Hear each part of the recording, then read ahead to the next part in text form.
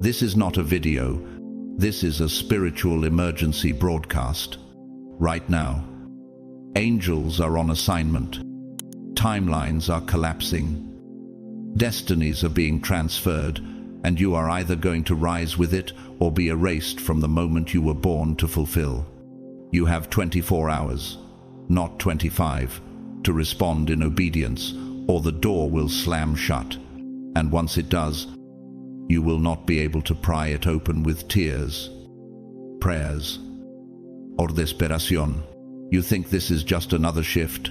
No, this is the divine wealth vault being unlocked. This is the throne room calling your name. But listen, not everyone will enter. Only those who discern the urgency, move with boldness, and respond in time. Delay equals denial. Hesitation is spiritual suicide. You have one shot to grab what's yours, or it will be handed to someone who moves faster. Comment 777 right now if your spirit is trembling. That is not fear. That's your soul waking up. That number is your key to alignment.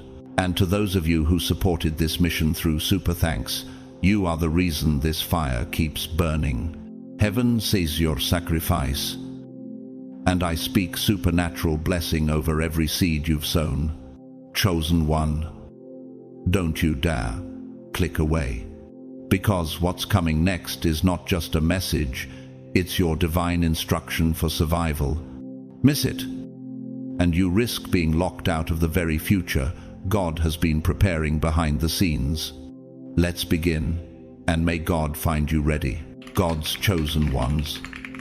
You have 24 hours to respond, or you'll be locked out of it.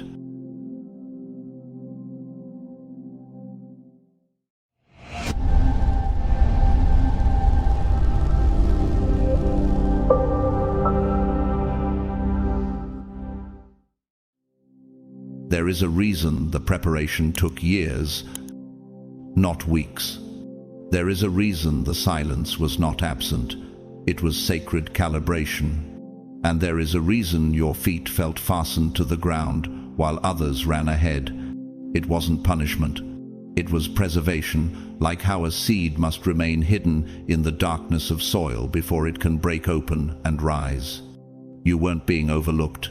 You were being overprotected by God Himself to ensure nothing corrupted what He was cultivating in secret. You were not behind. You were being held in divine stasis. Like a sacred architectural structure, paused mid-construction, not because it was abandoned, but because heaven was waiting for the precise moment when every piece would echo eternity. Time did not forget you. God shielded you. Because what's coming to you is not merely a blessing, it's a divine rerouting of inheritance. The difference matters. A blessing can be generic. A transfer is intentional. It means something was once under someone else's stewardship, but by divine order, it is now yours. A transfer is not given to the nearest hand. It is delivered to the rightful one. In 2 Chronicles 20:17, the Lord told Jehoshaphat, "You will not have to fight this battle. Take up your positions, stand firm, and see the deliverance the Lord will give you." That is what's unfolding for you now. You're not being asked to fight for what's coming. You're being asked to receive it. But why now? And why do you? What's being transferred into your life in this hour has substance. It carries the weight of generational warfare, the prayers of your bloodline, and the dreams you almost gave up on. It is not a lightweight favor, it's legacy-level compensation. It's not just about money, it's about meaning. Not just provision, but positioning. This transfer includes divine access, uncommon alignment, closed doors, finally unlocking, and long-awaited recognition you didn't even know was coming. And most importantly, it's coming with your name on it. Not your nickname, not your imitation, your true name, the one spoken by God before time began.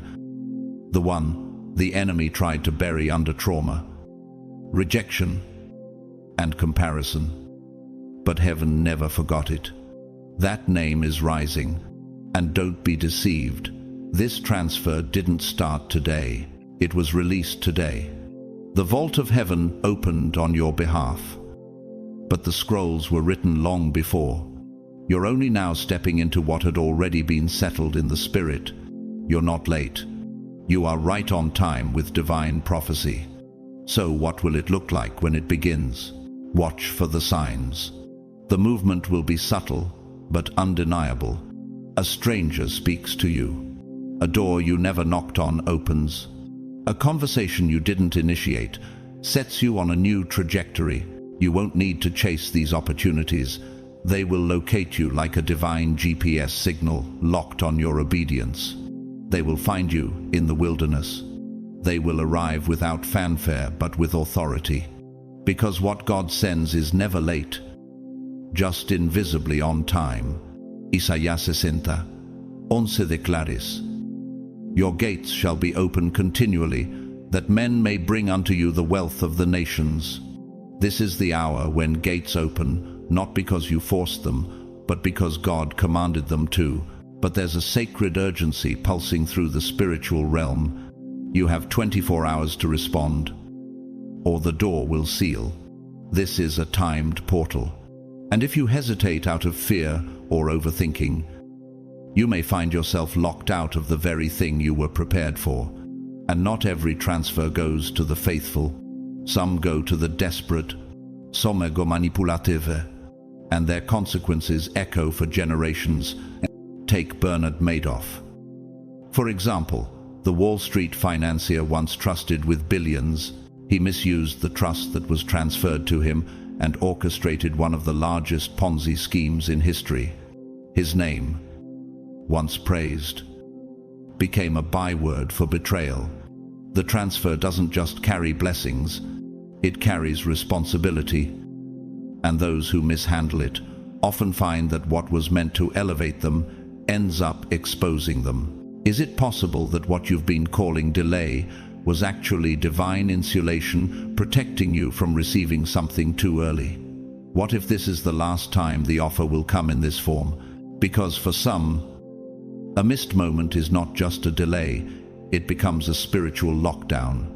Artist Makoto Fujimura, known globally for integrating Christian faith with traditional Japanese Nihonga art, once said, "God does not waste our waiting. That slow, painful stretch where nothing seemed to move, that was heaven preparing the infrastructure of your spirit to hold what's coming. The longer the delay, the heavier the glory." Now, all of heaven is shifting, and whether or not you feel ready, you are standing inside the fulfillment window. This is not symbolic. This is prophetic timeline mechanics. This is the hour where the door doesn't swing.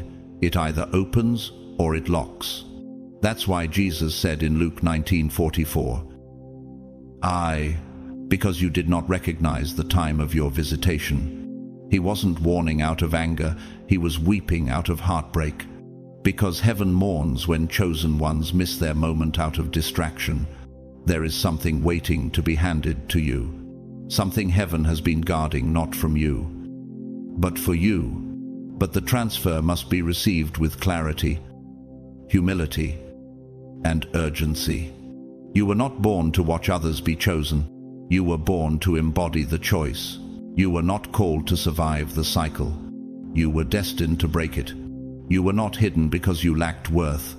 You were hidden because your unveiling was being timed for the hour of release, just like Moses wasn't revealed until Pharaoh's threats aligned with heaven's calendar.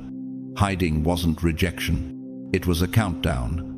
Psalm 31:15 says, "My times are in your hands. Deliver me from the hands of my enemies." You are not late. You are not behind. You are on time, but you must move now. This is your 24-hour notice. This is not a drill. It's not a rehearsal. It's the beginning of divine recompense. Rise, respond, align, speak, move, pray, fast, obey. Because if you delay, you will forfeit what others prayed their whole lives to receive. The transfer is real. The moment is now. Heaven is watching. Hell is nervous. And you were always the chosen one. But soon, what now feels like drops of unusual grace will gather speed and become a flood of divine release. This is not just a metaphor. It is a heavenly reality manifesting in the natural. These are not ordinary drops. They are prophetic indicators, signs of saturation coming to a dry place. And when heaven decides to pour, nothing can hold back the flood. The key to this transfer, it's not a hustle. It's not striving. It's awareness. Awareness is the doorway through which divine timing becomes visible. If your spirit is asleep, even a miracle will pass you by unnoticed. This is not the season to drift like a jellyfish in the current culture. This is not the time to float on autopilot, lulled by routine and numbed by distraction. This is the time to walk like a lion through the thick fog of uncertainty, eyes focused, spirit sharpened. As the late Cardinal Carlo Maria Martini once said, in times of confusion, the Lord does not always speak louder.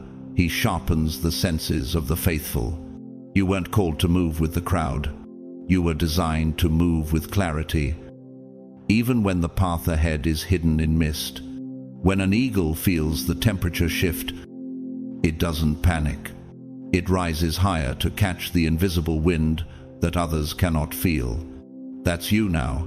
A spiritual current is forming, and you were engineered by heaven to ride it. If you're grounded by fear or fatigue, you'll miss the flight path.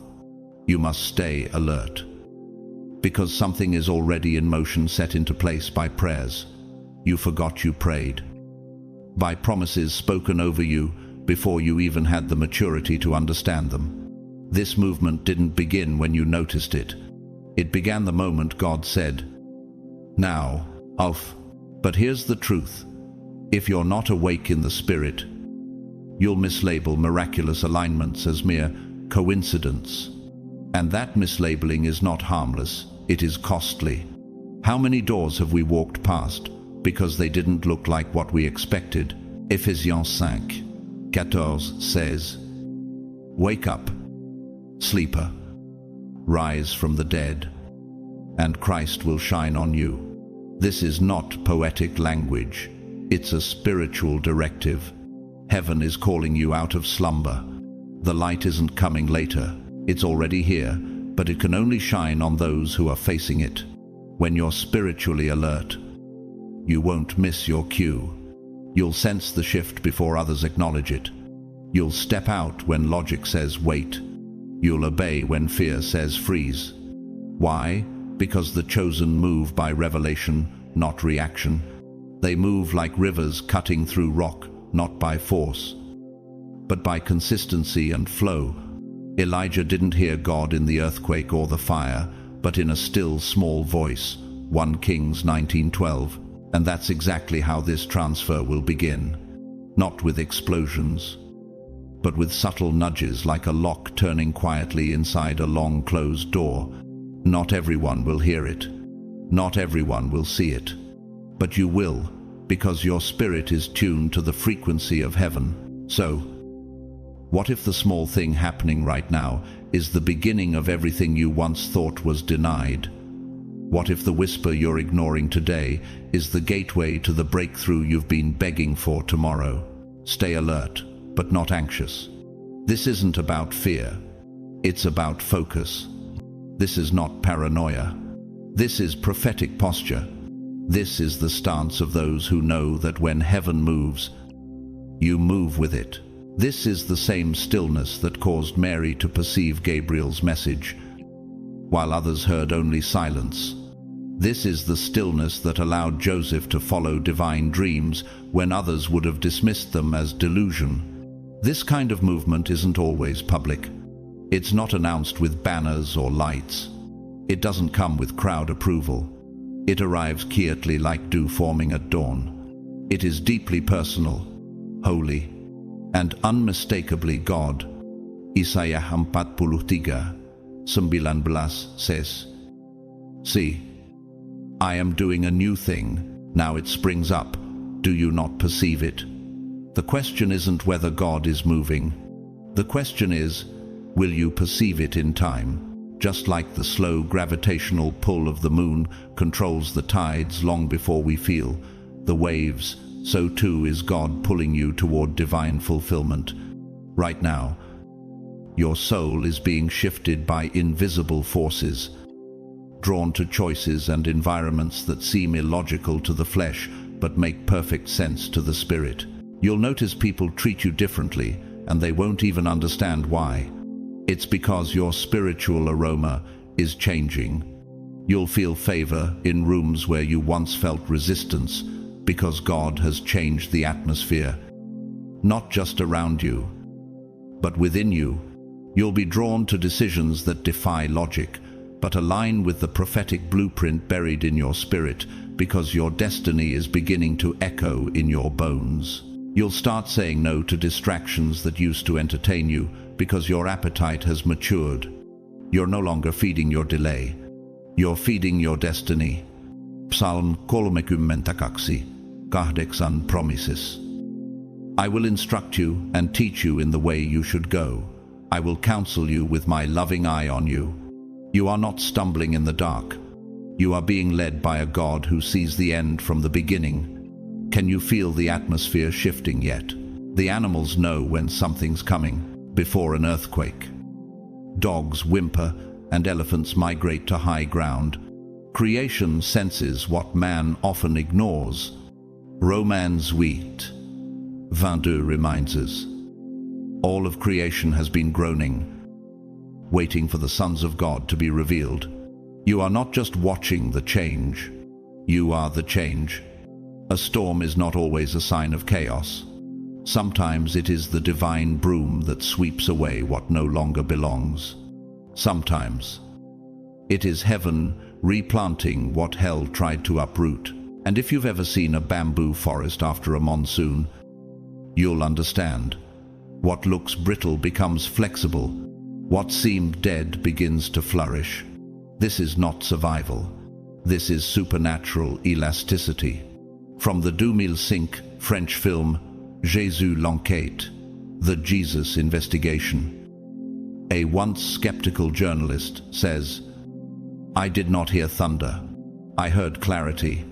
And that's exactly how this season will sound. Not loud, but clear. Not dramatic, but définitive. So don't wait for applause to believe you're anointed. Don't wait for signs in the sky when heaven is whispering through your stillness. Don't demand a lightning bolt when God has sent a wind, because when the flood of favor comes, it won't wait for your hesitation to catch up. It will flow where faith already made room. If your spirit is truly tuned in, you won't miss what's already in motion. And that's the key in this hour, tuning in, not striving. Just like a radio left in silence until it locks onto the right frequency, your life right now is waiting for alignment with heaven's signal. The transfer has already begun. It's humming in the background of your circumstances. The question isn't whether it's coming.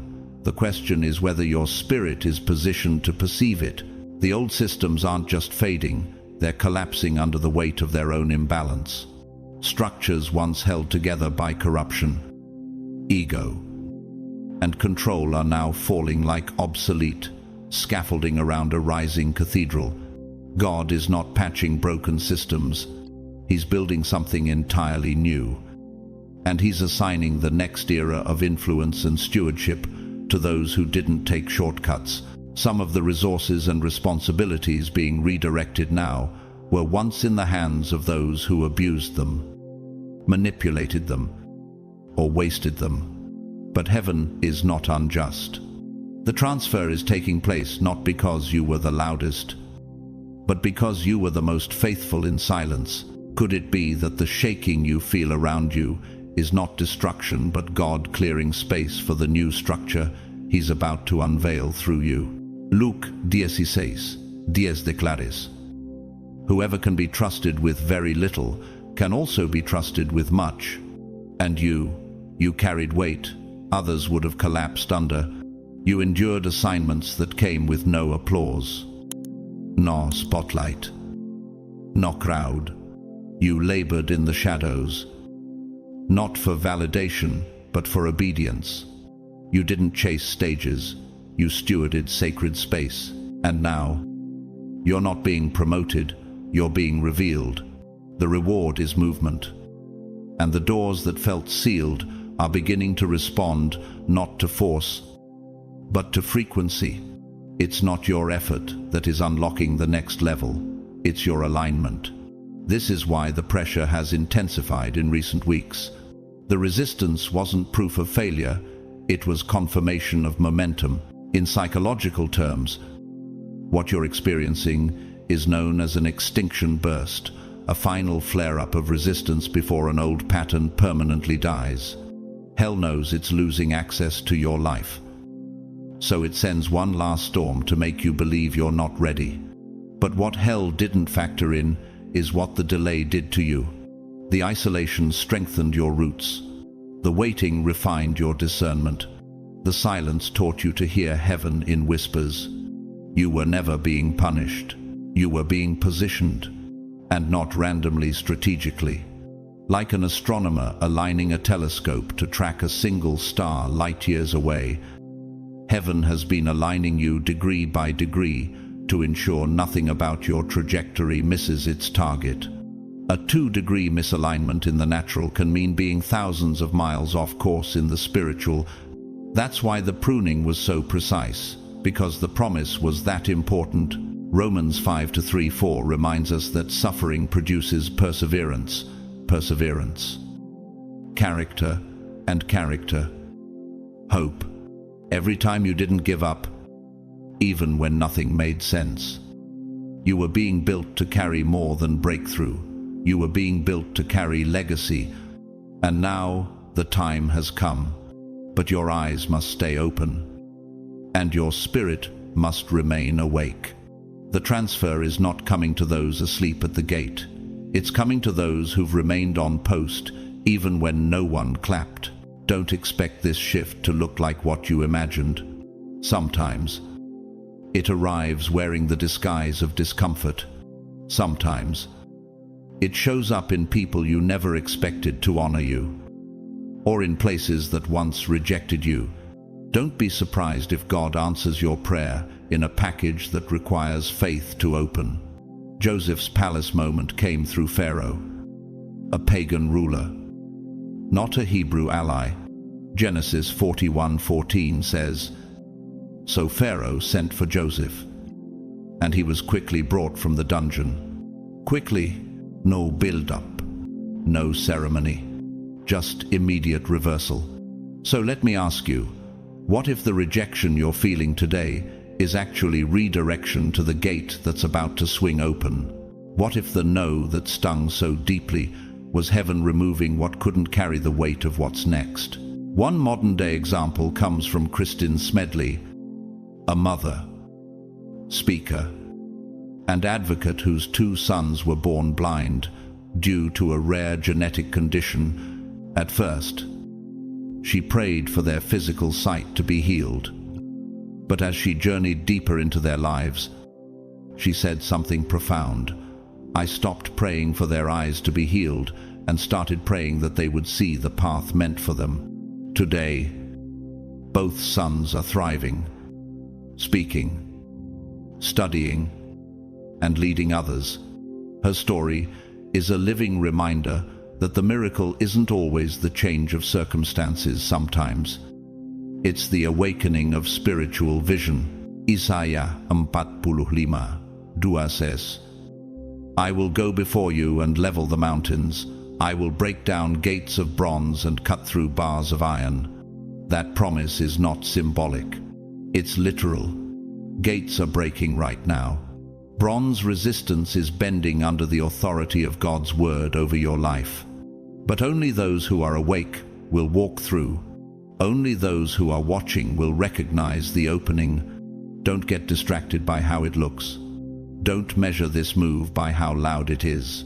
Some of the most significant spiritual shifts happen in the quiet, like how the tectonic plates beneath the earth cause earthquakes long before we feel the tremor.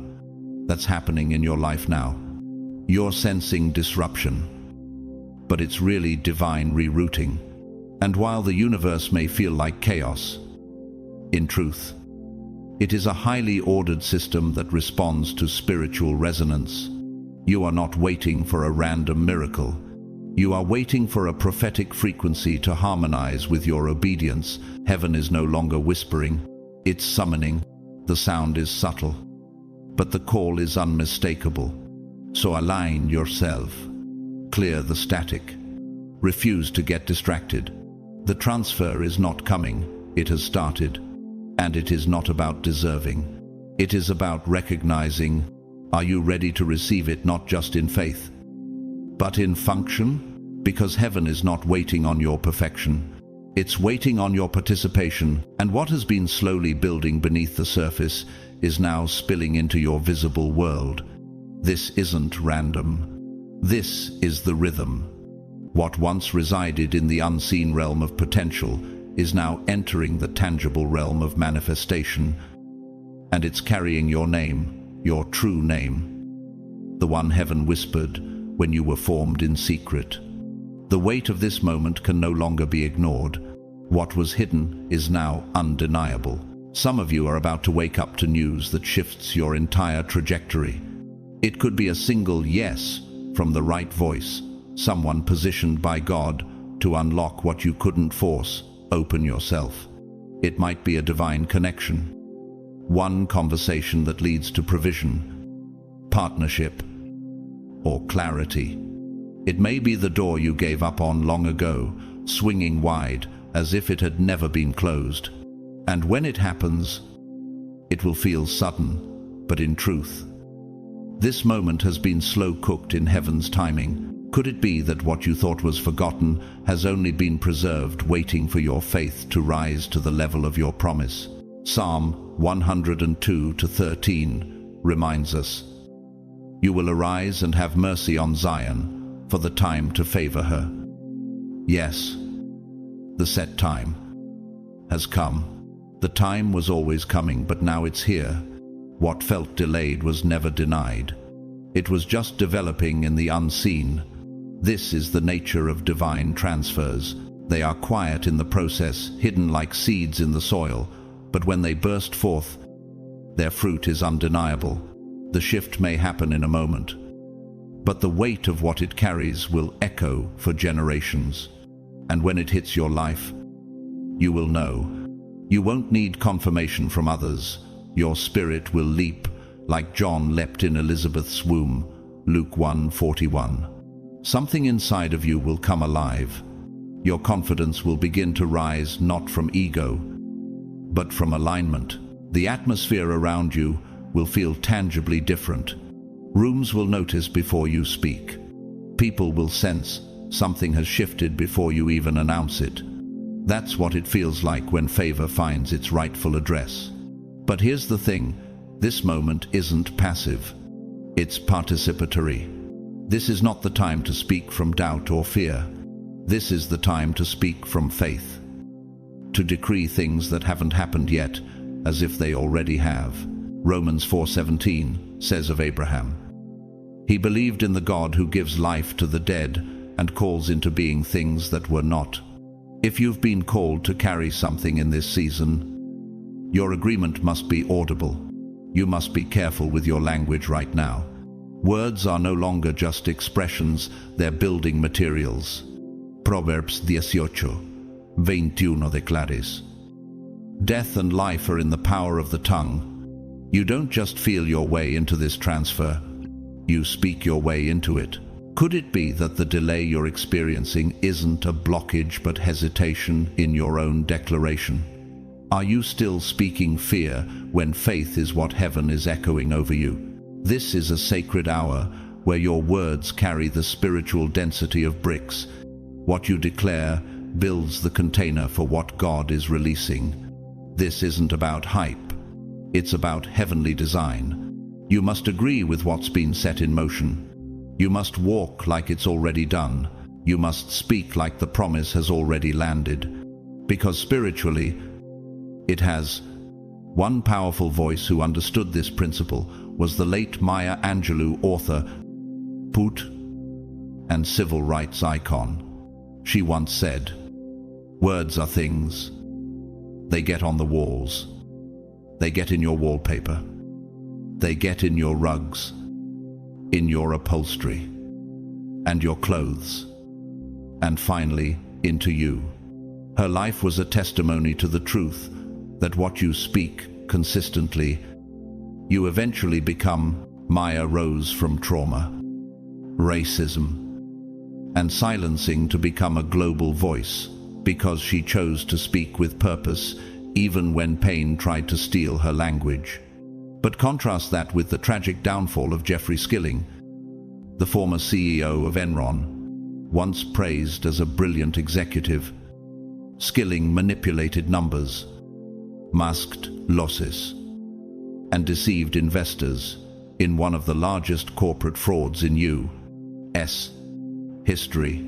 His words crafted false realities, and eventually, those lies unraveled, leading to his imprisonment and the collapse of an empire.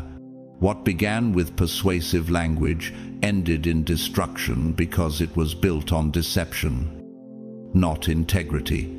It's a chilling reminder that the mouth can bless or curse, build or burn. Are the words you're speaking shaping a future God can bless, or are they silently sabotaging the one He's trying to deliver?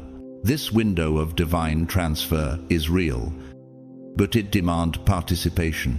God has initiated it. The heavens are aligned. But now it's your turn to respond, not with hesitation, but with holy boldness. Your yes must echo louder than your past disappointments. Your declaration must outweigh your doute.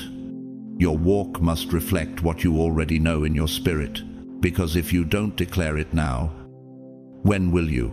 If you don't walk like it's yours, who will? Hebrews 10, div 10:3 urgesus. Let us hold unswervingly to the hope we profess. For He who promised is faithful. The promise is already in motion. The only thing left is for you to speak and step like someone who knows what heaven just released. This is a moment where your posture matters more than your position. You might not yet have a seat at the table, but the posture of your heart, the quiet reverence, the consistent alignment, the unshaken faith is what's drawing the room to you. In heaven's order, position follows posture. God does not respond to noise. He responds to alignment.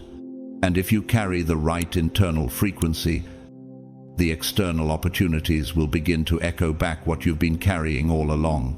Many of you have been sensing it lately. That strange, unexplainable feeling that something is coming, something you can't name but can feel.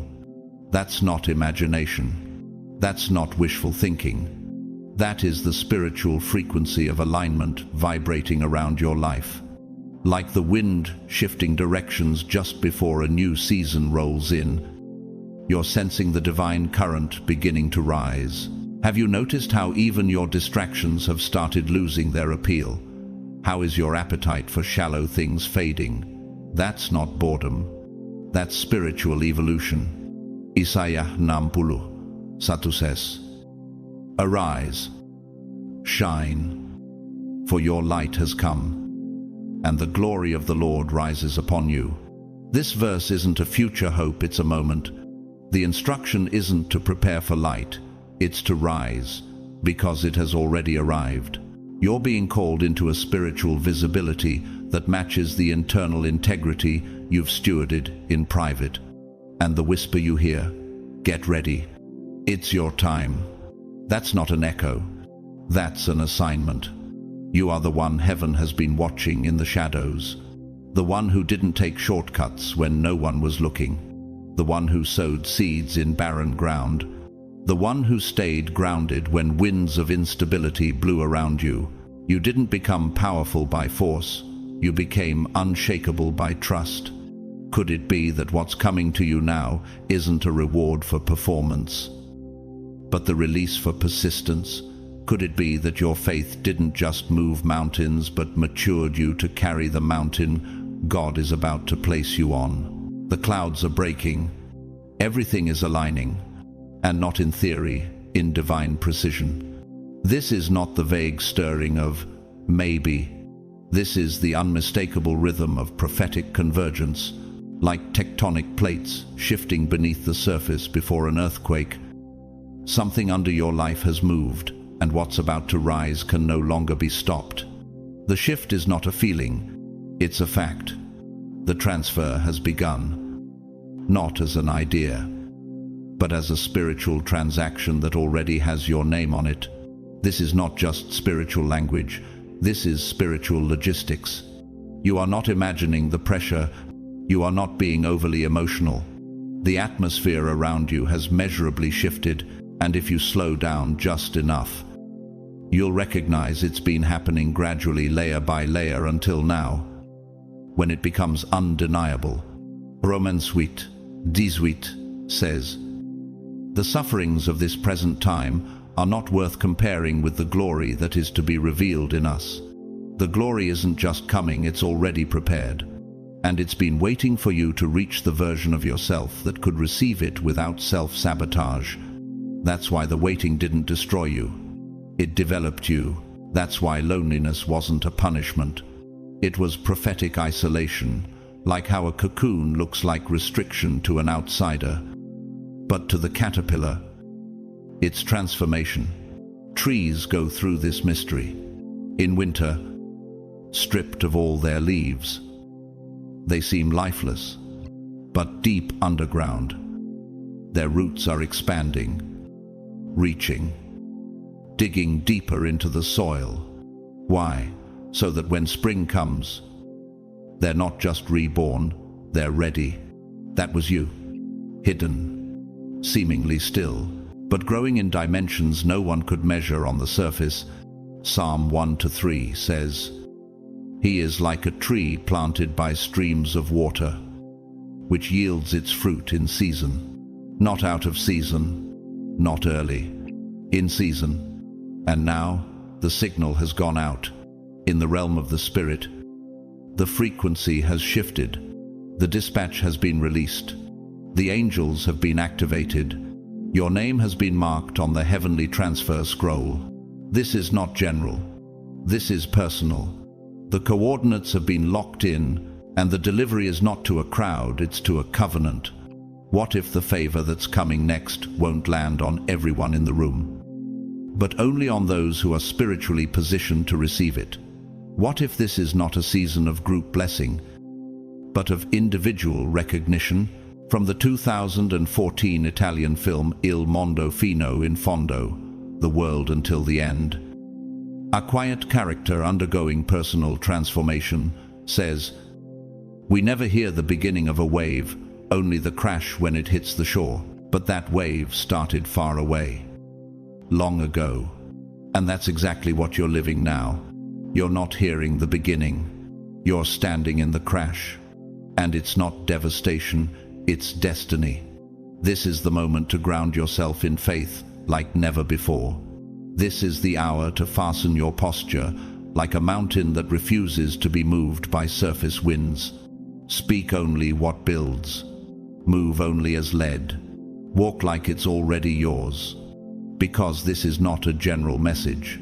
This is the delivery of a divine instruction. This may be the very moment where your deepest prayers catch fire and begin to blaze their way into reality, not in dramatic explosions, but in steady ignition. Not all fire begins with thunder sometimes. It begins with friction, silence, and sparks only heaven sees. And now, the chosen one. The transfer that's unfolding in your life isn't simply about material gain or visible success. No. This moment is about mantle, mission, and movement. Something sacred is being handed to you, something generational, strategic, and weighty. What is coming into your hands is not just wealth, it's weight. It's the kind of spiritual density that reshapes atmospheres, réorient legacy, and redefines identities. This is not a promotion, it's an entrustment. It's the confirmation that heaven no longer just trusts you to believe it, trusts you to carry. And this is why it couldn't come early. This is why you weren't handed the crown in your comfort, but forged in the furnace. This is why the fire came first. Because this mantle is not for spectators. This is a mantle only warriors wear. And you, beloved, were not born just to survive. You were born to govern. You are not the echo. You are the sound that breaks the silence. But could it be that every flame you feared was actually heaven's way of hardening the steel inside you for what you're about to carry? Isaiah 43:2 reminds us, "When you walk through the fire, you shall not be burned, and the flame shall not consume you." You endured the fire not as punishment, but as preparation. And now, the crown is coming, but it must rest on shoulders strengthened through pain. In psychological development, there's a stage known as stress inoculation, a principle where exposure to controlled adversity strengthens a person's capacity for future challenges. What you walked through wasn't random. It was heaven inoculating your spirit for elevation. You were tested in shadows so you could be trusted in the spotlight. You may not notice the shift at first, but the spiritual architecture around you has changed. Small cues will begin to show themselves, like the soft click of a lock that finally turns after years of resistance. Invitations will start appearing in unexpected places. People will mention opportunities casually, but the moment they speak, something in you will recognize it. It won't feel logical, it will feel ordained. Could it be that the opportunities showing up now are not new, but newly revealed? Is it possible you're stepping into what has always been yours, but your character finally caught up to your calling? Strangers will say things that feel like they were lifted straight from your private journals. You'll hear phrases in passing that match the exact words you've spoken in prayer. These aren't accidents. They are not coincidences.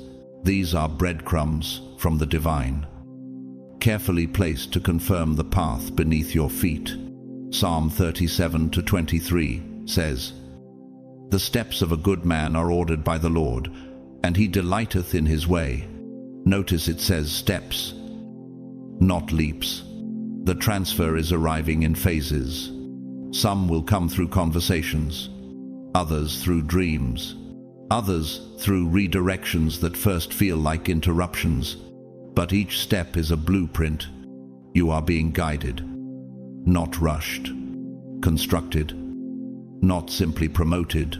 In physics, there's a concept called quantum tunneling, where particles appear to pass through barriers that should be impossible. That's what's happening in the spirit. You are not breaking through because of force. You're breaking through because heaven is rewriting the laws that once limited you. What was once solid resistance is now permeable because of who you've become. The obstacle hasn't moved. You've evolved beyond it. And in all this, don't wait for lightning to confirm what faith already knows. The way forward might not feel spectacular, but it is profoundly significant. Don't mistake subtlety for smallness. Seeds are always quiet when they break open underground, but that breaking is what unlocks forests. 2 Corinthians 4:17 reminds us, "For our light affliction, which is but for a moment, worketh for us a far more exceeding and eternal weight of glory." The glory isn't separate from the suffering, it is born out of it. And now, as you stand here at the convergence point of divine timing and prophetic maturity, heaven is asking, can you hold the weight you prayed for? Can you carry the crown without losing the character you gained in the cave? You don't need to chase this moment. It is already finding you. As a final reminder, Consider the words of architect and theologian Dr. Ritu Ellen Whitaker, whose sacred designs have been featured across European cathedrals. She once said, "True elevation doesn't begin with lifting the eye. It begins with bending the knee. And this is your hour to bow into alignment so that heaven can build through you. Because this isn't just a shift in your circumstances, it's the laying of a cornerstone in your calling. The ordinary is about to become extraordinary, but it won't announce itself with fireworks. It will arrive quietly through nudges, through shifts, through divine frequencies your flesh may miss if your spirit isn't fully awake. That's why this is not a moment for outer noise, it's a moment for inner knowing. Stay close to your intuition. Stay anchored in your discernment, because in this next season, intuition will become your superpower. You'll feel it in your bones when the door opens. You won't need anyone to confirm it. Your dreams will speak louder than people. Your thoughts will echo in repeated patterns that can't be ignored. Ideas that haunt you lovingly. Phrases that keep returning in prayer. These aren't random. These are clues. These are breadcrumbs from God Himself, leading you through the unfamiliar path of supernatural transfer. John 10:27 says, "My sheep listen to my voice. I know them, and they follow me." In this phase, it's not about clear steps. It's about clear ears. The transfer won't come with printed instructions. It will come with prophetic insight. And only those who have learned to follow the whisper will walk into wealth. This is where logic often bows to leading. You'll need to say yes, even when your mind is still processing the how. Destiny has never followed the rules of logic. It's not mathematical. It's miraculous. And you've entered terrain where obedience matters more than comfort, and alignment matters more than acceptance. But can you follow a door that feels too easy after a season that was so hard? Can you walk through favor without questioning whether you deserve it? Some of you will notice people who once overlooked you suddenly turning back to take a second look, not because you changed, but because your season did. There are doors that once felt sealed, shut, dead-bolted by time and resistance, that will now open like motion-activated glass, simply because you're finally moving at the right pace. Isaiah 22 says, "What He opens, no one can shut, and what He shuts, no one can open." This is not about your strength, it's about His sovereignty. There will be people who once dismissed your name, ignored your presence, or spoke against your future, and now they'll try to reattach themselves to your rising. Don't be shocked when they come back. Don't be offended. But don't be naive either. This is not the time to become bitter. It's time to become wise. You were never overlooked. You were being held for the moment that could carry your weight. You weren't hidden because you were unworthy. You were hidden because your revealing was tied to divine timing. Proverbs 3:6 reminds us, "In all your ways acknowledge Him, and He will direct your paths." The directing is happening now, not by force, but by flow. And as the transfer unfolds, remember this: you don't need to chase what's already been assigned to you. You don't have to beg for what's already yours. This is not the time to hustle your way into rooms God has already reserved in your name. Psalm 23:5 says, "You prepare a table before me in the presence of my enemies," not in secret, not behind closed doors, in full view, and that includes people who once said your table would never exist. That's why you must learn to respond rather than react. Be still enough to recognize what's been rerouted to you, not because you fought for it, but because you grew into it. The harvest isn't chasing effort, it's chasing alignment. One real-life voice who understood this is Dr. Tererai Trent, a Zimbabwean-born educator and humanitarian. Once a girl who wrote her dreams on a scrap of paper and buried them under a rock. She later earned her Ph.D. and became a global advocate for education. She once said, "The moment you surrender to your calling is the moment the universe rises to meet your feet." Dr.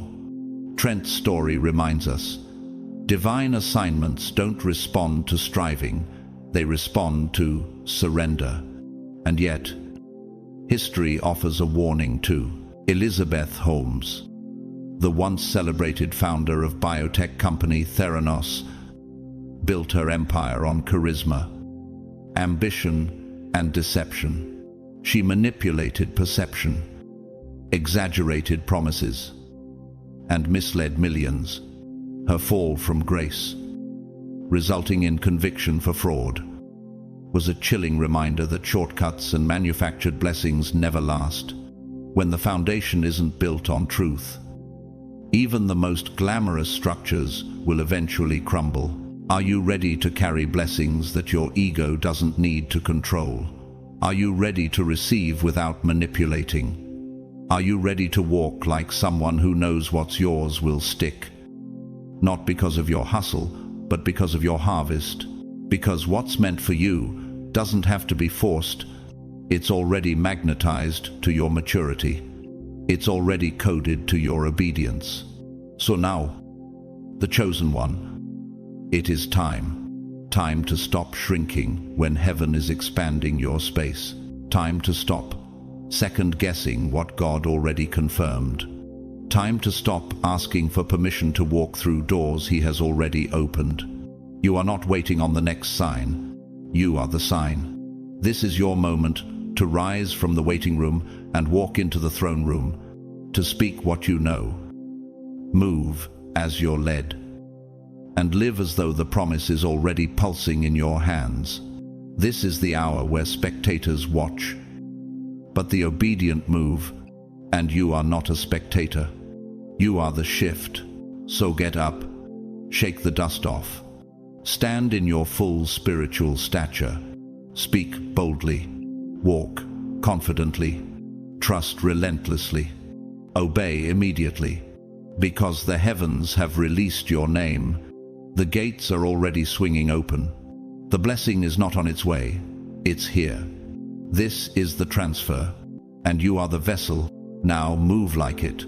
You sowed in a season when the soil looked barren and the sky refused to give signs.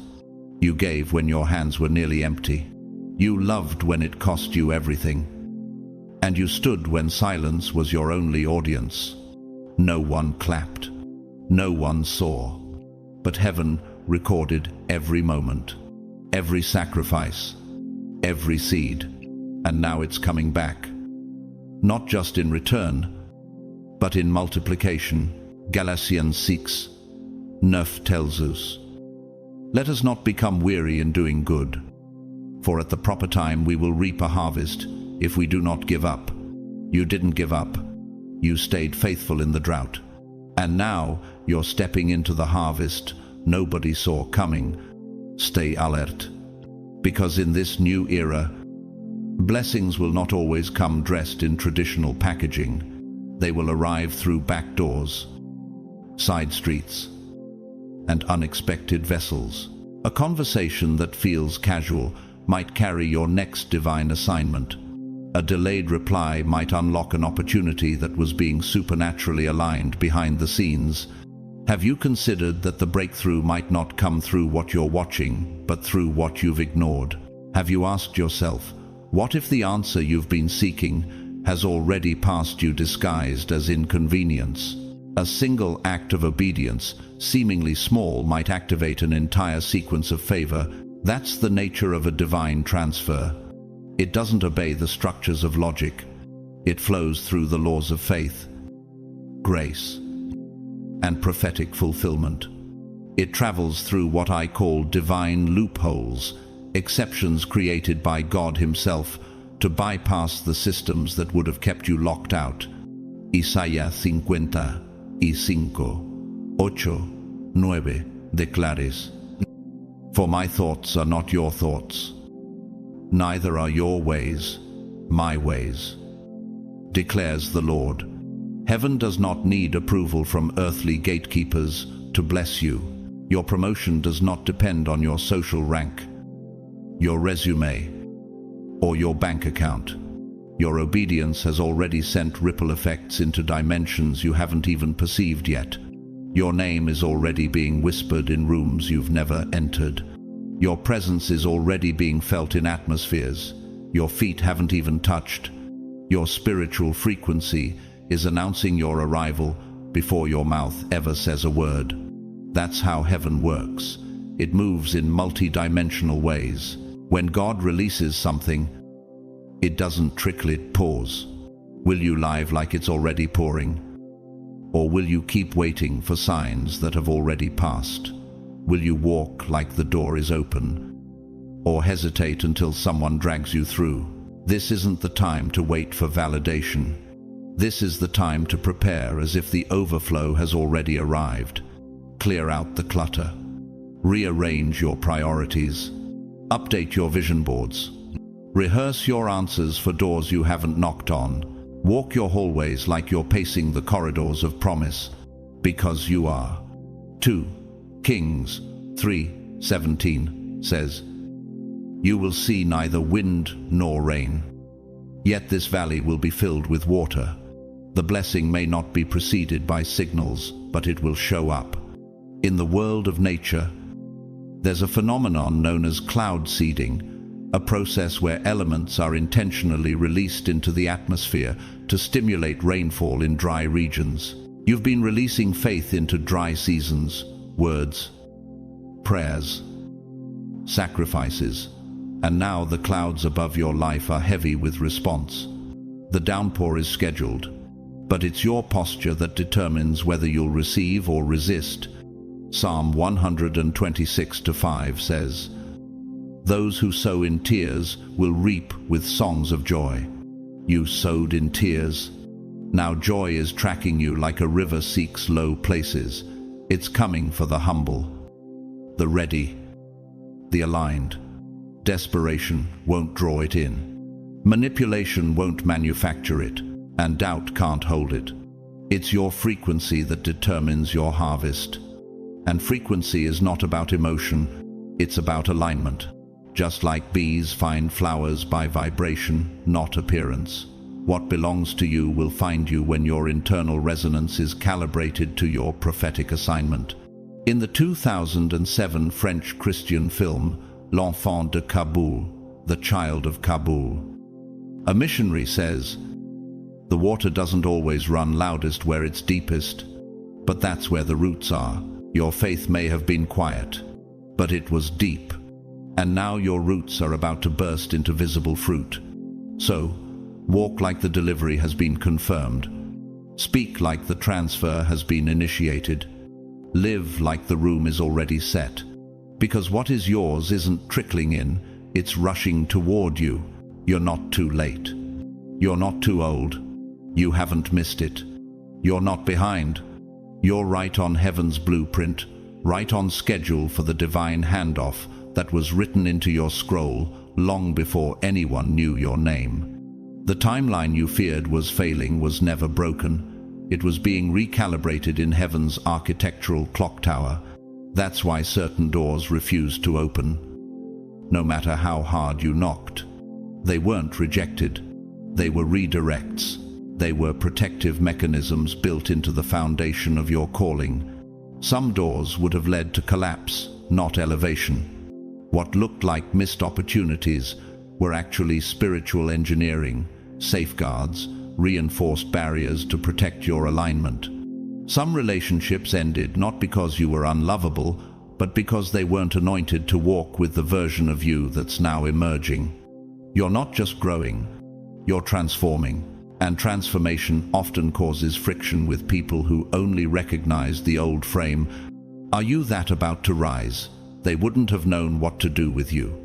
Isaiah 43:18-19 says, "Forget the former things. Do not dwell on the past. See, I am doing a new thing. Now it springs up. Do you not perceive it? The perception of this moment will determine your participation. If you're still mourning what ended, you'll miss what is being initiated. Your emotions have felt stretched, not because you're unstable, but because your capacity is expanding. The internal architecture of your soul is being reinforced to carry weight you weren't assigned to in past seasons. Like a suspension bridge under redesign, you're being tensioned to handle divine traffic at levels never seen before.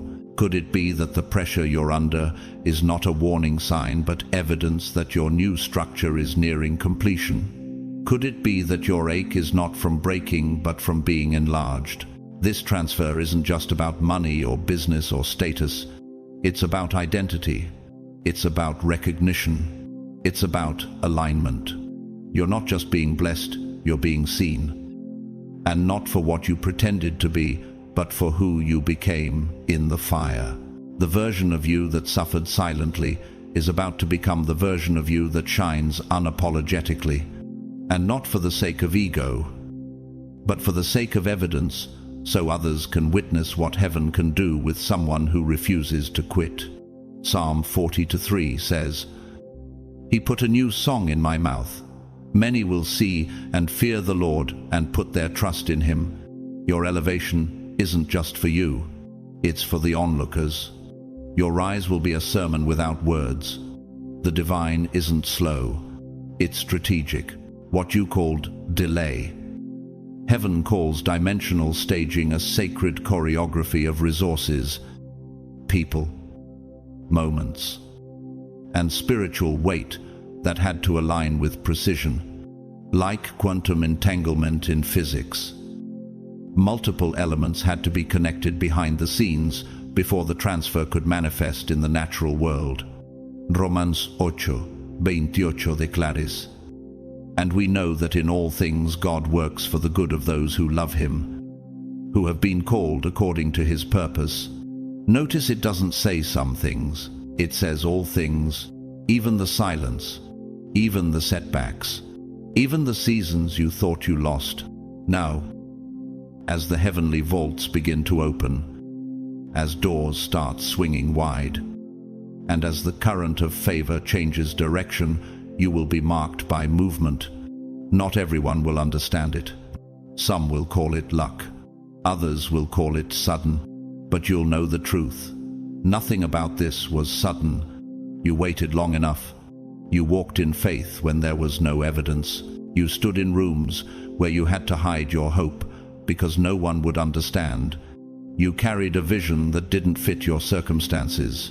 And now you're being invited into the very fulfillment you refused to abort. Yksi Peter 5:10 promises. And after you have suffered a little while, the God of all grace will himself restore, confirm, strengthen, and establish you. You're not only being restored, you're being established, anchored, appointed, and activated. One figure who exemplifies this is Dr. W. Edith Eger, a Holocaust survivor and world-renowned clinical psychologist. She was once imprisoned in Auschwitz, nearly killed, and left for dead. But through decades of inner healing, she emerged not only as a survivor, but as a global voice of transformation.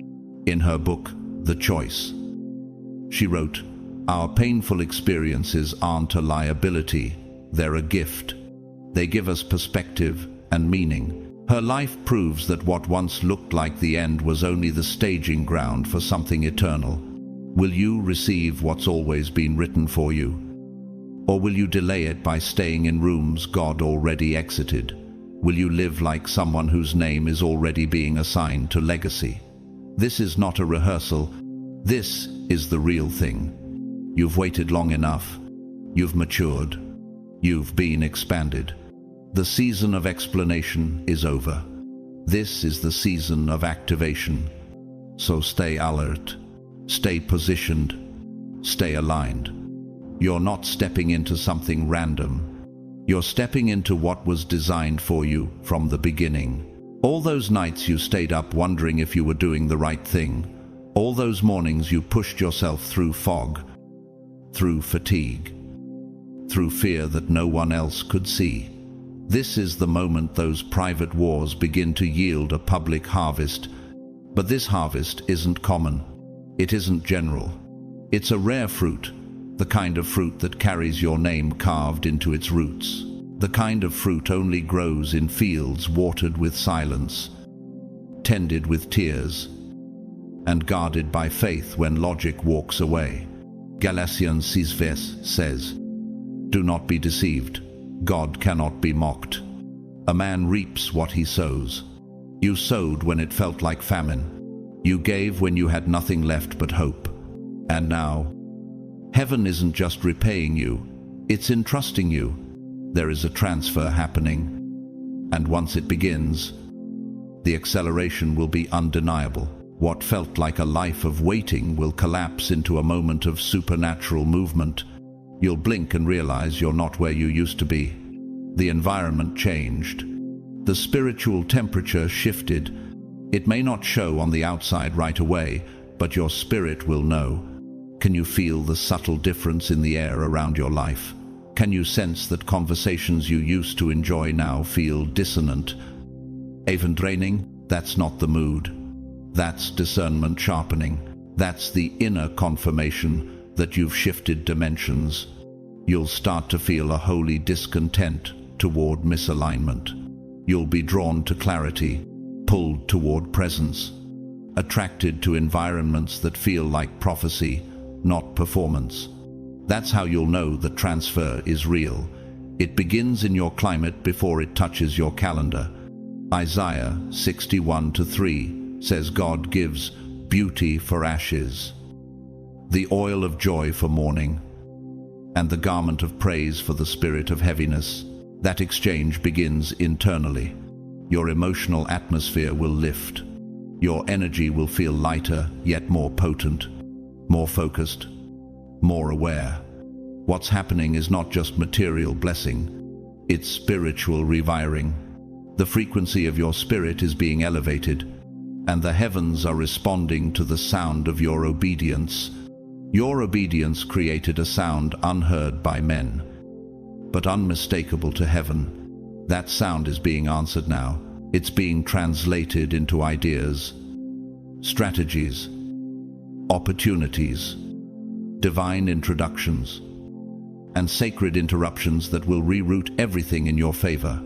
John 15:16 reminds us, "You did not choose me, but I chose you and appointed you so that you might go and bear fruit, fruit that will last." This is not luck. This is a legacy. This is what heaven had in mind when you were formed in secret. And it will come quickly, so quickly. It will feel like decades of delay are dissolving in days.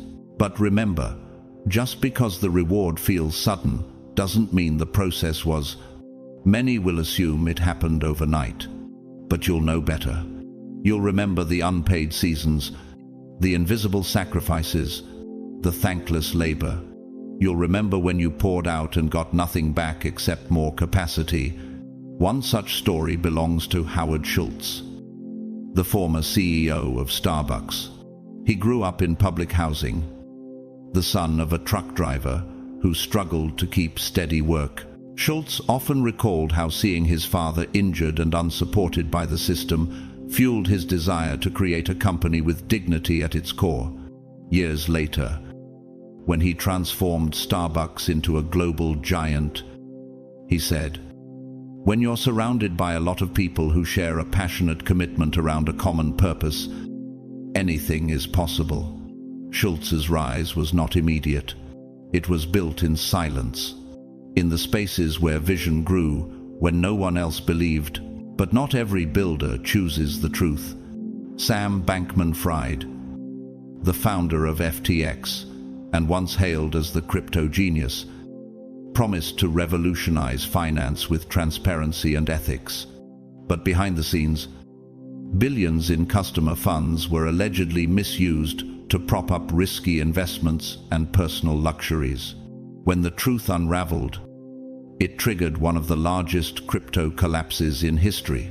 Investors were devastated, trust was shattered, and Bankman-Fried now faces criminal charges, a ruined legacy, and the very real consequence of betraying a calling for personal gain.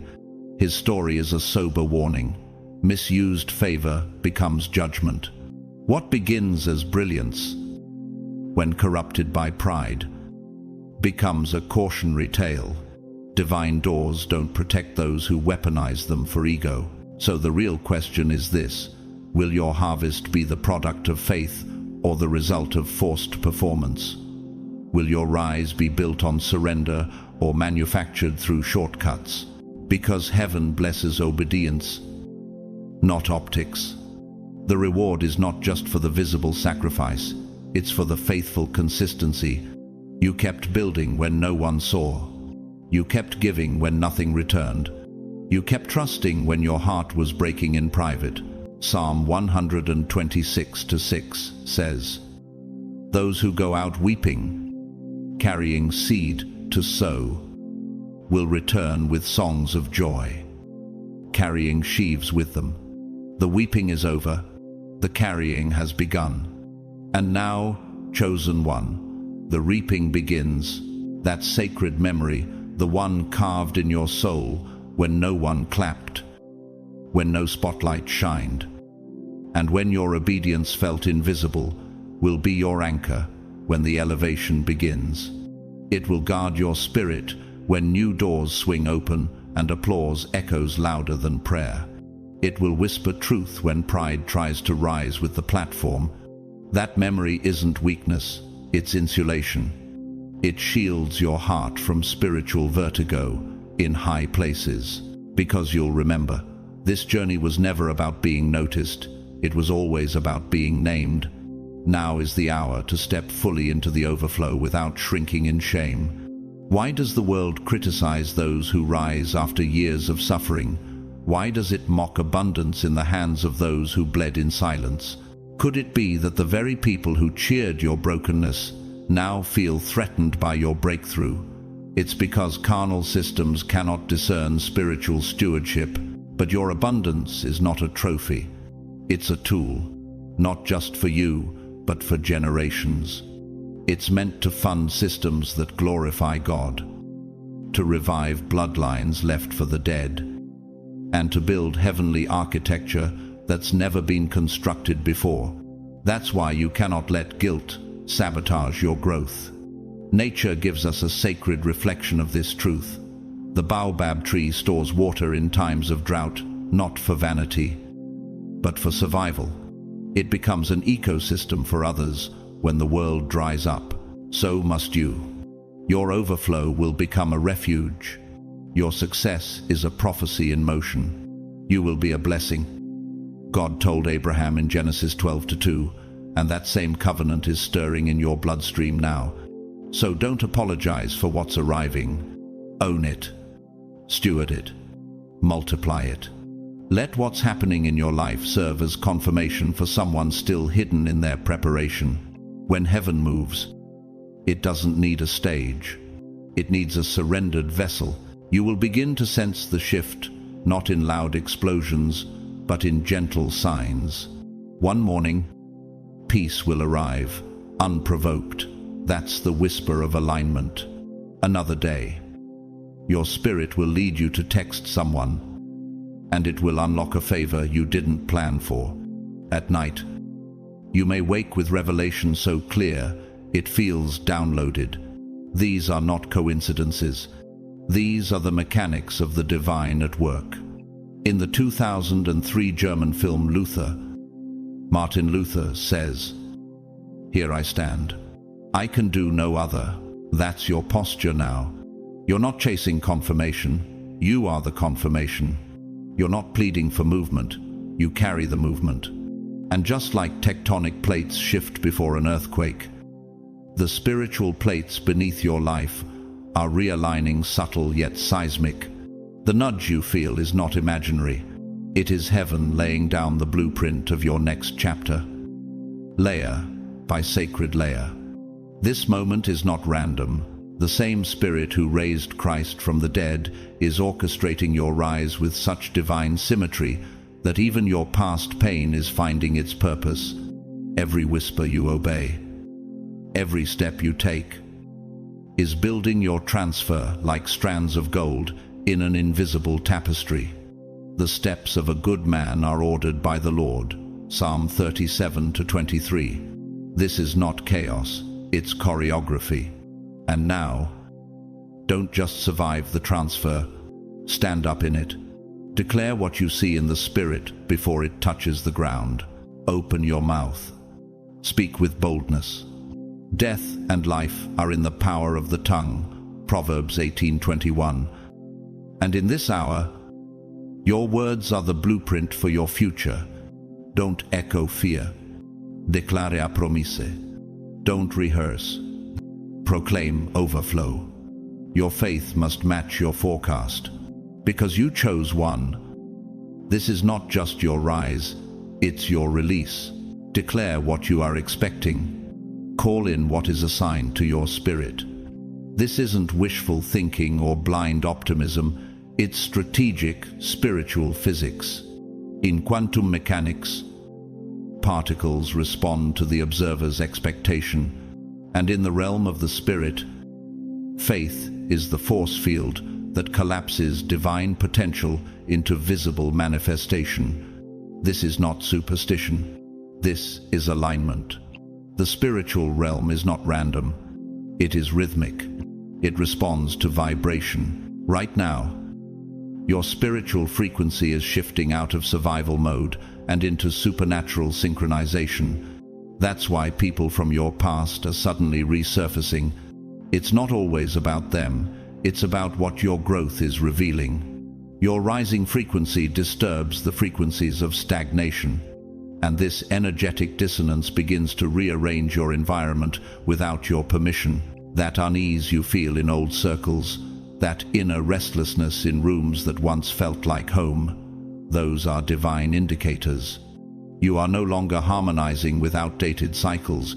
You are being tuned for divine timing. Hebrews 12:27 reminds us that God allows the shaking so that only the unshakable things will remain. So don't panic when things fall apart. Recognize it as a spiritual excavation. The scaffolding of your former season must come down to make space for the architecture of your assignment. Disruption is not always demonic. In fact, it often precedes delivery. You may feel as though parts of your life are being deconstructed, but understand this. In heaven's architectural blueprint, demolition is a prerequisite for expansion. You can't build the sanctuary of your calling on the ruins of your coping mechanisms. The soil must be cleared before the seed is planted. Emotional clutter must be swept away to make space for the roots of destiny to grow deep and wide. This is not the time to cling to the familiar simply because it's predictable. You must be willing to exchange familiar pain for unfamiliar peace. Why? Because peace, true peace, is disruptive. It shifts what you tolerate. It disrupts what you settle for. As Jesus said in John 14:27, "Peace I leave with you, my peace I give you. I do not give to you as the world gives." This means God's peace doesn't come quietly, it comes to govern. The spiritual transfer you're sensing, it cannot land on spiritual hoarding. Clutter, mental, emotional, or relational, is a frequency blocker. That's why old wounds are resurfacing. It's not to torment you, but to be released from your system. Healing is the spiritual detox needed to prepare you for what's next. As Isaiah 43:18-19 commands, "Forget the former things, do not dwell on the past. See, I am doing a new thing." This is your call to clear the altar. Rearrange the inner sanctuary of your mind, spirit, and vision. Don't just clean your house. Prepare it like royalty is about to visit. That's exactly what's happening. Royal assignments are being handed down, and your preparation is the proof of your readiness. To ground this, consider the story of French architect Jean Nouvel, who once said, "Space is not about decoration, it's about precision," known for designing bold, unconventional structures like the Louvre, Abu Dhabi.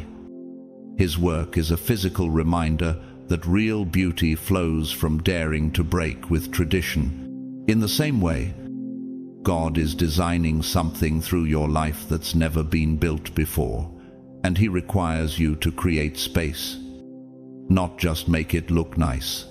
The season you're entering doesn't require hustle. It requires harmony. It doesn't demand force. It demands flow. That's why doors you used to chase are now being opened without knocking. That's why the favor you used to fast for is now finding you in stillness. When you're in divine alignment, what once required strategy now responds to identity. You'll simply begin to attract what aligns. No more chasing. No more striving to prove your worth. What's divinely assigned to you will be magnetized by the frequency your soul now emits. You won't need to beg for seats at tables not built for you. The room will recognize your voice before you speak. The door will recognize your presence before you knock. The weight you once carried in silence is now becoming the authority you wear without effort. That's what happens when favor finds you.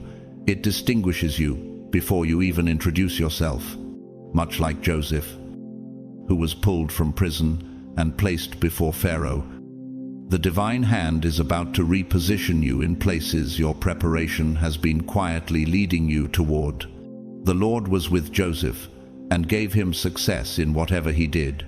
Genesis 39-23. His success was not birthed in the spotlight, but in the secret, faithful obedience of his hidden years. This isn't just a blessing, it's a recalibration, a divine software update to your spirit, running in the background while you move forward in obedience. And just like the phases of the moon or the hidden growth of roots beneath the soil, this transformation won't always look spectacular, but it will always be strategic. A shift, each delay, each detour has been mapped by heaven's architecture with pinpoint precision. Even the slow days are loaded with hidden momentum. David didn't become a king overnight. He was anointed long before he was crowned. And during the in-between, he worshipped in caves, dodged spears, and led others with integrity. Be still before the Lord and wait patiently for him. Do not fret when people succeed in their ways. Psalm Shloshim Vesheba, Sheba. Do you realize that your delay may actually be divine protection, not denial?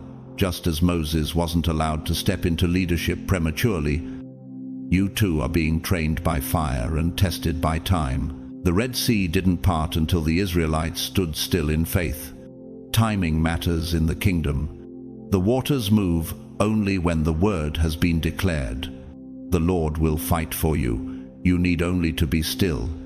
Exodus pais presece, pais presece.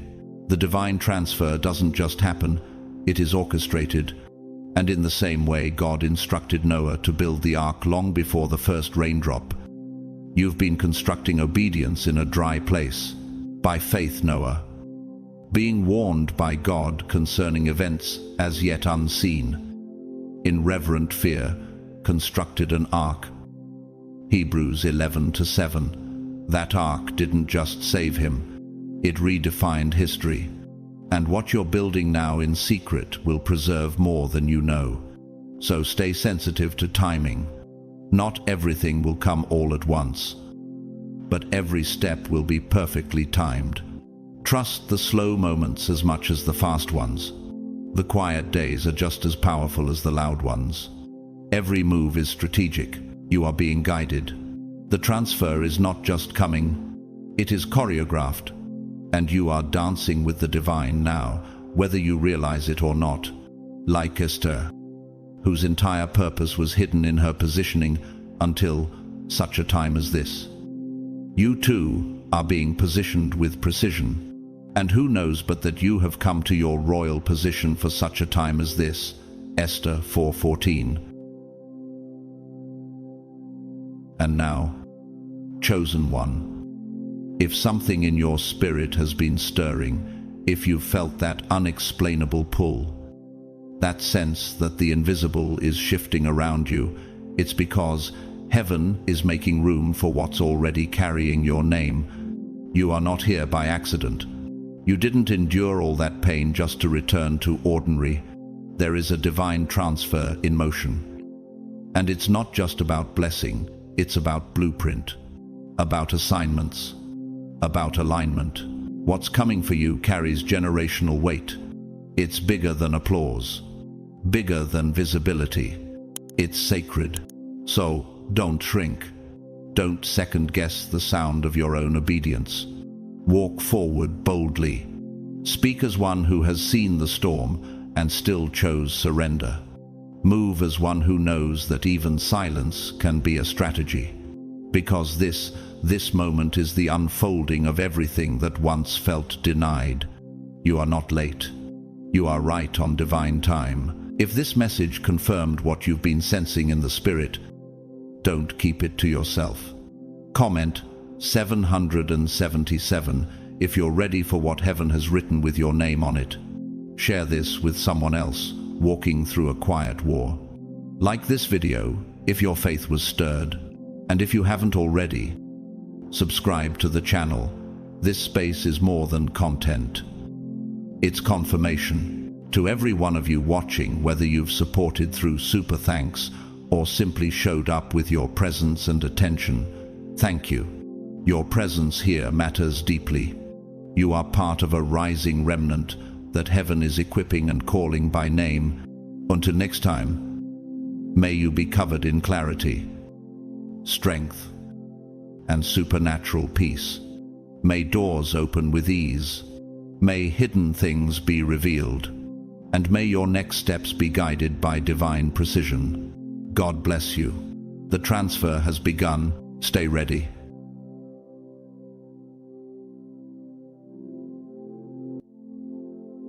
What if I told you the thoughts in your head were illegal in the realm of darkness because they were downloaded straight from heaven? Chosen one. This is not knowledge you earned. It's not wisdom you studied for. This is classified intel from the courts of God, encrypted into your DNA before you even took your first breath. You are walking with blueprints that hell has been trying to burn for generations. Blueprints the world can't explain, but can't ignore. While they cling to textbooks and theories, you've been intercepting pure revelation, streaming truth like a celestial signal no one can jam. And that terrifies them. That's why they mock you. That's why they fear you. And deep down, that's why they can't stop watching you. So brace yourself. What I'm about to reveal isn't theory. It's not theology. It's raw revelation that will shake the core of your spirit. If you feel this already, drop a 777-inch the comments right now. And to every soul who has sown into this ministry through super, thanks. Your support is sacred, and I honor you from the depths of my heart. Now, let's rip the veil wide open and expose the proof that what's in your mind is not of this world. God's chosen ones. The knowledge in your mind is not from earth. Here's the proof.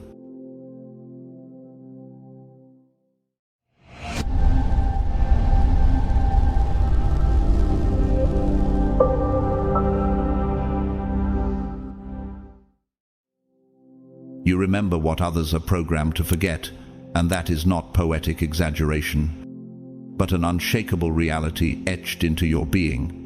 From the instant you took your first breath, there was an invisible seal placed upon you, a divine encryption in your soul's architecture that the majority of people lost moments after birth, while others stumbled into the maze of man-made illusions. You carried an internal compass pointing unerringly toward truth. That awareness wasn't something you picked up along the way. It was your starting point. It's the reason, before I formed you in the womb I knew you, before you were born I set you apart. Jeremiah 1-5 resonates so deeply, because you've lived the evidence of it every day of your life. From childhood, you didn't just notice the energy in a room, you absorbed it like an instrument tuned to a frequency only heaven transmits. You could discern who was masking pain, who was weaving deception, and who was quietly bleeding inside without a single word being spoken. It wasn't learned behavior, it was instinct sharpened by something eternal. Have you paused to wonder why this clarity feels so natural to you? It's because the memory didn't come from Earth's classrooms. It was written in you before the foundation of the world. Even Daniel in Babylon carried such discernment, refusing the king's delicacies because he could perceive the spiritual corruption hidden beneath the surface. Daniel 1-8. And that same spiritual instinct breathes through you. In times you doubted yourself. Your perception was too precise to be coincidence. You could step into any situation, and your inner radar would immediately activate, reading the hidden tensions, mapping contradictions in speech, and detecting the silent motives behind actions. The world labels it overthinking, but in reality, it is remembering the original script of truth before the world's edits. The Advocate, the Holy Spirit, will teach you all things and will remind you of everything I have said to you. John 14:26 is not just scripture, it's a mirror reflecting your lived experience. This is why certain lies fall flat the moment they touch your ears, because your spirit has already cross-referenced them with heaven's archives. How could they ever deceive someone whose spirit has already read the ending before the story begins? Great leaders across time have carried this gift of perceiving beyond appearances. Leonardo da Vinci, painter and visionary, once said, "The noblest pleasure is the joy of understanding." He wasn't merely speaking about art, he was describing the thrill of unlocking hidden structures beneath the visible. Your knowledge works the same way, except instead of mechanical designs, you read the blueprints of human hearts. This gift is rare, and like all rare things, it's often misunderstood, which is why you've sometimes been labeled distant or strange by those who can't comprehend the lens through which you see. But in a world built on illusions, clarity often paints a target on your back. This is why you've felt a sense of exile, even in crowded places. The masses cling desperately to a fragile version of reality, much like passengers on a sinking ship who keep repainting the deck while the water rises beneath them. They cannot afford for someone like you to expose the cracks in their comfort. Judas Iscariot's betrayal of Jesus is the perfect example, trusted with the disciples' resources, yet quietly weaving betrayal into his every step. John 13:27-30. When truth finally surfaced, the damage was irreversible. Not because it was sudden, but because it had been festering unseen. Why do you seem to have answers before questions are even voiced? Why does your spirit react to danger before evidence appears? Because your wisdom doesn't grow solely from study, experience, or logic. It is drawn from a deeper reservoir, spiritual memory, the same well from which Joseph drank when interpreting Pharaoh's dreams without earthly guidance. Genesis 41-16. While others gather fragments of knowledge, you awaken to an already completed picture, as if the puzzle pieces were engraved in you from birth.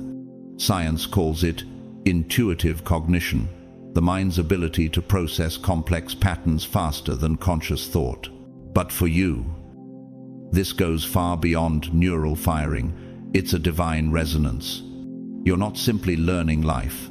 You are reawakening to the version of reality God intended before the world rewrote it. And because of that, propaganda cannot blind you. Cultural programming cannot cage you. And manipulation cannot rewire you. This is why, do not conform to the pattern of this world, but be transformed by the renewing of your mind. Romans 12:2 is not just a principle you believe, but a reality you live because your mind was never fully molded by the world in the first place. You are living proof that certain truths are not taught, but remembered. Some visions are not imagined, but inherited. And some individuals, the chosen, carry a form of knowing that was trained by heaven long before their first breath. Now is your time to rise in that knowledge. Stop dimming your light to match shadows. Stop shrinking to fit spaces your soul has already outgrown. The world is desperate for the very truth you've been carrying all along, the truth they've been programmed to forget, and you were divinely assigned to remember. You speak with the authority of realms that most people will never touch, and the astonishing part is, you don't even try. This isn't a skill you practiced into perfection, it's a frequency you were born carrying. While others search for validation by quoting gurus, following trends, or reciting borrowed wisdom, you draw from a source within that feels unshakably real. It's not about the loudness of your voice, but about its resonance, like the deep vibration of a cathedral bell that echoes through stone walls long after it's struck. For it is not you who speak, but the Spirit of your Father speaking through you. Matthew 10:20. Have you noticed how, even in silence, the air shifts when you enter a room? Nature has its parallels. The lion does not roar to prove it is the king. It roars because it carries authority in its very breath. In the same way, the weight behind your words, the look in your eyes, and the tone that rolls from your spirit create a spiritual charge that others can feel, even if they can't name it. That's why some become defensive around you without provocation, and why others feel as if you've seen through them without saying a word. Your presence disturbs deception, the way sunlight disrupts a bat's hiding place. The psalmist described it perfectly. The entrance of your words gives light. It gives understanding to the simple. Psalm 119-130. This isn't merely personality, it's presence. You carry the kind of presence that makes manipulation shiver and lies crumble. You're not intimidating on purpose. Truth itself is what intimidates, much like the sudden stillness before a storm. Your energy can cause an entire atmosphere to shift without you lifting a finger. And here's the question, could it be that God placed this weight in your spirit to challenge what is false wherever you stand? It's the same unshakable authority Jesus displayed when the temple merchants fled at his command, not because he shouted louder than them, but because his words carried the weight of heaven. People sometimes confuse your confidence with arrogance, but that's because they don't understand what it means to speak from divine memory. You're not trying to prove yourself. You're recalling where you came from. Like the oak tree whose roots grip deep into unseen soil, you draw life and certainty from a hidden source. Before Abraham was, I am, John 8:58, wasn't Jesus boasting. It was the declaration of eternal identity. You carry a fraction of that same eternal awareness, and it's what makes your voice immune to man-made permission. In the arts, this truth is echoed. In the play, The Trial of God, by Elie Wiesel, the character Berish delivers a line heavy with moral gravity. Silence in the face of evil is itself evil. Your voice doesn't exist to soothe lies into comfort. It exists to confront them. It cuts through the noise like a hawk, slicing through the wind, not because you aim to be sharp, but because truth is naturally precise. Have you realized that when you speak, some lean in as if drinking water in a desert, while others shrink away as if the light is too much for their eyes? And there's another layer. You don't just speak the truth, you carry it. The way an ancient seed contains within it the blueprint of an entire forest. Your spirit carries entire realms that are invisible to most. When you open your mouth, fragments of those realms leak out, reshaping the atmosphere around you. That's why you've been told you're too much, too intense, too deep, or too blunt. But here's the reality. You're not too much. The world has simply grown too comfortable in shallow waters. You speak from a depth most have never dared to dive into. Deep calls too deep in the roar of your waterfalls. Psalm 42:7. You were not sent here to whisper so that others could stay cozy in their illusions. You were sent to awaken the sleepers, to break the spells, to remind the world that divine truth still exists, and it doesn't need anyone's approval to be valid. This is why your words carry the gravity of thunder and the gentleness of rain. Why they plant seeds like a sower in fertile soil, even in hearts that resist. And when that truth meets the right spirit, it's unstoppable. Speak with the voice heaven trusted you with. Stop diluting your message for the comfort of those committed to lies. The lion doesn't apologize for its roar. The wind doesn't explain its path. And you don't owe the world a softer version of the truth God placed inside you. Stand, chosen one, and let the realms speak through you. Your knowledge threatens every system built on control, and that's exactly why you've always felt targeted, singled out, or watched. Even in moments when you were doing nothing wrong, the threat was never in your noise, it was in your vision. You weren't labeled dangerous because you stirred rebellion, but because you could see through manipulation, through power plays, through the cracks in authority figures who were more lost than the people they were trying to lead. Have nothing to do with the fruitless deeds of darkness, but rather expose them. Ephesians 5:11. That verse isn't just theory for you, it's your biography. In physics, there's a phenomenon called phase resonance, when two objects vibrate at the same natural frequency. One can cause the other to shake apart without ever touching it. That's you in any system built on lies. Your presence alone can destabilize an entire structure because the frequency you carry is incompatible with corruption. Have you noticed how rooms change when you speak? Even if you say just a few words, it's not volume, it's vibration. The tone of your truth collides with the architecture of deception, and sooner or later, the cracks become impossible to hide. You were never supposed to question the script. You weren't meant to ask why everyone believes things that clearly aren't working. Systems of control depend on compliance, but you carried a God-given inability to lie to yourself for the sake of belonging. It's the same spirit that drove the prophets to stand before kings. Uninvited, yet undeniable. Before kings I will speak of your statutes, I will not be ashamed. Psalm 119:46. That inner truth detector in you isn't stubbornness, it's calibration like a compass that can't be magnetized off course. Religion didn't know what to do with you. School couldn't contain you. Workplaces labeled you too honest. And relationships branded you difficult because you refused to bend to nonsense. Your very existence exposes flawed programming. This is why resistance meets you at every turn. It's not your questions they hate, it's the contagion of those questions. What happens if others start asking them? 2.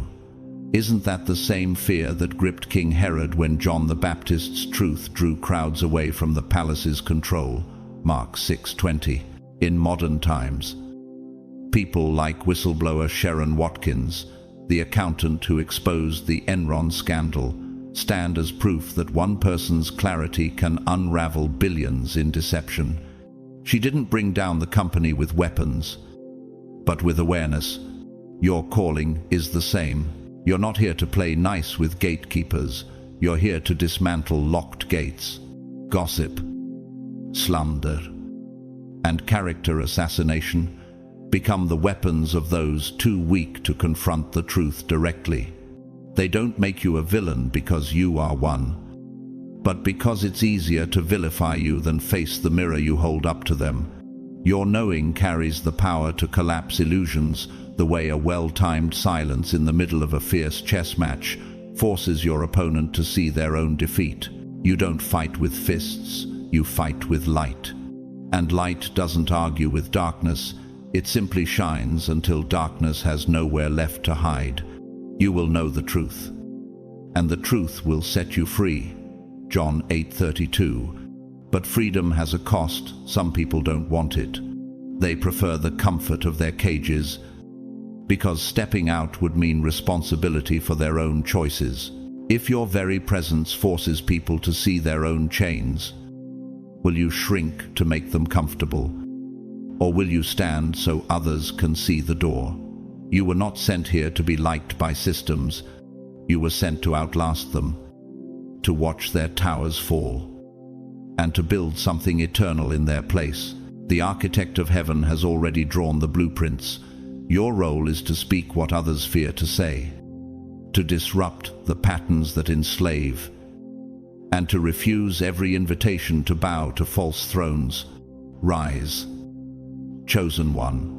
Your sight is not a burden, it's the wrecking ball to every empire of lies. And every time you walk in your truth, another wall falls.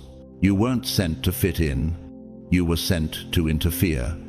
That is why the rhythm of your life has never been smooth, predictable, or normal, while others were chasing applause, acceptance, and the comfort of routine. You were quietly setting fire to illusions that most people didn't even know they were living in, not because you love rebellion for rebellion's sake, but because you instinctively know truth and comfort rarely live under the same roof. Do not think that I came to bring peace on earth. I did not come to bring peace, but a sword. Matthew 10:34. Have you ever noticed that when you enter a room, something shifts, the conversations grow sharper, the masks people wear begin to slip, and the contradictions that were previously invisible suddenly feel obvious? That's not chaos, that's your assignment. You didn't come here to blend into a broken system. You came here to disrupt it, to challenge it, to make people question the programming they've accepted for generations. And isn't it strange how the same people who beg for honesty will resist it the moment it arrives? History is full of such disruptors. The Nobel Prize-winning writer Alexander Solzhenitsyn, who exposed the brutal realities of Soviet labor camps, once said, "The simple step of a courageous individual is not to take part in the lie." He didn't take up arms, he took up truth, and truth dismantled the machinery of oppression. Like him, you understand that your very presence is a form of interference against every fraudulent structure. Of course, not everyone welcomes that interference. Some will try to shrink you, control your tone, tell you to just be nice or calm down. What they are really saying is, stop waking me up, because your energy, whether in your words, your silence, or even your gaze carries a signal. Then you will know the truth, and the truth will set you free. John 8:32. And freedom terrifies those who have built their identity inside cages. In Scripture, false prophets flourished because people preferred pleasant lies over painful truth. Jeremiah 6:14. Today's version is no different. There are modern gatekeepers who thrive on deception, carefully managing illusions so they can maintain control. Consider the infamous financier Bernie Madoff. He orchestrated one of the largest Ponzi schemes in history. For decades, no one questioned him because the illusion looked profitable. But when truth came, his empire collapsed overnight, leaving ruin in its wake. That's what truth does. It doesn't negotiate with fraud, it ends it. You were not created to be agreeable with lies. You were built to expose cracks in the walls. People have convinced themselves are fortresses. You speak what others swallow. You tear down false structures not with force, but with the unshakable weight of your presence.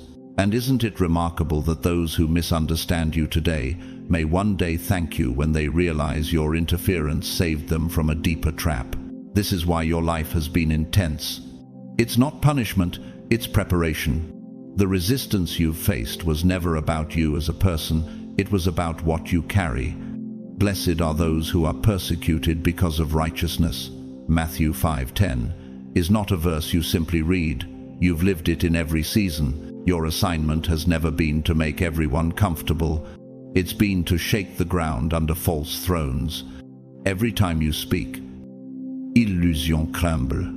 Every time you refuse to bow, chains weaken. And every time you simply show up, the atmosphere bends toward truth. So stand, interfere, disrupt. Let the dust rise.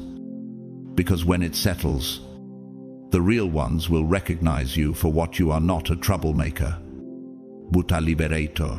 You were born knowing things you were never taught, and that is not poetic exaggeration, but a fact embedded into your very design. Long before you heard the word manipulation, you could sense it like the change in air pressure before a storm.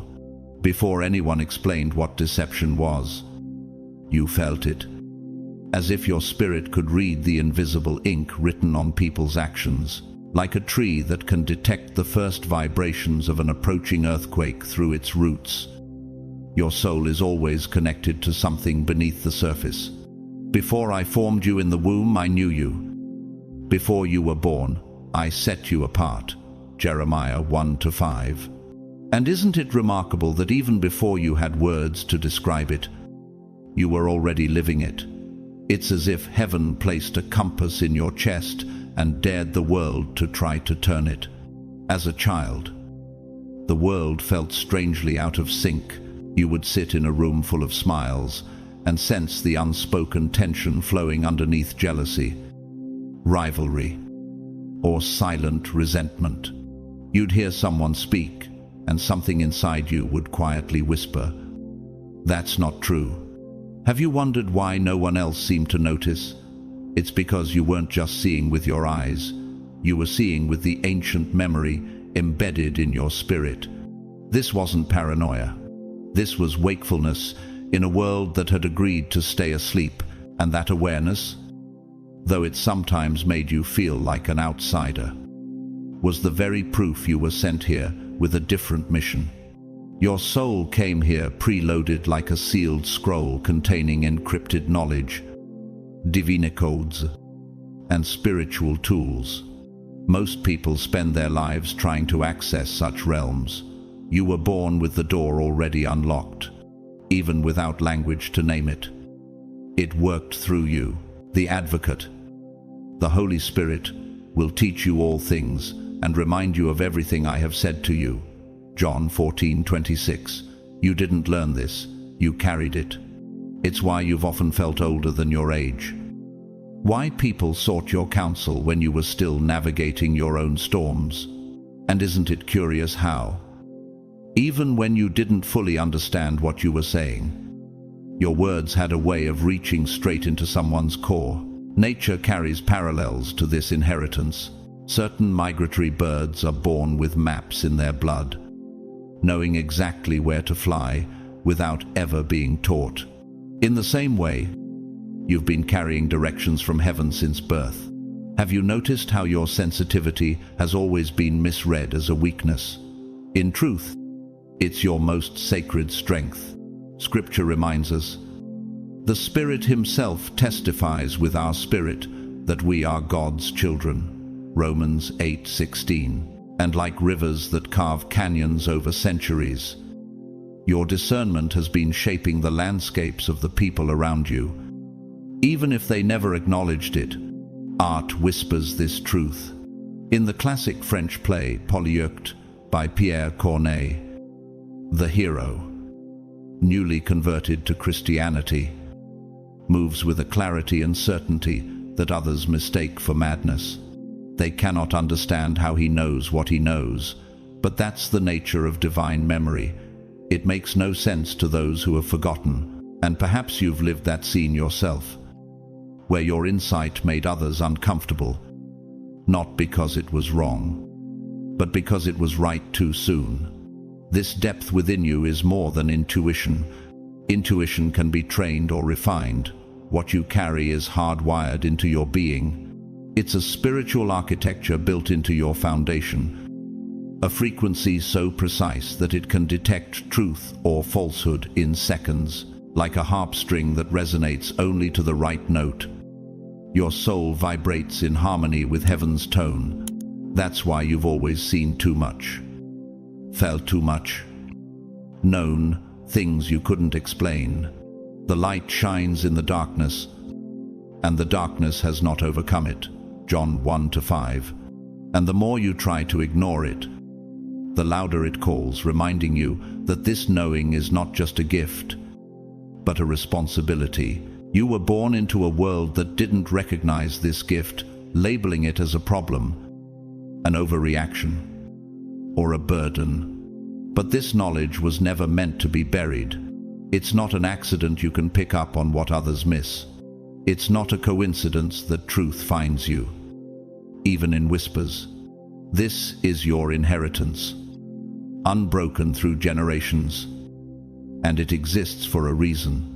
And maybe the reason you're still here is because someone, somewhere, desperately needs the truth only you can carry to them. So stand, chosen one. Don't dim your awareness for a world that prefers shadows. The frequency you carry is a reminder that heaven still speaks through human vessels, and you are one of them. And when you walk fully in that awareness, the world won't just notice, it will never be the same again. You are the answer to questions humanity hasn't even asked yet. That is why the rhythm of your life has never matched the tempo of the crowd.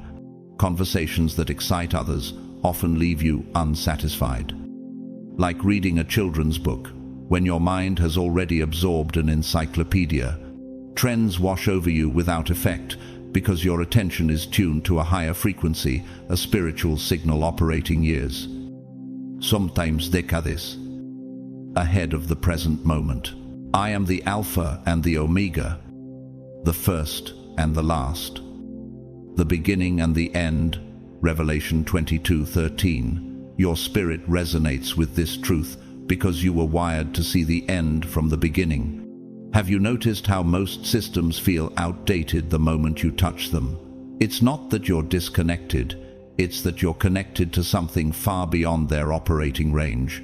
In engineering, there's a concept called future-proofing, designing structures to withstand not just current demands, but those of a future no one fully sees yet. That's you. You were built with the architecture of heaven embedded into your spiritual blueprint. The moment you step into something, its limitations become visible to you. The way an architect instantly spots stress, fractures others overlook. And yet, such insight can be unbearably lonely. People cry out for solutions, but only if those solutions demand nothing of them. But you don't just hand out answers. You are the disruption that demands transformation. Like Jesus cleansing the temple, you don't rearrange the tables, you overturn them. And isn't it true that the earliest builders of change are often called too much or too radical until the world finally catches up? You carry truths that refuse to fit into the world's outdated programming. These truths challenge the foundations people have built their very identities upon. For many, it is easier to ignore the messenger than to confront the message. For the Word of God is alive and active, sharper than any double-edged sword. Hebrews 4:12. The edge you carry isn't made of steel, but of spiritual precision. That's why you've often found yourself wondering, why can't anyone see what I see? Not because you're arrogant, but because you're reading tomorrow's headlines, while others are still staring at yesterday's news. It's like walking through a world with spiritual GPS, while most people are still trying to unfold a paper map in the wind. You speak in a language heaven already understands, but the earth has yet to invent. In physics, there's a phenomenon called phase precession, where an object's motion predicts its future position before it arrives. This is you in the spiritual realm, and because you live ahead of your time, you don't always get applause. You get resistance. People don't like being confronted by what they are not ready to become. In modern history, there are parallels. Nikola Tesla, the genius inventor, once said, "The present is theirs, the future, for which I really worked, is mine." He lived decades ahead of his generation, often dismissed as eccentric, yet his work became the foundation for the world we live in now. You walk the same road, planting ideas and truths that may not bloom until long after you've left the stage. How could a world bound by the present ever comprehend a soul already living in the future? Here's the deeper truth. You were never meant to wait for the world to catch up. You were meant to anchor the future now, in strategy. It's like the still moment in the middle of a championship match, the pause before a decisive move that changes everything. You plant seeds in hard soil, knowing some won't bloom in your lifetime. And still, you plant. One sows and another reaps. John 4:37. You are here for alignment, not applause. And the rare ones, the souls of your tribe, will recognize you not by appearance, not by credentials, but by the frequency you carry. They will feel the echo of your knowing, even if they can't explain it. So yes, it is hard to be ahead of your time, but that is exactly what makes you necessary. You weren't sent to follow the timeline. You were sent to bend it, to compress eternity into the now, and to leave a mark no clock can measure. Rise, chosen one. The world may not be ready for your answers, but heaven has already signed your assignment. Step into it. Your isolation was not an accident. It was an initiation into a higher intelligence. From the outside, it may have looked like loneliness, abandonment, or even failure. But in the unseen, a different story was unfolding. While the world was busy chasing applause, performing for empty validation, and drowning in the noise of countless opinions, you were being quietly pulled away. You were stripped of what was shallow, so that something sacred could finally rise within you. Therefore I am going to allure her. I will lead her into the wilderness and speak tenderly to her. Hosea 2:14. What others called a breakdown was, in truth, a divine download. Have you ever wondered why the silence felt so heavy, yet so full? People assumed you had disappeared, wasting time or losing momentum. But what they couldn't see was the rewiring happening at the deepest level of your spirit. You weren't hiding, you were being hidden. When heaven prepares someone to carry higher knowledge, the crowd must be cleared, the noise silenced, and the ego broken, not to destroy you, but to make room for what is eternal. That is why he leads me beside still waters. He restores my soul. Psalm 23:2-3 resonates so deeply with your journey. This dismantling was surgical. The version of you that could be swayed by flattery or manipulated by fear had to be removed. Only then could the version of you that hears directly from the source come online. Like Moses in the desert, you were called into obscurity so you could be prepared for visibility. And isn't it strange how the very season people pitied you for was the one heaven celebrated over? In modern times, there are echoes of this sacred isolation. The painter Vincent van Gogh, though misunderstood in life, spent countless solitary hours refining his vision. His isolation wasn't idleness, it was the incubator for brilliance. In the same way, Your cave was never a prison. It was a womb. While others chased shallow success or fought to be noticed, you were learning the language of the unseen, being trained by silence, shaped by stillness, and instructed by a wisdom that doesn't shout, but speaks in knowing. And yet, history also offers warnings through its villains. Consider King Saul, once chosen, but unwilling to endure the refining of obedience. His impatience led him to step outside God's timing, costing him his throne. 1 Samuel 13:13-14. In contrast, you waited. You stayed in the refining fire until the work was complete. And because of that, you emerged with something no throne can take away. That quiet season was sacredly full. Every unanswered question was an open door for revelation. Every empty room was a meeting place between your spirit and heaven's voice. You began to understand that the absence of applause was the presence of God. Be still and know that I am God.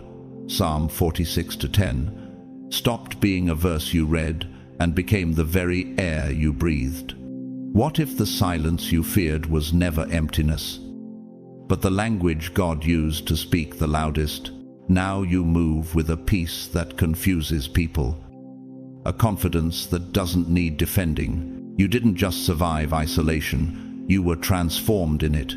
What was meant to break you became the very ground you were built on. The world can't explain why you remain steady in storms that would shake others.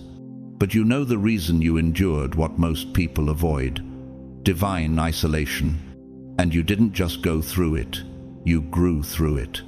You walked out of that silence carrying the voice of the source itself. So rise, chosen one. You are no longer hidden for survival, but positioned for impact. The wilderness was never the end, it was your anointing ground. Your mind is wired to decode what others are trained to ignore, and that is not a poetic compliment. It's a divine reality. While most are conditioned to notice only the obvious, the polite, and the socially acceptable, you are tuned into the deeper currents that flow beneath every moment. You see meaning in places others walk past without pause. Like a hawk that can spot the slightest movement in a wide field, he reveals deep and hidden things. He knows what lies in darkness, and light dwells with him. Daniel 2:22. And isn't it curious how you can sense significance in what seems invisible to everyone else? You don't just notice what's happening, you pick up on why it's happening, what's hidden beneath it, and what it's whispering spiritually. You were never meant to accept life at face value, because your mind is not a regular mind. It's a decoding mechanism placed there by design.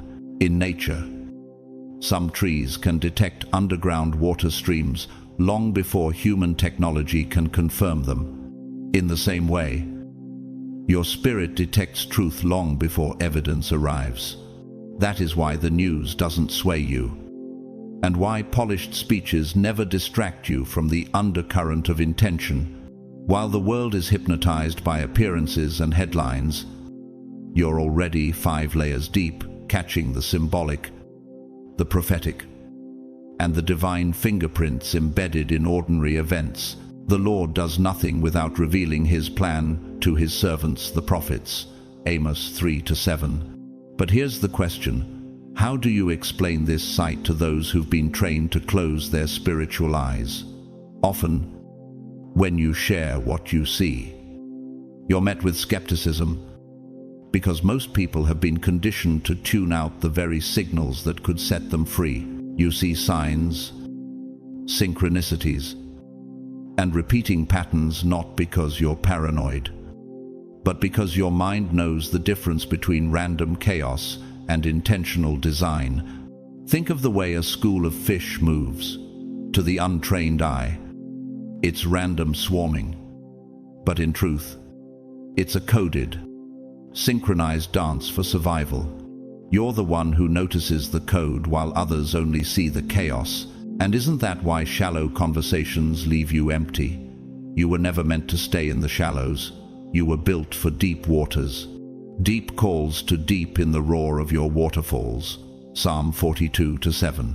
Art captures this truth. In the oratorio, The Creation, by Joseph Haydn, the music begins in chaos, then slowly reveals harmony and order, a mirror of what you do mentally every day, bringing meaning out of what looks meaningless. People may call it overthinking, but what they don't realize is that their minds were trained to ignore the very patterns that make them powerful. Yours stayed open, receptive, and unafraid of complexity. That's why people come to you when life stops making sense. Deep down, they know you carry an intelligence that goes beyond logic, a God-breathed discernment. But solid food is for the mature, who by constant use have trained themselves to distinguish good from evil.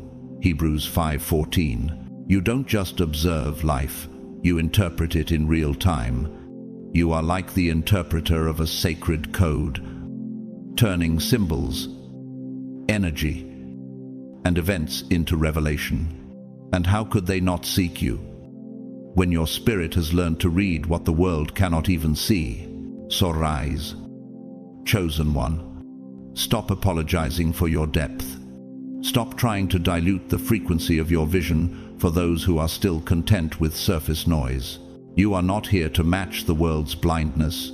You are here to restore its sight. The world needs what you carry, even if it doesn't yet have the language for it. You inherit knowledge the system has been trying to erase for generations.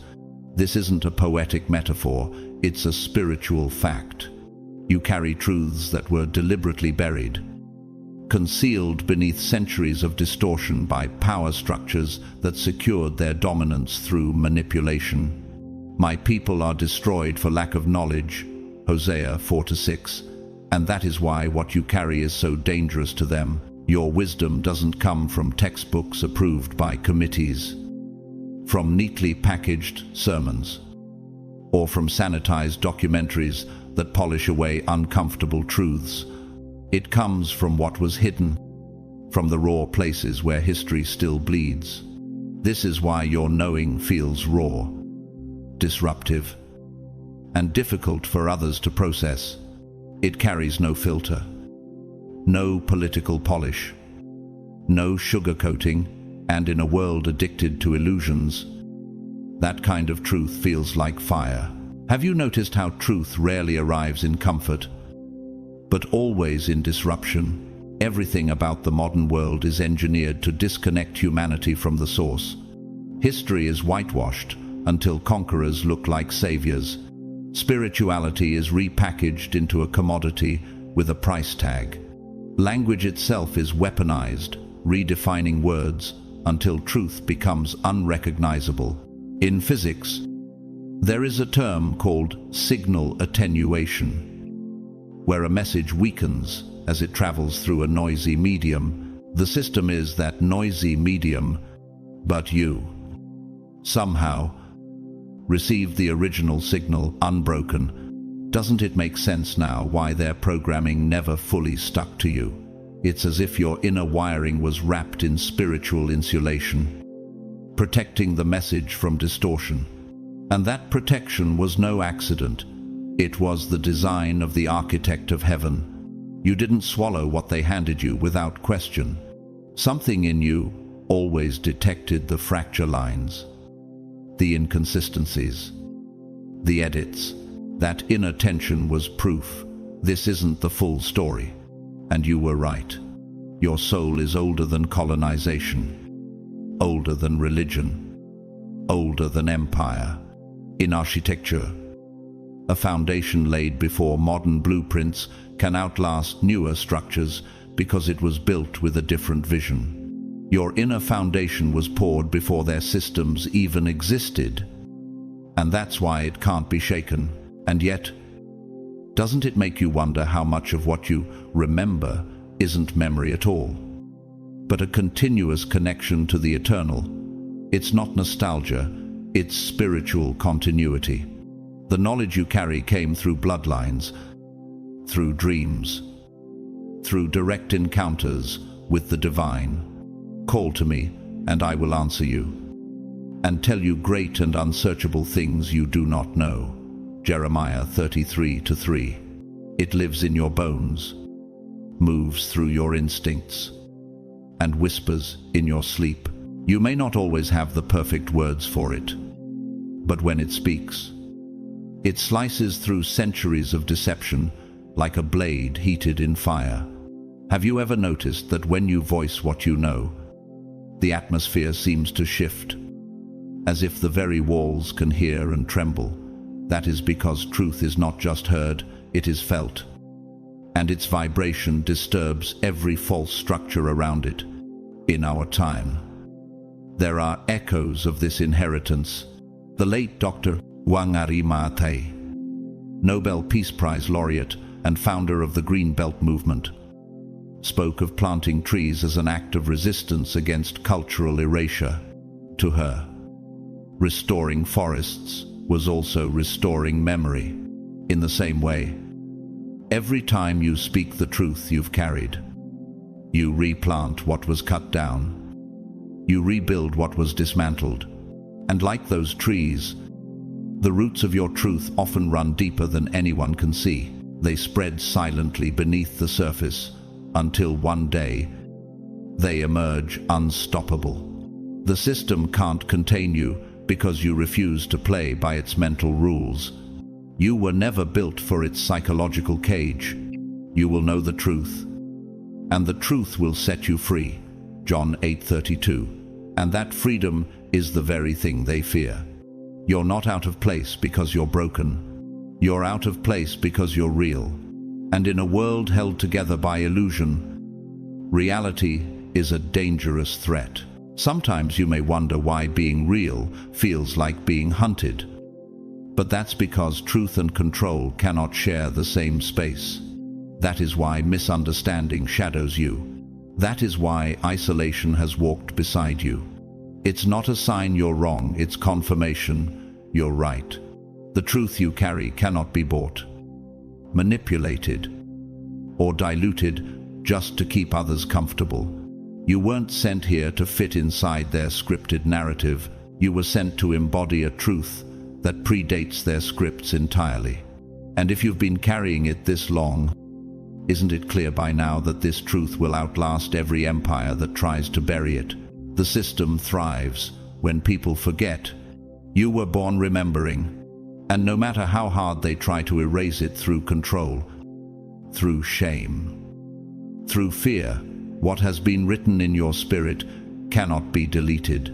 The grass withers, the flower fades, but the word of our God stands forever. Isaiah 40:8. So, rise, chosen one, guard that inheritance. Speak what was buried, and let the world know that no system, no rewriting of history can silence the truth God placed inside you. Your spirit is a portal, not a personality. You were never meant to be reduced to a type of person. Your essence far exceeds identity labels, stylistic choices, or personality traits. That weight people sense when you walk into a room, that stillness that subtly shifts the air, it's not attitude, it's access.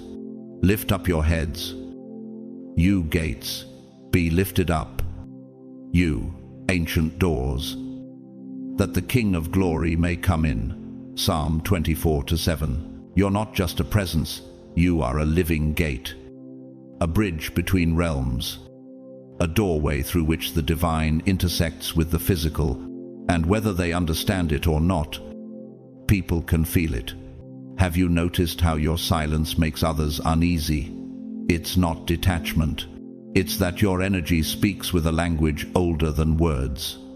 You don't need to point out what's false. Your frequency unmasks it without effort.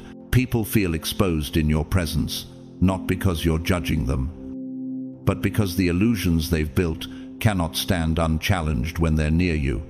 And doesn't it make you wonder how a single person without raising their voice, can alter an entire room's atmosphere. That's the disruptive grace you carry. History has seen others who walked with this quiet, piercing influence. Mother Teresa, though soft-spoken, could walk into political offices and shift policies simply by her unwavering authenticity. She wasn't there to impress. She was there to carry presence. In the same way, your existence is a living contradiction to the counterfeit realities around you. This is why you've never fit the mold of being entertaining or easy to digest. You weren't sent to be palatable. You were sent to radiate divine intelligence. You are the light of the world. A city set on a hill cannot be hidden. Matthew 5:14. But just as there are those who carry heaven's presence, there are also those who weaponize influence for destruction. Consider Caiaphas, the high priest who orchestrated Jesus' trial. His position gave him access to truth, but his heart was tethered to power. In protecting the system, he rejected the very salvation it needed. The result? His name is forever tied to betrayal and fear-driven leadership. The contrast is stark. One uses access to open the door for God's will, the other uses it to bar it shut. Which is why your calling is so weighty. Your portal is meant for heaven's flow, not human agenda. When Source moves through you, it doesn't bow to social rules or chase approval ratings. It speaks when it wills, moves how it wills, and sometimes expresses itself in ways you can't explain, even to yourself. And that's exactly why you've often felt misunderstood, not because you're broken or antisocial, but because you operate at a frequency most people have never tuned into. The wind blows wherever it pleases. You hear its sound, but you cannot tell where it comes from or where it is going. John 3:8. You weren't built to blend in. You were forged to awaken, to reveal, to shift atmospheres without even opening your mouth. That's why your life has been a series of spiritual refinements, seasons where everything unnecessary was stripped away so that the flow of heaven could move through you without obstruction. Have you realized yet that every pruning was preparation, not punishment? You are not just here to deliver messages.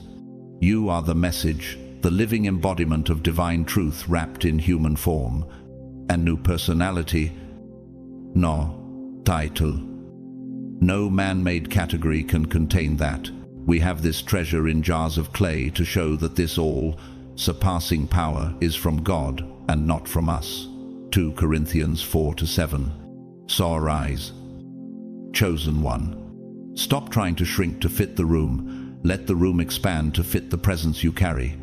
The world doesn't just need to hear what you say, it needs to experience what you are. You don't follow blueprints. You channel originals.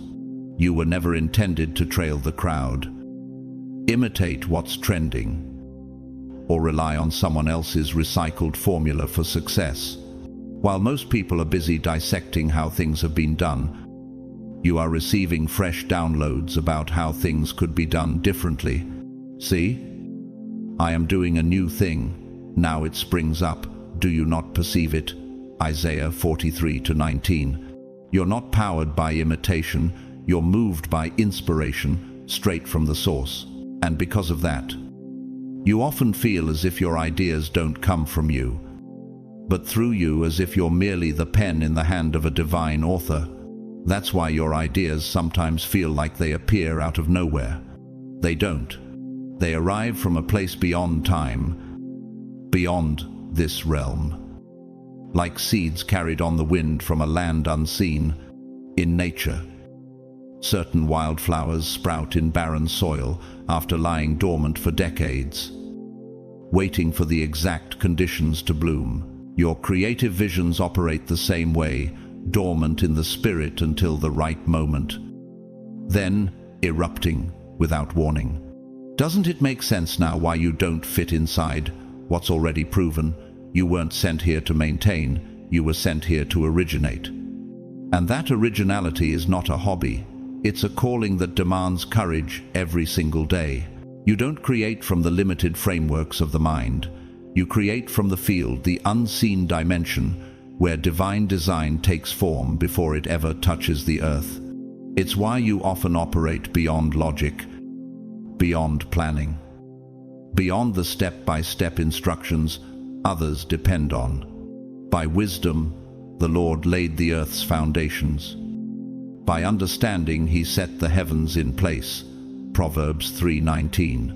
That same divine architecture pulses through you, and because of that, you carry blueprints that don't yet exist here. Sometimes they feel too large for your current season, but that's only because heaven builds for eternity, not for temporary applause. When you try to explain what you carry, people either misunderstand or attempt to box it into something they already know. But nothing about what you bring is familiar. It's new, rough, disruptive, and most of the time, it's ahead of its time. Have you noticed how systems and categories feel too small for you? It's not because you're scattered or undisciplined. It's because you're not meant to fit into what came before. You are the starting point. And when you realize this, you stop asking for permission to be what you already are. Art and faith intersect here too. In the 15th century mystery play, The Castle of Perseverance, the protagonist journeys through life, resisting temptations, guided by virtues unseen to the world. Your walk is similar. You navigate outside the mapped roads because you see something the rest of the travelers can't. And in that, you embody originality that unsettles those addicted to replication. This is why the path feels lonely at times, because pioneers often walk for miles before anyone else dares to follow. Isolation often comes with this calling. Others are rewarded for following the manual, while you're out here building something that hasn't even been written yet. But here's the paradox. What makes you feel out of place is exactly what makes you powerful.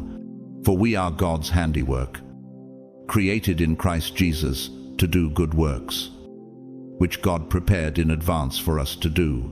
Ephesians 2:10. You're not a copy, not a remix, not a second edition. You are the original manuscript, heaven authored. And the more you walk in that truth, the less you'll crave recognition from those who can't even read your language. Of course, the world resists what it cannot categorize. People may mock, ignore, or misinterpret your work at first. But originality has always looked strange. In a world conditioned to worship the familiar, the eagle's flight looked impossible to those who never left the ground until one dared to rise.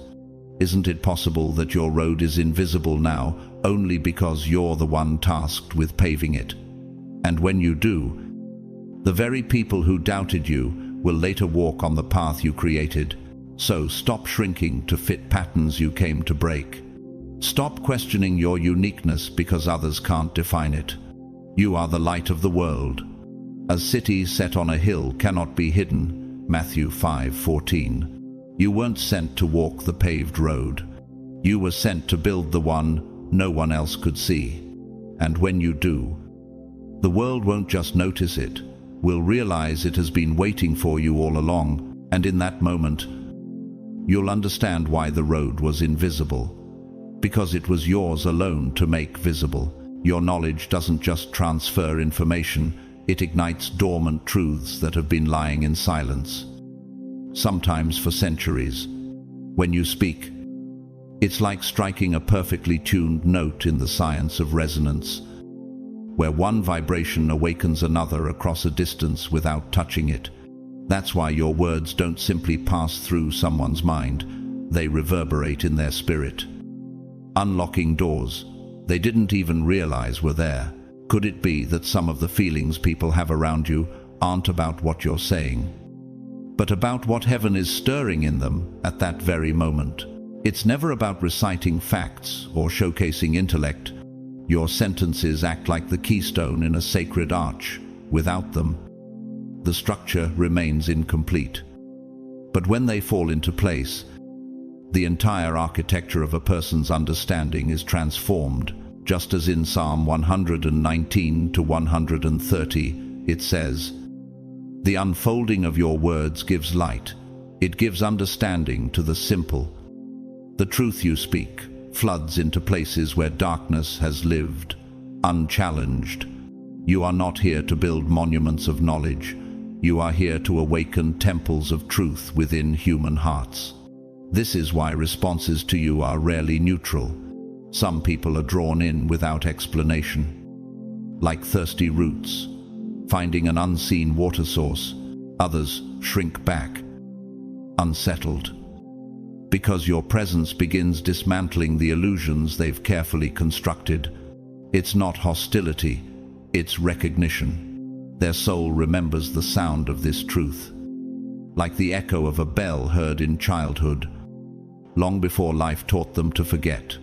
Have you noticed how a single conversation with you can change the atmosphere of an entire room without you even raising your voice? You may not always be thanked for this gift. In fact, you will often be misunderstood or even resisted. Yet behind closed doors, the very ones who resisted you will turn your words over in their minds again and again.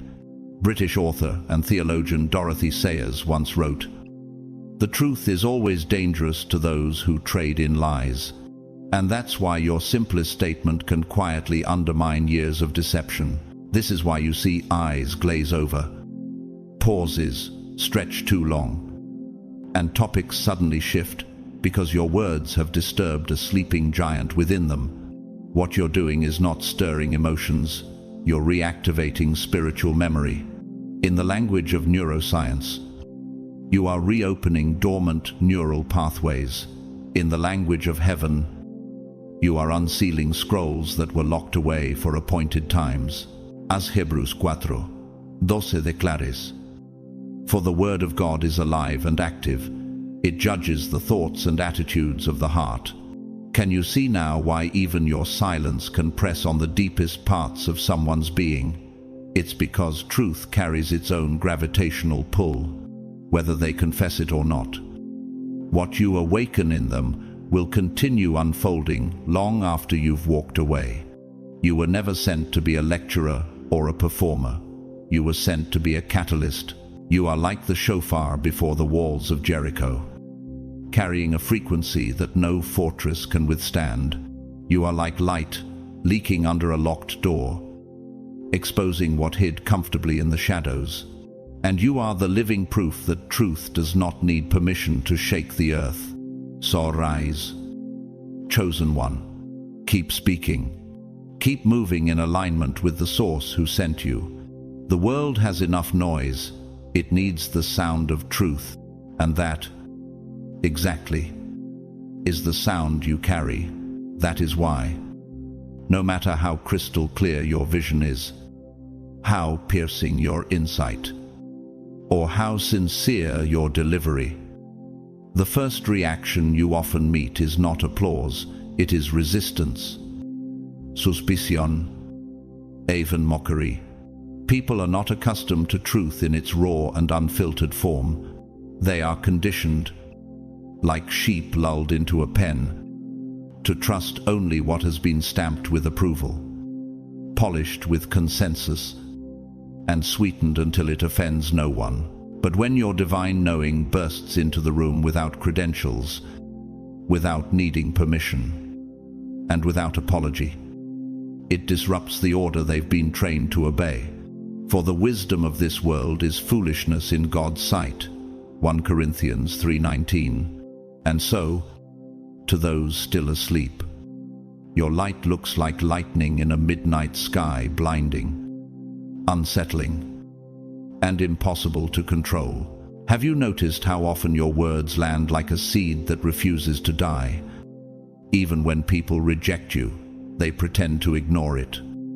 But months, or even years later, you hear those same ideas being celebrated as if they were brand new.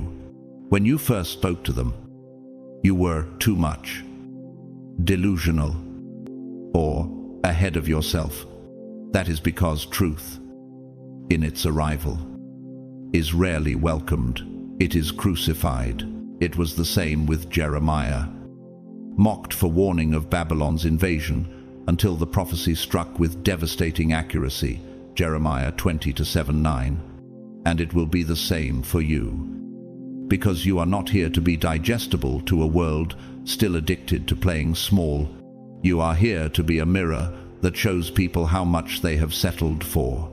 History remembers Galileo Galilei, the great Italian astronomer, who dared to say the Earth was not the center of the universe.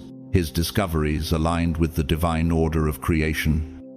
Yet the power structures of his day branded him a heretic and silenced his voice.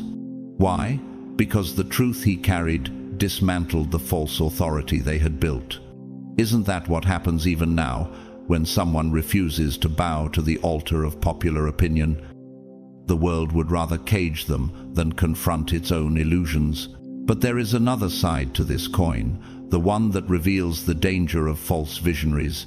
Think of Diotrephes, mentioned in 3 John 1-9-10, who loved to be first, rejected apostolic authority, and spread malicious gossip.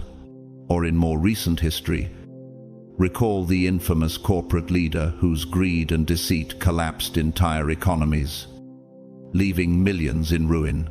They, too, were ahead of their time, but their foresight was twisted, poisoned by self-interest. Their genius brought not liberation, but chains. Here lies the difference. Divine genius builds, corrupted genius devours, and you, chosen one, were forged to create life, not destruction. Your thoughts do not come from the surface. They rise from a higher order of consciousness, like sacred blueprints whispered before the foundations of the earth were laid. Ephesians 1-4. You are tuned to a frequency beyond trends, beyond ego, beyond time itself. Others debate over what is fashionable or traditional, but you sit with truths that feel too real for the room. To the programmed mind, that is dangerous. To the awakened soul, it feels like home. Is it any wonder that even those who reject you cannot forget you? My word will not return to me empty, but will accomplish what I desire. Isaiah 55:11. This is why freedom frightens those who have made peace with survival. The cage is safe, predictable, familiar, but it is still a cage. Your genius rattles the bars until the whole structure trembles. You do not think like them. You do not conform to them. And you do not wait for permission to speak what heaven has placed in you. And while their lips may call you foolish, their spirit secretly thanks you, because something deep within them knows you have carried light into their darkness. After all, how can those who have seen the light ever be content with the dark again? Chosen one, do not shrink to make others comfortable. Do not dilute your fire to match the room's temperature. If prophets, reformers, and saints throughout history had waited for applause before they spoke, the truth would still be buried in silence. You were not sent to fit the mold, you were sent to break it. Stand, speak, disrupt. And if they call it madness, let them, because soon, the very ones who mocked you will echo the words they once despised. And in that moment, you will know the cost was worth it. The light shines in the darkness, and the darkness has not overcome it. John 1-5. You don't just know the truth, you embody it in real time. This is the great separation between you and the crowd. Many can recite truth like a school child memorizing a poem, but you are the poem, written in flesh and spirit. You don't chase the spotlight or the echo of human approval. You walk with the quiet certainty of one commissioned by heaven. You are not scrambling to sound deep, to stack spiritual jargon, or to impress anyone. Instead, you carry truth in the very architecture of your choices, the gravity of your presence, the stillness of your reactions, and even in the sacred economy of your silences. It is a kind of truth that can't be fabricated. It must be forged. Be doers of the word, and not hearers only. James 1:22. And in that doing, you become a living scripture others can't ignore, even when they pretend not to see. Have you ever noticed how an oak tree never announces its strength? It simply stands through storms, season after season, until its roots fuse with the memory of the soil. That's you, anchored in a foundation unseen, yet unshakable. People can preach love, forgiveness, and divine alignment all day. But when the winds come, they retreat into the shallow soil of ego, bitterness, and fear. You, however, remain. You have no such luxury of retreat, because your roots run deep into the living water in the realm of physics. A structure's endurance is determined not by what is seen above, but by the unseen stress points. It can withstand your endurance, is proof of that invisible strength. And isn't it curious how storms reveal who has been pretending to be a tree and who truly is one? Your very existence interrupts performance-based spirituality. You're not rehearsed, you're real. And in that authenticity lies a paradox. You do not seek to expose anyone, yet your presence becomes a mirror they can't bear to face. Just as sunlight reveals dust dancing in a quiet room, your light makes the hidden visible. This is why conversations grow uneasy when you enter, not because you disrupt peace, but because you disrupt pretense. And here's the irony. Those who avoid your truth are often the ones most changed by it in secret. Much like how waves reshape a shoreline without a sound, your constancy reshapes the spirit of those around you. And isn't it strange that the same ones who dismissed you once will, years later, echo the very words they once mocked? There is a moment in Handel's Messiah, specifically in the Hallelujah chorus, when the music swells in such a way that it feels like the heavens themselves are leaning closer. That's what living truth feels like in your presence. A frequency that makes the unseen realm almost tangible. You were never created to be a parrot of spiritual lingo or a copy-paste prophet. You are the function of the Word made flesh, John 1:14, carrying divine code into the present age. You prove that God's voice is not a relic trapped between ancient pages, but a living, breathing force that confronts and heals through human form, your form. And like that chorus, your truth has layers. Some hear only melody, others discern the harmony. But those with ears to hear feel the power in its very vibration. And yes, that makes the path harder. When you embody truth, there's nowhere to hide. You feel every fracture that comes from refusing to bend in a crooked world. Yet the weight you carry is not punishment, it is proof of trust. Just as a pearl forms through an oyster's endurance of relentless irritation, your calling is shaped in the friction between heaven's standard and the world's compromise. For our light and momentary troubles are achieving for us an eternal glory that far outweighs them all. 2 Corinthians 4:17. In the language of nature, the eagle does not fear the storm, it rises upon it, harnessing its fiercest winds to soar higher. But doesn't that mean the air grows thinner, the journey lonelier, the climb steeper? It does. And yet, those who hope in the Lord will renew their strength. They will soar on wings like eagles. Isaiah 40:31. You don't live for applause, you live for alignment. Your life speaks louder than any sermon, louder than cathedral bells on Easter morning. You were never placed here to echo the world, but to interrupt it with a truth only heaven could author. And if the cost of carrying that truth is to be misunderstood, rejected, or mocked, then let it be so.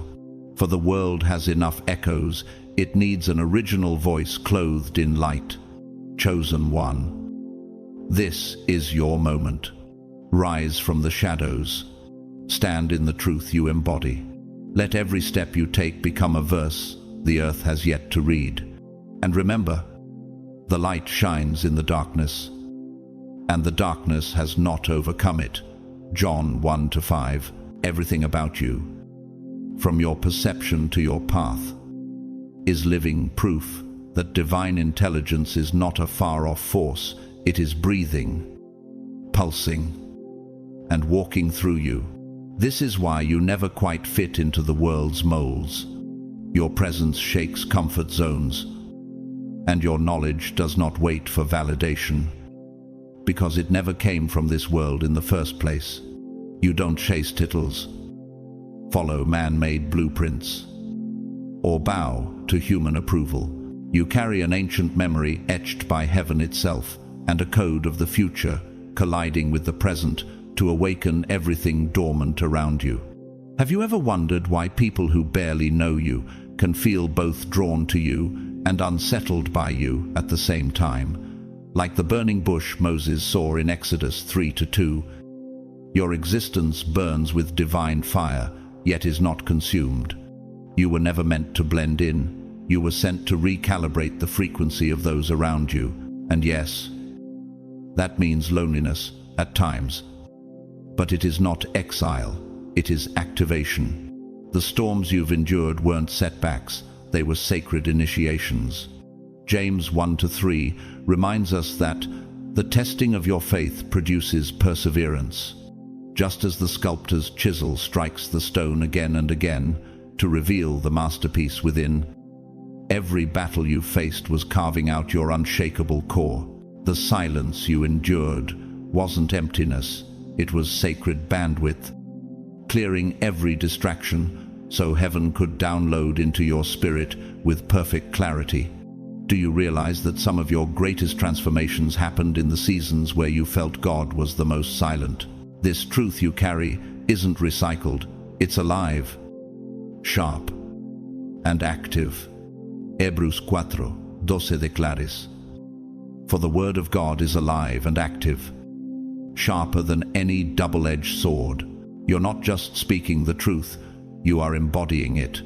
And that embodiment exposes the gap between those who speak the words and those who live them. Isn't it strange how someone can reject what you say today, only to repeat it as their own revelation years later? So no. They won't always understand you, but they will feel you. Long after you've left the room, your presence will still be rearranging their reality. Isaiah 55:11 assures us that God's word will not return to me empty, but will accomplish what I desire. This is the power and the weight of being chosen. This is the blessing and the burden of carrying knowledge straight from the source. You are the revelation in human form, the walking, breathing intersection of eternity and the present moment. Rise boldly. Speak with precision. Move as if heaven's eyes are upon you. Above all, never water yourself down for a world still trying to catch up to your frequency. Chosen one. Can you feel the weight of this mantle on your shoulders? This is your moment. Stand. Step forward. Shake the ground with the truth you carry, because you were never sent to fit in. You were sent to rewire reality. If this message has found its way into your spirit and resonated with the echo of something you've carried since before time began, then hear me. This is not coincidence. This is a divine summons. You are not just another soul wandering the earth. You are the proof that heaven still writes in human form. The unease you felt, the way you never truly fit in, the sense that you've been prepared for something greater. None of it was random. It was prophecy in motion. For many are called, but few are chosen. Matthew 22:14. And you are one of the few. Do not let this moment slip into the noise of everyday life. Subscribe now, because what has begun here is only the opening note of a symphony heaven has orchestrated for your life. Like this video so that this truth can push through every wall the world's systems have built and reach those who are on the edge of giving up. Leave a comment, not just to be heard, but to become a beacon that says, I'm here, I'm awake, I'm part of the remnant. Share this message with someone walking through shadows. They may not tell you, but it might be the exact lifeline they have been begging God for. To those who have supported through super thanks, and to those who have simply lingered here and received, my gratitude runs deep. You are part of something sacred. Your light is not just a comfort to this world, it is a disruption to darkness. This is why you must not dim it. Not now. Not ever. The night is far spent. The day is at hand. Romans 13:12. Until we meet again in the next transmission, stay aligned with the frequency of heaven. Stay authentic, even when it costs you. And walk with the quiet authority of someone carrying the blueprint of eternity in their spirit. God bless you, guard you, and guide you. May every step you take from this moment forward be in lockstep with the destiny written for you before the foundations of the world.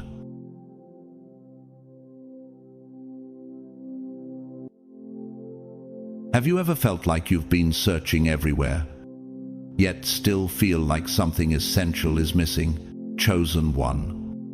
If that question hits deep, it's because your spirit already knows the truth. Something sacred has been calling you back to center. You didn't find this message by accident. This moment is divine. Heaven has been positioning you for this exact encounter because there is something you're overlooking, something that holds the key to your next breakthrough. This isn't just another video. This is a divine wake-up call. Before we go further, I want to say this with all my heart. Thank you to every single one of you who has supported this channel through super thanks. Your generosity isn't just a blessing, it's a seed in sacred ground. You are helping spread light in the darkest places, and I honor you deeply for it. Now, if you're ready to align with what heaven is trying to get your attention about, comment 777 below. That's not just a number, it's a prophetic declaration that you're done with the distractions and ready to receive what God has been holding for you all along. Because in a few seconds, you'll realize it's not the success you're lacking, not love, not the clarity. It's that you've been missing what matters most. And once you see it, you'll never be the same. Let's step into it. God's chosen ones. You're missing what matters most. Don't ignore this.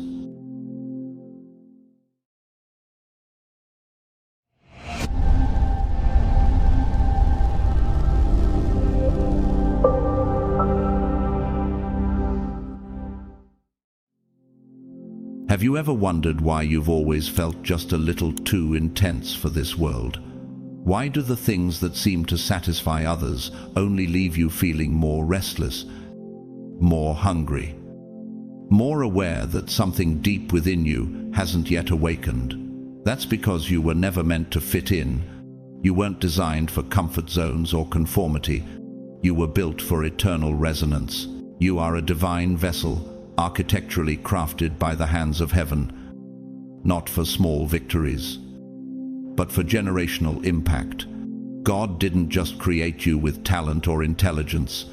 He embedded within you a frequency, a sacred signal of His eternal light, one that refuses to be drowned out by the noise of this world, just as a radio only catches the right station when it turns to the exact wavelength. Your spirit only aligns when you stop chasing what's external and start tuning into what's already encoded within your soul. The world offers applause, But God offers assignments, and yours is not ordinary. It's cosmic. Just like the stars don't compete to shine, they simply burn from within you. 2. Were created to radiate without comparison. Moses knew what it meant to feel unqualified. Ashtutara, a runaway. A man buried in his own shame. And yet, when he finally silenced the voice of doubt and tuned into the voice of divine instruction, everything changed. The Red Sea didn't part because Moses was confident. It parted because Moses obeyed. Exodus tepatorset tu ses. Then Moses stretched out his hand over the sea, and the Lord drove the sea back with a strong east wind all night. He didn't lead from self-assurance, he led from surrender. So why are you still doubting what God already confirmed inside you? Why are you still waiting for approval when heaven already gave you an assignment? It's not just Moses. Every chosen one starts by wrestling with the call. Even Gideon, hiding in fear, was called a mighty warrior before he ever lifted a sword. Judges 6:12. Heaven always speaks to who you are becoming, not who you've been pretending to be. And yet, the world will try to bribe you with empty crowns, a business title, a social status, a moment of viral fame. But like chasing the horizon, the closer you think you get, the more it slips away. Remember the tragic spiral of Elizabeth Holmes, founder of Theranos, a brilliant mind with a false promise. In her obsession to be revered, she built her empire on deception. Her fall wasn't just legal, it was spiritual. When truth is sacrificed for validation, collapse is inevitable. Contrast that with Fred Rogers, the humble television host and ordained minister. He never tried to be loud, never sought applause. Yet his quiet obedience to his purpose impacted generations of children. He once said, "There's no person in the whole world like you, and I like you just the way you are." Why? Because he understood that calling isn't about imitation, it's about illumination. There's a young woman named Maris, a former fashion marketing student who secretly battled depression. Her dream was to build a brand, but God had built her to break chains. After surrendering to her call, she started mentoring teens in juvenile detention. She gave up glitz for glory. No platform, no paycheck, but kids started crying in her presence, sensing a peace they couldn't explain. That's what happens when someone walks in divine alignment. They carry a presence that shifts atmospheres. You've felt that tug before, haven't you? That strange ache when you succeed by the world's standards but feel nothing inside. That unexplainable moment when, in the middle of your achievements, you still feel unseen, unknown, untouched. Even the oak tree, majestic and rooted, began as a hidden acorn, buried, forgotten, unseen, until the right season triggered its upward push. Your spiritual DNA is the same. What's buried in you is sacred. And heaven is now issuing the rainfall, but you must stop watering weeds. Your calling is not found in mirrors or metrics. It's found in the still, holy hum of God's frequency within you. Ephesians 2:10 says, "For we are God's masterpiece, created in Christ Jesus to do good works, which God prepared in advance for us to do." That purpose is not optional. It's not accidental. It's encoded in your very existence. When you walk in that purpose, divine architecture takes over. Every area of your life, your finances, your health, your relationship starts resonating with divine symmetry, like a cathedral built on sacred geometry. Alignment, births, beauty. The question is, will you keep ignoring the call, or will you step into the wildfire waiting to be lit within your bones? Romans 8:19 declares, "For the creation waits in eager expectation for the children of God to be revealed." That means the world is literally waiting on you to rise. Nature groans for your yes. Heaven echoes it. And you've felt it. Now is the moment, not tomorrow. Not when you're more confident. Not when the timing feels better. Now, rise. Chosen one, let the illusions fall. Let the light speak. Let the frequency within you become the trumpet of God's glory through your life. You were made for this. Have you noticed how everything around you is engineered to distract you? The moment you wake up, you're hit with 1,000 competing voices, notifications, obligations, expectations. It's no accident. The world is designed like a hyper-stimulated ecosystem, an ever-spinning web of comparison, noise, and illusion. You're not just walking through a busy world. You're navigating a battlefield of the mind, a psychological minefield carefully laid out to sever your awareness from what truly matters. But here's the truth. The enemy doesn't want you to rediscover. What is loud is not always real, and what is eternal is often quiet. Distractions are like synthetic light, bright but cold. They trick the eye and numb the soul. Just like Las Vegas lights drown out the stars, the world's noise can drown out the whispers of heaven unless you learn to listen beneath the surface. What have you been chasing lately? Applause that fades, approval that shifts like sand, possessions that rust, age, or slip through your fingers like vapor. Why does your spirit feel drained even after achieving what the world calls success? That's not failure, that's friction. That's your divine frequency clashing with false resonance. The enemy has crafted a strategy of surface-level stimulation. He doesn't need to destroy you if he can distract you. That's why Matthew 6:33 hits with such surgical clarity. But seek first his kingdom and his righteousness, and all these things will be given to you as well. God doesn't ignore your needs. He just demands alignment before reward. The most powerful people in heaven's eyes are often invisible to the world. Why? Because obedience is a frequency few are tuned to. While the world shouts for recognition, God's chosen walk quietly in resonance. That's why success in the kingdom isn't about luxury, it's about legacy. You were never meant to be a consumer of shallow pleasures.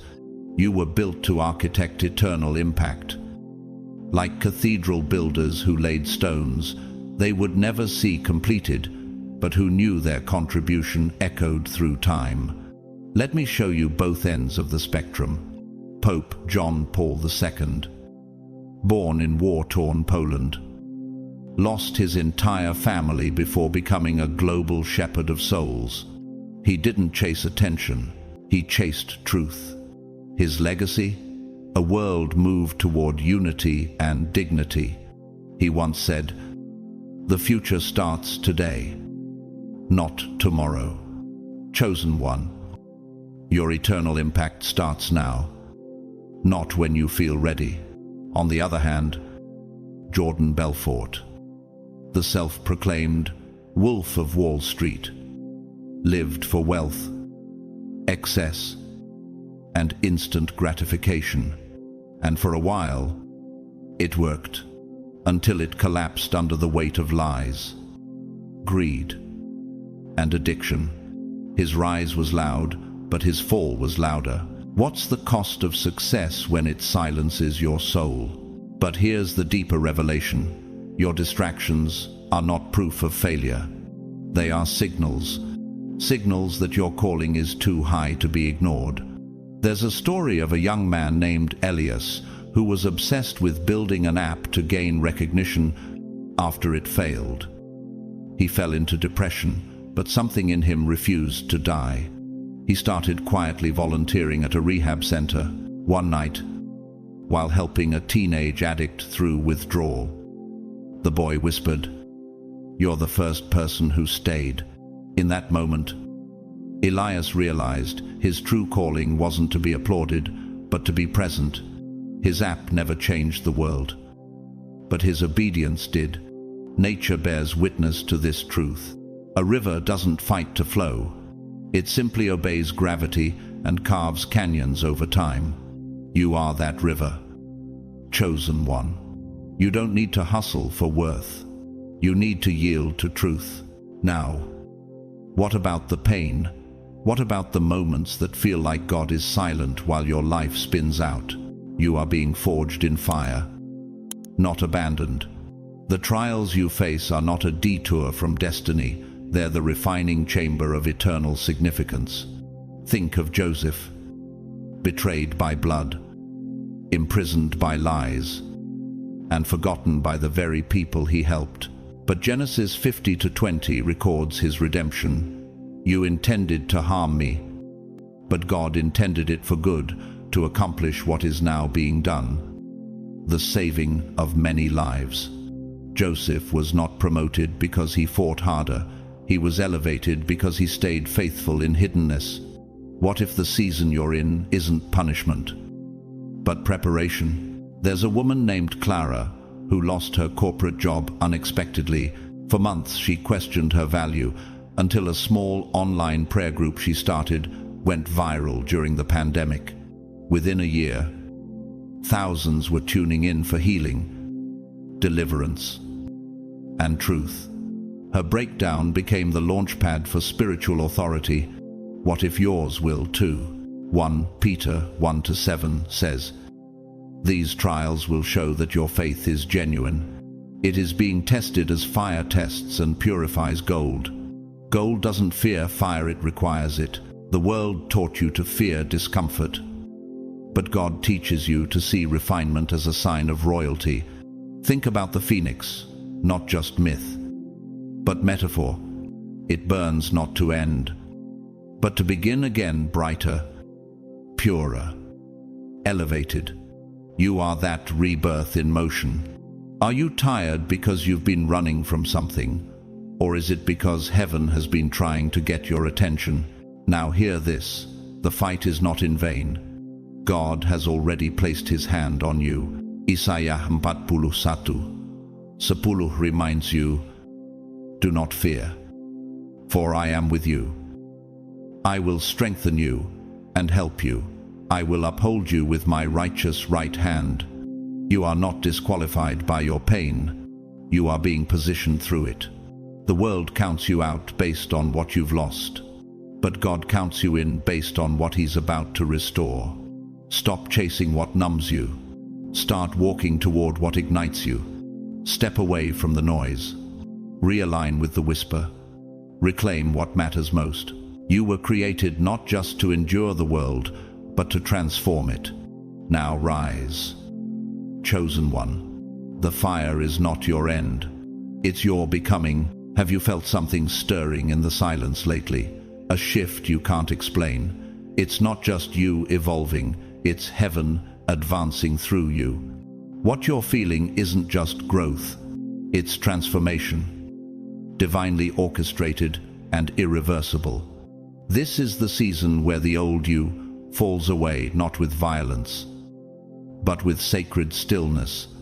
And what rises in its place is someone aligned with God's architecture, designed to carry light into a dark world. Transformation doesn't begin on the outside. It begins in the subatomic resonance of your soul, where God's presence rewires the very frequencies you emit. What once drew chaos now draws clarity. What once attracted disorder now attracts destiny. When you focus on what matters most, your intimacy with God, your eternal assignment, your spiritual integrity, something begins to shift on a cellular level. The heaviness that sat on your chest for years begins to dissolve. Anxiety loses its grip. Confusion fades. Why? Because heaven never leaves an aligned heart unchanged. Romans 12:2 declares, Do not conform to the pattern of this world, but be transformed by the renewing of your mind. This isn't motivational fluff. This is spiritual physics alignment with divine order produces supernatural breakthrough. Imagine a chrysalis, the silent cocoon between crawling and flying. From the outside, it looks still, unimpressive, but inside, cells are dissolving and reconstructing. Identity is shifting. Wings are forming. That's you, chosen one. The world may not understand your stillness right now, but it will marvel at your flight later. And here's what happens when you align. Peace returns, not as a feeling, but as a foundation. Joy rises, not as an emotion, but as a spiritual signature. People begin to notice a light they can't explain. They ask you, what's changed? But you won't have a formula. You'll have a presence. Because this isn't a mental upgrade. It's a spiritual rebirth. Your finances begin to align not because you hustle harder, but because your motives shift from acquisition to assignment. Your relationships begin to mend not through manipulation, but through trust in God's timing. Your health begins to improve not from fads or force, but because you've surrendered to the divine rhythm of rest, obedience, and sacred order. It's like a symphony finally playing in tune. Nothing is louder, but everything is in harmony. You may not see the full picture yet, but the blueprint is unfolding. Psalm 138:8. Assures you, the Lord will fulfill his purpose for me, your steadfast love, O Lord, endures forever. God finishes what he starts. You are not a project. You are a prophecy in motion. Even the universe obeys this divine pattern.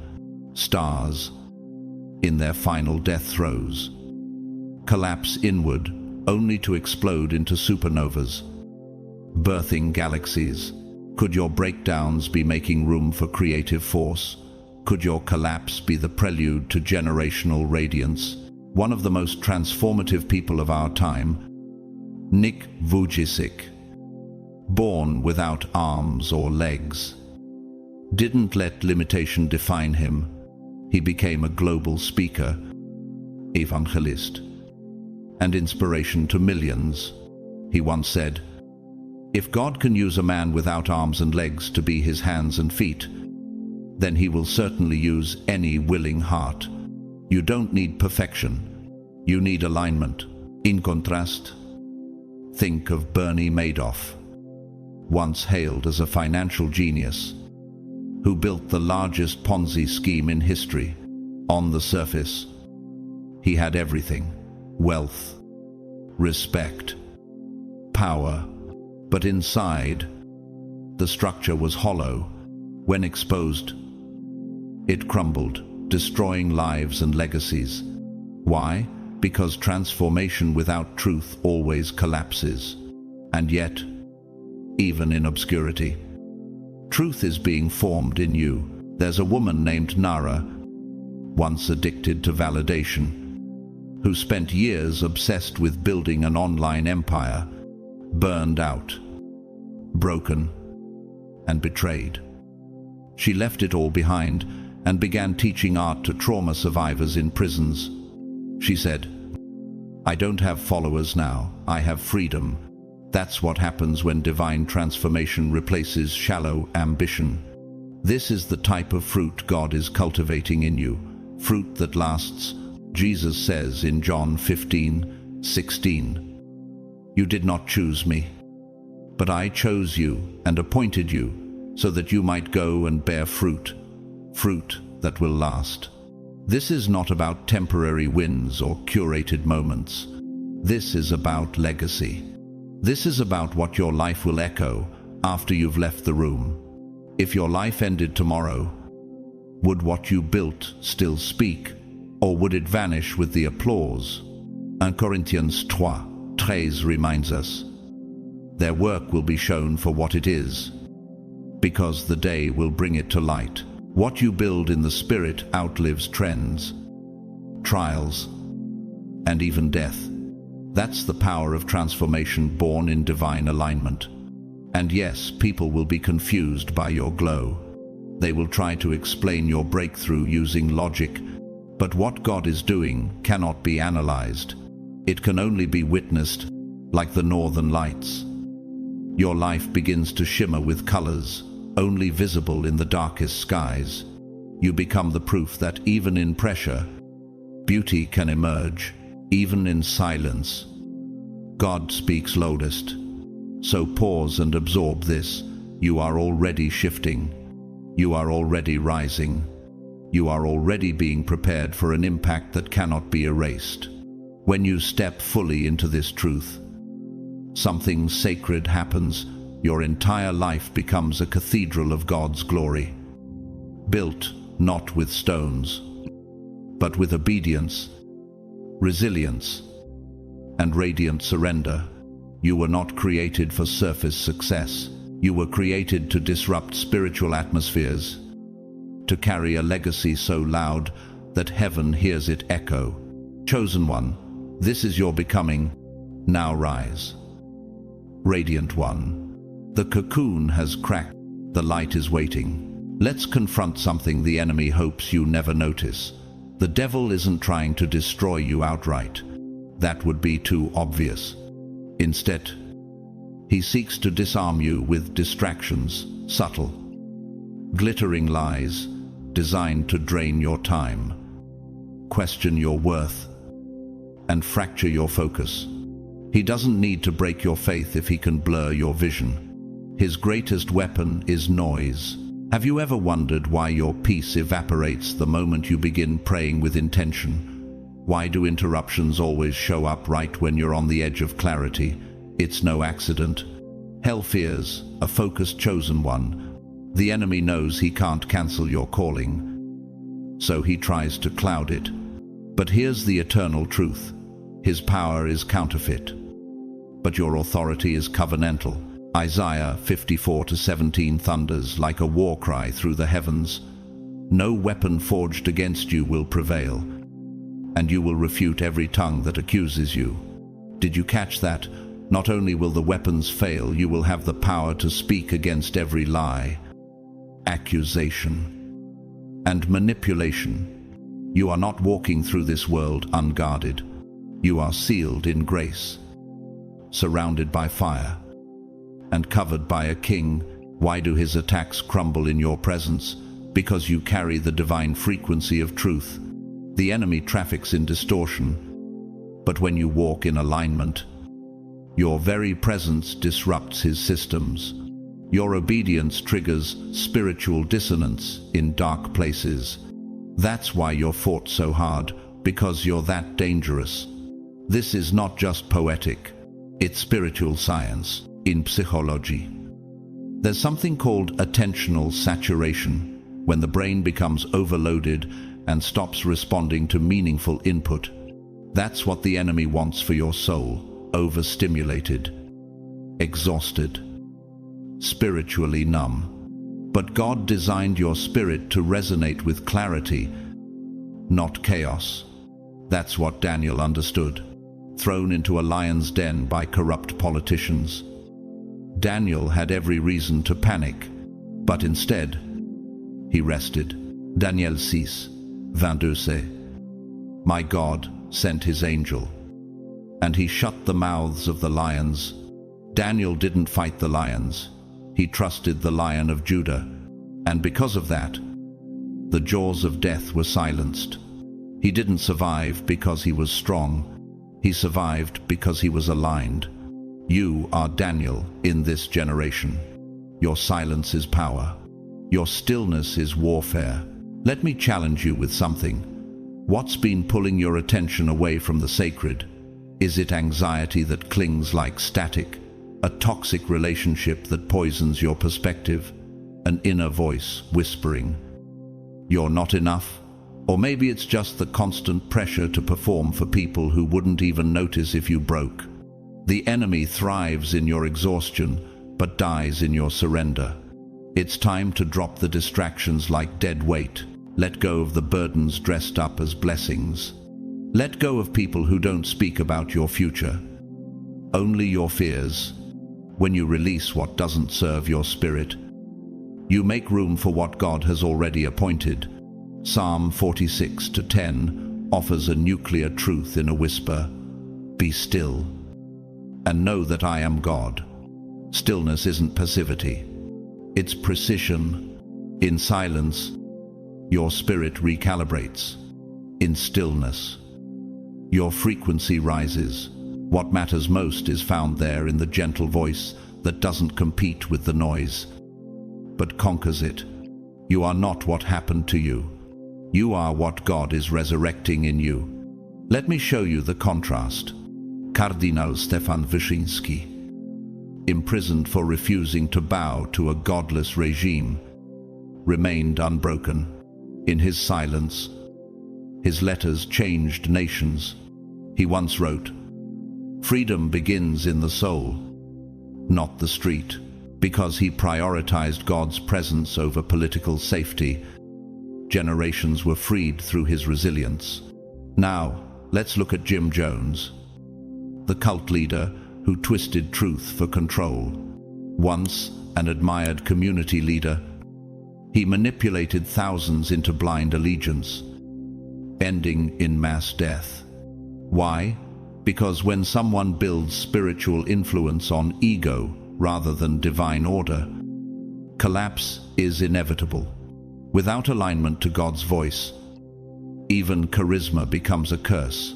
But you, chosen one, are marked by a different path. There's a young man named Leor, once addicted to his own ambition. Every time he succeeded, he felt emptier. He was praised publicly, but tormented privately. One night, lying awake after winning an award, he heard nothing but silence. In that void, a phrase echoed, "Is this who you wanted to become?" He quit his job weeks later, moved to the mountains, and began writing devotionals for trauma survivors. His income shrank, but his soul finally breathed. Sometimes loss is the only path to resurrection. Nature shows us this every day. Snakes shed skin, not because they're dying, but because they're outgrowing the past. If they don't release it, they suffocate. So what outdated identity must you release? What skin must you leave behind to step into your divine expansion? Deuteronomy 31:6 gives you this charge. Be strong and courageous. Do not be afraid or terrified, for the Lord your God goes with you. That means the enemy doesn't stand a chance. Not now, not ever. Chosen one, pause here. Feel the weight of this moment. You're not who they said you were. You're not what the world labeled you. You are God's design, heaven's echo, a warrior of light. You are not defined by your mistakes. You are defined by your becoming. And that breakthrough you keep praying for, it's already forming. Every prayer you whispered in exhaustion, every tear you buried in your pillow, none of it has been wasted. You're not about to be delivered. You're already being transformed. So rise, shake off the lies, silence the noise, and walk like someone the enemy fears, because that's exactly what you are. Have you ever walked into a room and felt the atmosphere shift before anyone spoke a word? That's the power of unseen resonance. That's what happens when a chosen one steps into alignment with heaven. Your presence emits more than light. It emits glory. Not glory in the way the world defines it, flashy, shallow, temporary, but a glory birthed in obedience, consecration, and truth. This is your glow-up season, but not the kind the internet sells you. This is the kind that originates in the unseen realms. A divine glow forged not through self-improvement, but through soul surrender. When you focus on what matters most, your calling, your creator, your eternal assignment, your inner frequency starts syncing with heaven's rhythm. And when your spirit harmonizes with divine resonance, the light within you becomes undeniable. Isaiah 61 commands it. Arise, shine, for your light has come, and the glory of the Lord rises upon you. This is not a poetic metaphor, it's an instruction for activation. Your glow isn't vanity, it's warfare. It's a declaration that darkness cannot win. People will notice something different. They won't be able to name it, but they'll feel it. Your peace will calm rooms. Your eyes will carry revelation. Your walk will command respect, not because of status, but because you move with divine architecture behind every step. You won't have to explain yourself. Your glow will preach louder than your words ever could. And yes, there will be haters. There always are when light enters shadow. Esther knew what it meant to stand in that tension. A Jewish orphan turned queen, positioned in a palace that could either protect or kill her. When the time came to speak for her people, she could have stayed silent. She could have bowed to fear. But instead, she said in Esther 4:16, "If I perish, I perish." And that bold obedience shifted the destiny of a nation. You are Esther in this hour, positioned in a time, place, and generation that needs your light. Have you been hiding your light to stay comfortable? Have you been dimming your truth to remain accepted? What part of your glow have you buried just to avoid rejection? It's time to rise. Bioluminescent creatures like the firefly or deep-sea jellyfish glow from within. They don't need the sun to shine. They generate light from their own internal design. That's you, chosen one. Your glow is not environmental, it's elemental. There's a young woman named Dahlia who worked behind the scenes in a high-profile ministry. No one noticed her. She organized spreadsheets, folded bulletins, and served coffee. But something about her presence shifted people. One day, a woman in tears said, "When you handed me that bulletin, I felt God tell me everything was going to be okay." That's a divine glow, not performance, but presence. The enemy fears this version of you, because once you realize the glow comes from who you are in Him, not what you achieve, you become untouchable. Now, let me show you the opposite. Anna Sorokin, also known as Anna Delvey, was a socialite con artist who deceived elite circles into thinking she was a German heiress. She wore glamour like armor, but behind the filters was emptiness. Her glow was borrowed, her brand a facade. Eventually, the lie collapsed, and with it, her influence. Why? Because counterfeit light can't survive exposure. Real glow doesn't need permission. It doesn't need platforms. It radiates from the Spirit. Romans 8:28 confirms your security. And we know that in all things God works for the good of those who love Him, who have been called according to His purpose. That includes the pain. That includes the shame. That includes the silent seasons where no one saw your obedience, but heaven took notes. Everything is working. Nothing is wasted. Your trials are being woven into a tapestry of testimony. You are not being punished, you're being polished. Even stars must burn before they shine. So, yes, pause this moment. Speak with your actions. Comment 777 to declare alignment, not as a trend, but as a prophetic agreement with the frequency of heaven. Subscribe to this move of God, not for content, but for confirmation. Hit the like, not for algorithm, but to amplify what's happening in the Spirit. You are not just watching, you are awakening. You are stepping into your moment. The world will try to dim you with drama, fatigue, and doubt. but the glow cannot be dimmed when it comes from glory. Let go of what no longer serves the light in you, that old fear, the lingering self-hate, the voices that said, "You're not worthy, they have no place in your atmosphere." Shed them like dust. Philippians 2:15 reminds us. Then you will shine among them like stars in the sky as you hold firmly to the word of life. End of 2. You are God's lantern in a fading world.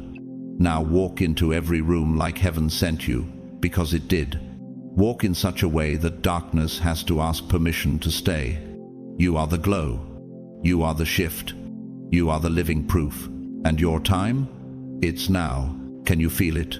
That silent, sacred pressure in the atmosphere, like something divine is shifting under the surface. That's not your imagination. That's heaven moving in your direction. You are standing on the edge of a moment so precise, so eternally timed, that it could only have been orchestrated by the Creator himself. The opportunities ahead of you are not random, they are revelatory. They are divine keys placed before you to unlock everything that's been buried, delayed, or distorted. Revelation 3-8 declares it clearly. I have placed before you an open door that no one can shut. This isn't a metaphor. It's a legal decree in the Spirit. These are not just job offers, promotions, ecos, or collaborations. These are divine alignments, loaded with assignments. God is not handing you chances. He's handing you calls. But divine doors require divine eyes to see them. Many miss their breakthrough, not because it wasn't there, but because they couldn't recognize it when it came. Like Jacob waking from a dream and whispering in Genesis 28-16, "Surely the Lord is in this place, and I was not aware of it." Don't let that be you. The opportunities approaching you were crafted before time began. They were written into your soul like blueprints into stone, waiting for your spirit to reach the frequency where they could manifest. But to walk through them, you must release the illusion that you are unworthy.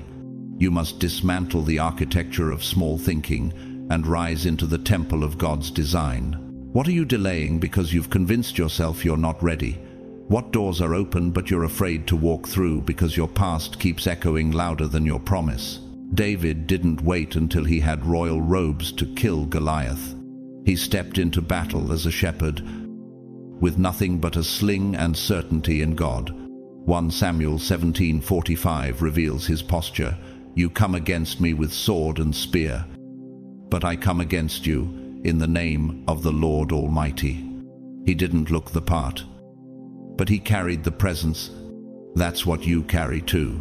You may not see it yet, but the giants in your life have already been marked for defeat. Fear, insecurity, financial instability, isolation. These are not permanent structures. They are fragile illusions that collapse when confronted by divine authority. Let me show you both paths. Howard Schultz, the visionary behind Starbucks, grew up in public housing, overlooked and under-resourced. But when an opportunity came to build something greater, he didn't see coffee, he saw connection. He once said, "In times of adversity and change, we discover who we really are and what we're made of." He didn't wait for perfection. He walked through the door and created legacy. Now compare that to Martin Shkreli, a former pharmaceutical CEO known for drastically inflating the price of life-saving medication. Driven by greed and manipulation, he abused access and authority, becoming a public symbol of corporate cruelty. His fall was swift and brutal, because when doors are entered with deception, collapse is inevitable. God does not sustain what ego constructs. And then there's a man named Jude, a former bouncer turned youth pastor. His door came in the form of a 13-year-old boy who tried to steal his phone. Instead of pressing charges, Jude took him out for lunch. That boy is now leading worship in a church of 5. Ling. Sometimes opportunity doesn't look like a platform. Sometimes it looks like an interruption disguised as an assignment. Creation teaches us this. The giraffe, when born, falls from a height of nearly 6 feet, hitting the ground hard, but it's that very fall that shocks the lungs into breath. Without the fall, the baby can't survive. Without the jolt, it won't rise. You too may feel like you've been dropped, shaken, or slammed into unfamiliar ground, but that impact wasn't your end. It was your initiation. The height of your fall will match the elevation of your rise. And now, you are standing at a divine crossroads, a threshold between the old version of you and the emerging you, anointed, activated, aligned. What matters most is not who you've been, but who heaven is calling you to become.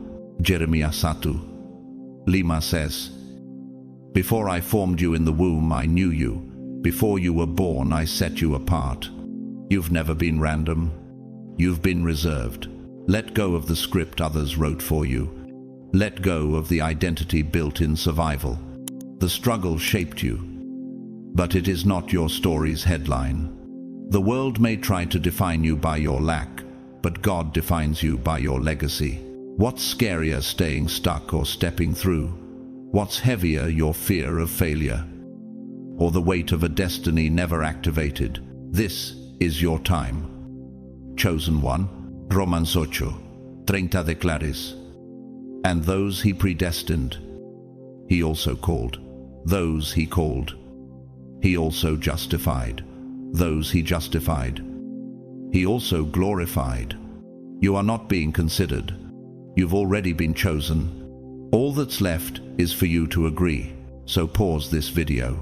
Comment 777 as a prophetic agreement with the heaven-ordained opportunities placed before you. Hit the like, not to boost the content, but to amplify the clarity. Subscribe not for numbers, but to align with thousands of others stepping into sacred purpose. You are standing in the corridor between preparation and manifestation. The door is open. The time is now. Your name is being whispered in rooms your feet haven't entered yet. You were never meant to live unnoticed. You were never called to walk in circles. You were created to step forward boldly, radiantly, relentlessly. So, walk through the door, not as a guest, but as the one it was built for. Let it sink in, not just into your mind, but into the marrow of your being. This isn't just another nice idea. This is a heavenly charge wrapped in spiritual voltage. Chosen one, divine strength is rising in you, and it has nothing to do with hype. It is not manufactured. It is not borrowed. It is resurrected. You are being fortified from within, not by motivation, but by manifestation, the Spirit of God activating what has been buried under fear, fatigue, and delay. Romans 8:11 confirms it. The Spirit of Him who raised Jesus from the dead is living in you, not around you, not near you, in you. That means resurrection power, the kind that makes graves reverse their grip, is not a metaphor. It's your inner reality. This isn't about physical strength. This is divine conductivity. When your faith aligns with God's design, you become a vessel of heaven's energy. What was once dormant comes alive. Where once there was hesitation, now there is holy velocity. But have you ever asked yourself why the trials seem heavier the moment you start seeking truth? It's because your spirit is waking up, and hell gets nervous when a chosen one stops scrolling and starts rising. Paul and Silas understood this.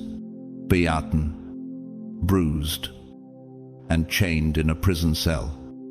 They didn't moan. They worshipped. Acts 16:25, -26 records.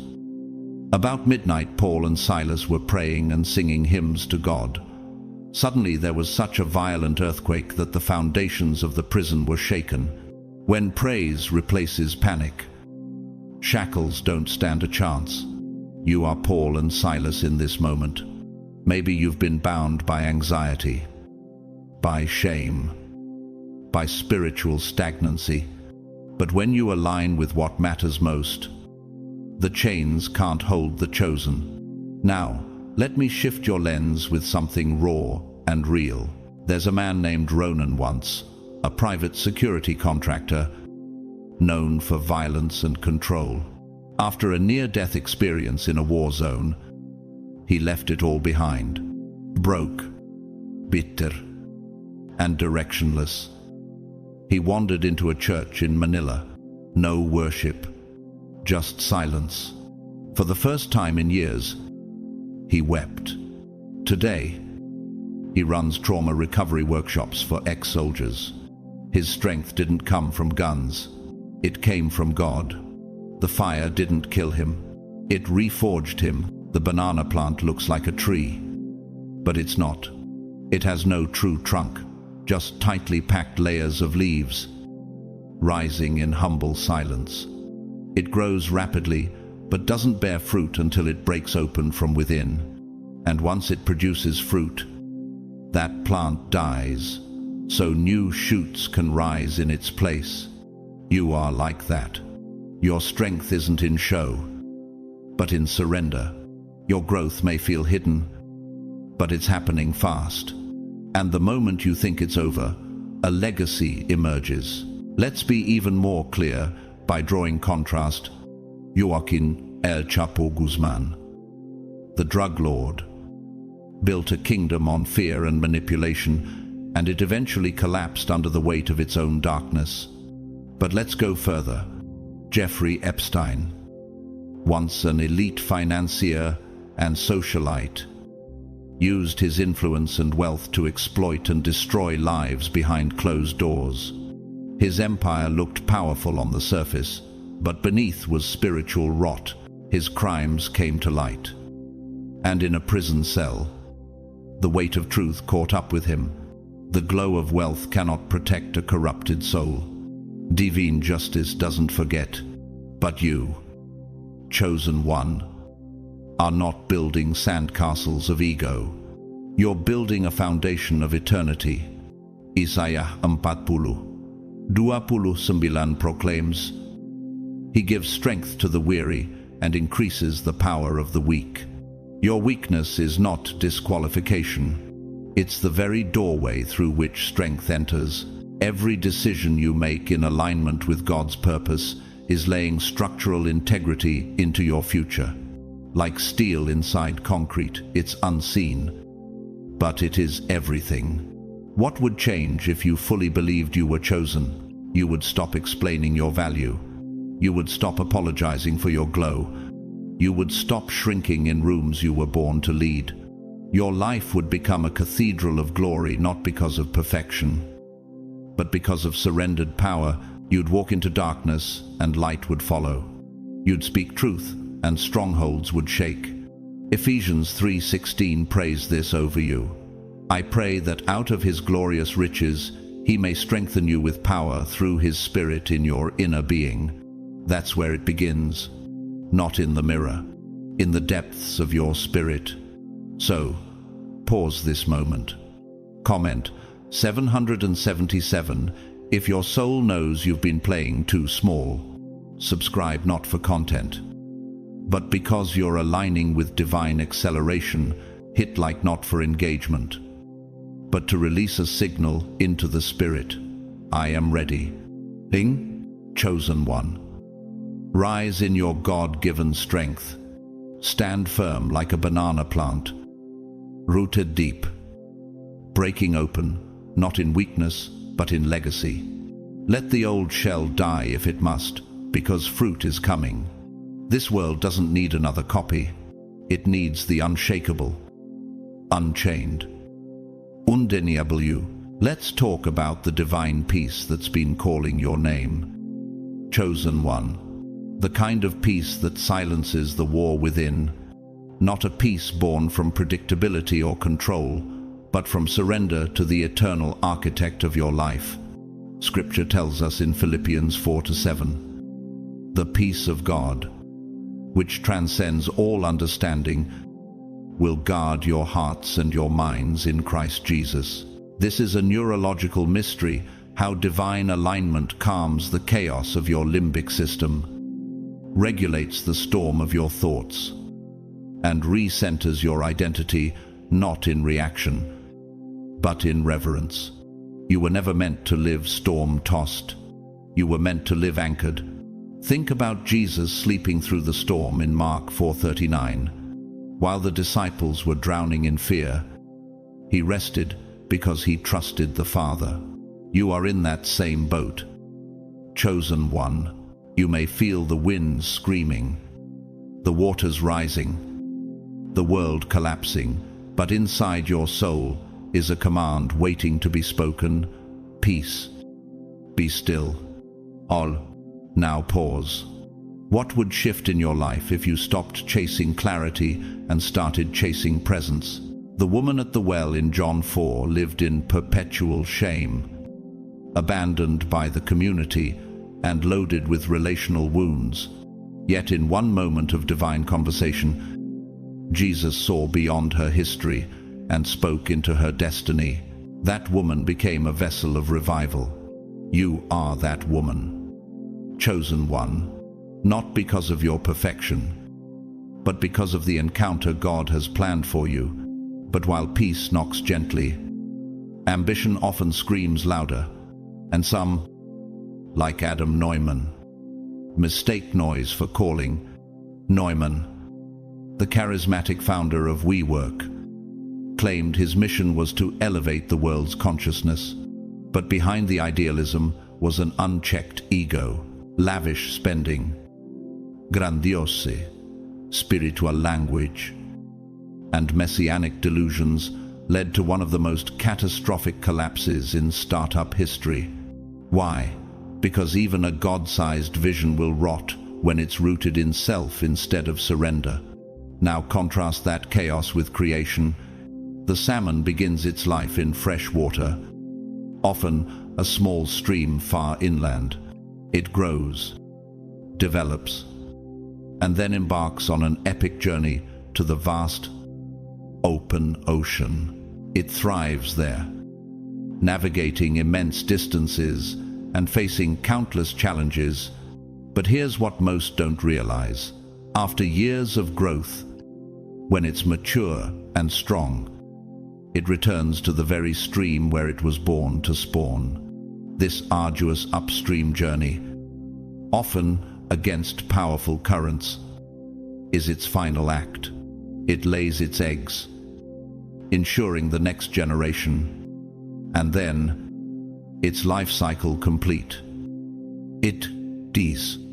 That death isn't failure, it's legacy. It passes on life, nourishing the ecosystem and providing for the young fry that will soon emerge. Like the salmon, you were never designed to just grow. You were designed to reproduce fruit that outlives your name. What have you been watering that bears no fruit? What have you sacrificed peace for performance, applause, control?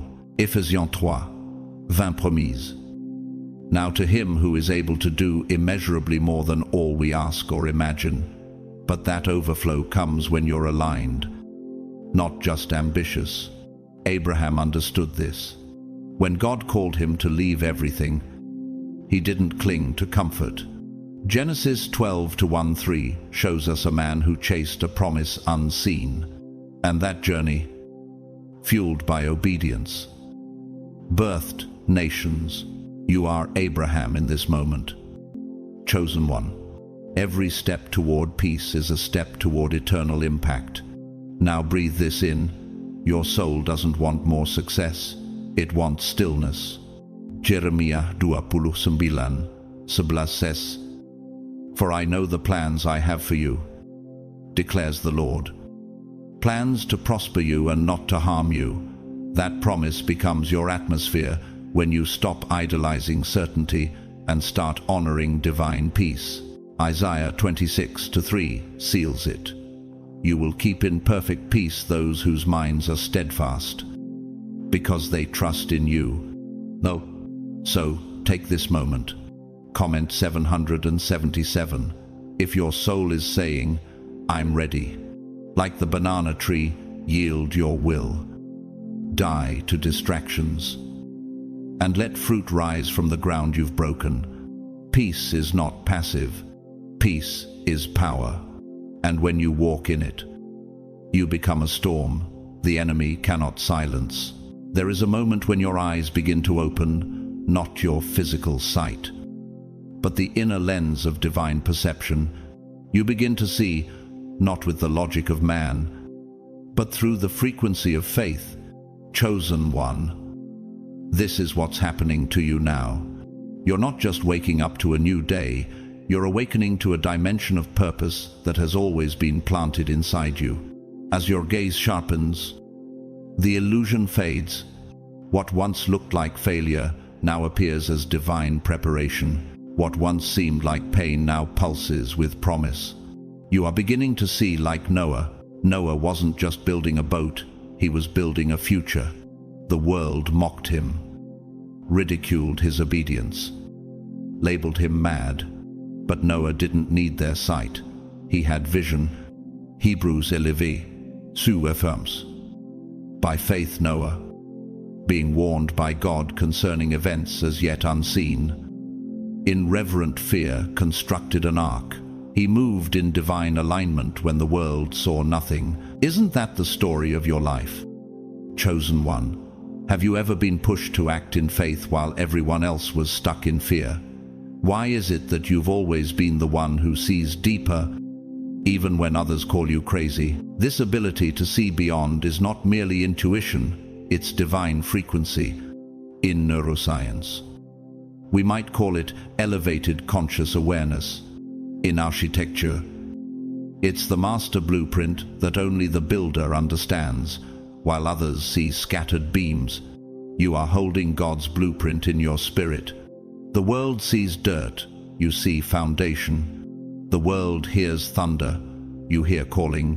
One rising entrepreneur named Gabriel shared how, after losing his entire business to a scandal he didn't cause, he heard what he could only describe as a silent vision in prayer. He sketched a new strategy on a napkin, and 3 years later, that napkin turned into a company that now supports thousands of families. What kept him going? Not sight vision, not clarity, faith, and yet, on the other end.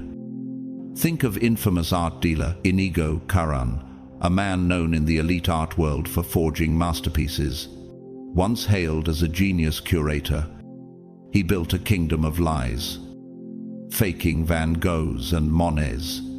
For a while, he saw opportunities, but never purpose.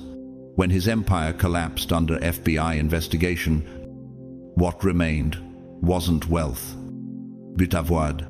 His vision was limited to profit. Yours is anchored in eternity. Have you been doubting the instructions God whispered in the silence? Are you hesitating because others can't see what you see? That's how you know it's divine. If it made sense to everyone, it wouldn't be sacred. God doesn't need the crowd to approve your calling. In 2 Corinthians 5-7 it says, "For we live by faith, not by sight." You, chosen one, were never meant to follow the eyes of the world. You were meant to walk by what the Spirit reveals. Divine vision isn't about knowing every step. It's about trusting the direction. Let nature remind you of this. The peach tree, unlike many fruit trees, doesn't blossom recklessly. It waits for frost to pass and warmth to deepen the soil. Its pink flowers are fragile, but timed with divine precision. You might look at a bare tree in winter and think it's dead, but deep in the root system, it's preparing an explosion of fruit. The same is true of you. Just because nothing is blooming yet doesn't mean you're behind. You're in sync with heaven's calendar. Chosen one. Are you willing to remain hidden while heaven refines your bloom? In the Gospel of John, Jesus told Nathanael in John 1:50, "You will see greater things than these." You will, but only when your eyes are tuned to what matters most. Distraction distort, doute dim, but divine clarity can cut through the fog. Even in the midst of betrayal, Joseph held on to vision, sold, falsely accused, and imprisoned. He still carried the image God gave him. Genesis 50:20 says, "You intended to harm me, but God intended it for good." What others called misfortune was God's redirection. One example comes to mind. Diana, a middle-aged woman who gave up her corporate job after a recurring dream of building a wellness center in the desert, with no money, no investors, just vision. She began recording voice memos of what she believed God was revealing. Today, the Oasis is a sanctuary for burned-out leaders, and hundreds have testified of supernatural healing on that dry land. It began with divine vision. Do you feel it stirring inside you too? This isn't random. Ephesians 1:18 captures it beautifully. "I pray that the eyes of your heart may be enlightened, in order that you may know the hope to which he has called you." You're not just chosen, you're being given sacred sight. Now's the time to cast aside the opinions of the blind who mock what they cannot see. Your life is not meant to be a mirror of culture, it's meant to be a window into heaven. Every vision from God carries resistance, but resistance doesn't cancel the call, it confirms it. Chosen one, you are not delusional. You are prophetic. You are not unstable. You are unveiling something eternal. Don't shrink your sight to match their understanding. Expand your faith to match God's intention. Isaías 43:19 declares, "See, I am doing a new thing. Now it springs up. Do you not perceive it? Perceive it. Chosen one, receive it. Declare it. Let the noise of the world fade and the resonance of God's frequency rise within you. This is your moment to lift your eyes, not outward, but upward. The vision is alive in you. Stand up, step in, see clearly, walk boldly. When divine confidence rises within you, chosen one, it does something more profound than embolden your personality. It re-engineers your internal architecture. You stop walking like a beggar in the world and start moving like someone who knows they were sculpted by the very hands of God. This isn't ego, it's a revelation. It's not about being loud. It's about being grounded in eternal truth. The kind of confidence that isn't shaken by rejection, nor inflated by applause. It's the kind Joshua carried when he faced Jericho, not with a sword, but with the sound of obedience. Joshua didn't size up the walls. He measured the word of God against them. And when he obeyed what sounded like divine absurdity, marching silently around a fortified city, they fell without a single blow. Joshua 6:20. Can you imagine what would happen if you stopped fixating on your walls and started aligning with your assignment? You're not just anyone. You are God's battle-tested blueprint. Chosen before time. Backed by the Spirit that raised Jesus from the dead. Romans 8:11. There's a frequency in your bones, one heaven recognizes and hell fears. The ancient architects of Gothic cathedrals designed every spire to point upward, drawing the eye to heaven. That's what your life is meant to do now. Lift eyes, shift atmosphere, break chains by simply existing in alignment. You're walking into rooms where confidence isn't announced. It's felt. Your energy disturbs the frequency of fear. Your presence stirs discomfort in the counterfeit. And yes, some will resist you. That's how you'll know you're on the right path. True alignment doesn't come without resistance. Michelangelo, the sculptor of the David and the ceiling of the Sistine Chapel, once said, I saw the angel in the marble and carved until I set him free. That's what God is doing with you right now, chiseling away doubt, anxiety, insecurity, until only the divine image remains. But not everyone wants you free. Some only liked you when you were imprisoned by your own self-doubt. They won't say it, but your healing offends their stagnation. Now, think of someone like Goliath, a symbol of worldly strength, towering, loud, full of taunts, but hollow. Goliath depended on size, not truth. And because he underestimated David's anointing, he fell by the hand of a boy with a stone and a vision. You carry a similar danger to darkness when you know who you are. Because you won't fight with fear, you'll fight with fire. What if the biggest battle in your life right now isn't your circumstances, but your self-perception? What if the miracle isn't waiting to happen, but waiting for you to believe you're worthy of it? Ephesians 3:12 says, "In him, and through faith in him, we may approach God with freedom and confidence." That's your inheritance, divine boldness, not performance-based approval. I once heard the story of a woman named Moriah, a trauma nurse, in a war-torn region. She was quiet, gentle, unnoticed by many. But during an attack on the hospital, when chaos erupted, it was her stillness that anchored everyone. She held the wounded and whispered scriptures while bullets flew. She didn't scream. She didn't panic. Her confidence wasn't in her training, it was in the one who had trained her spirit. That's you. Your quiet strength shifts atmospheres more than noise ever could. The eagle reflects exactly what's awakening in you, while other birds flee from the storm. The eagle flies straight into it because it knows the wind will lift it higher. The turbulence that breaks others is the same force that elevates the eagle above the clouds. Chosen one. That's you. People may say you're reckless, too intense, too different, but they've never seen someone made for high altitudes. You were designed to soar above what others bow to. You don't flap, you glide on the currents of divine favor. You don't hustle, you ascend. And the time has come to stop perching among pigeons, hoping they'll understand your wingspan. What voices have you allowed to define your worth? What fear are you still negotiating with in secret? Why are you still standing at the edge of your promised land, questioning if you're qualified to enter? Hebrews 10:35 declares, "So do not throw away your confidence. It will be richly rewarded." God doesn't anoint the perfect.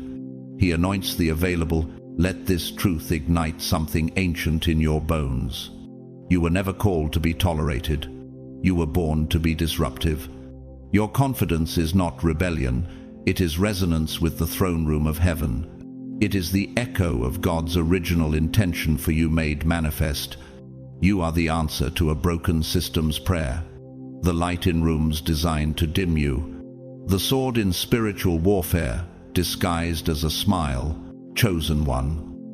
If you knew how close you were to your divine manifestation, you'd stop hesitating. You'd stop explaining yourself. You'd stop walking like your knees are made of fear instead of fire. Philippians 4:13 isn't a cliche, it's an atomic truth. I can do all things through Christ who strengthens me. You are rising now, not in ego, but in essence, not for fame, but for fruit. You were sent here not to survive, but to establish, not to please the world, but to shake it. The old version of you can't come into this next chapter. Let the fear go. Let the false humility die.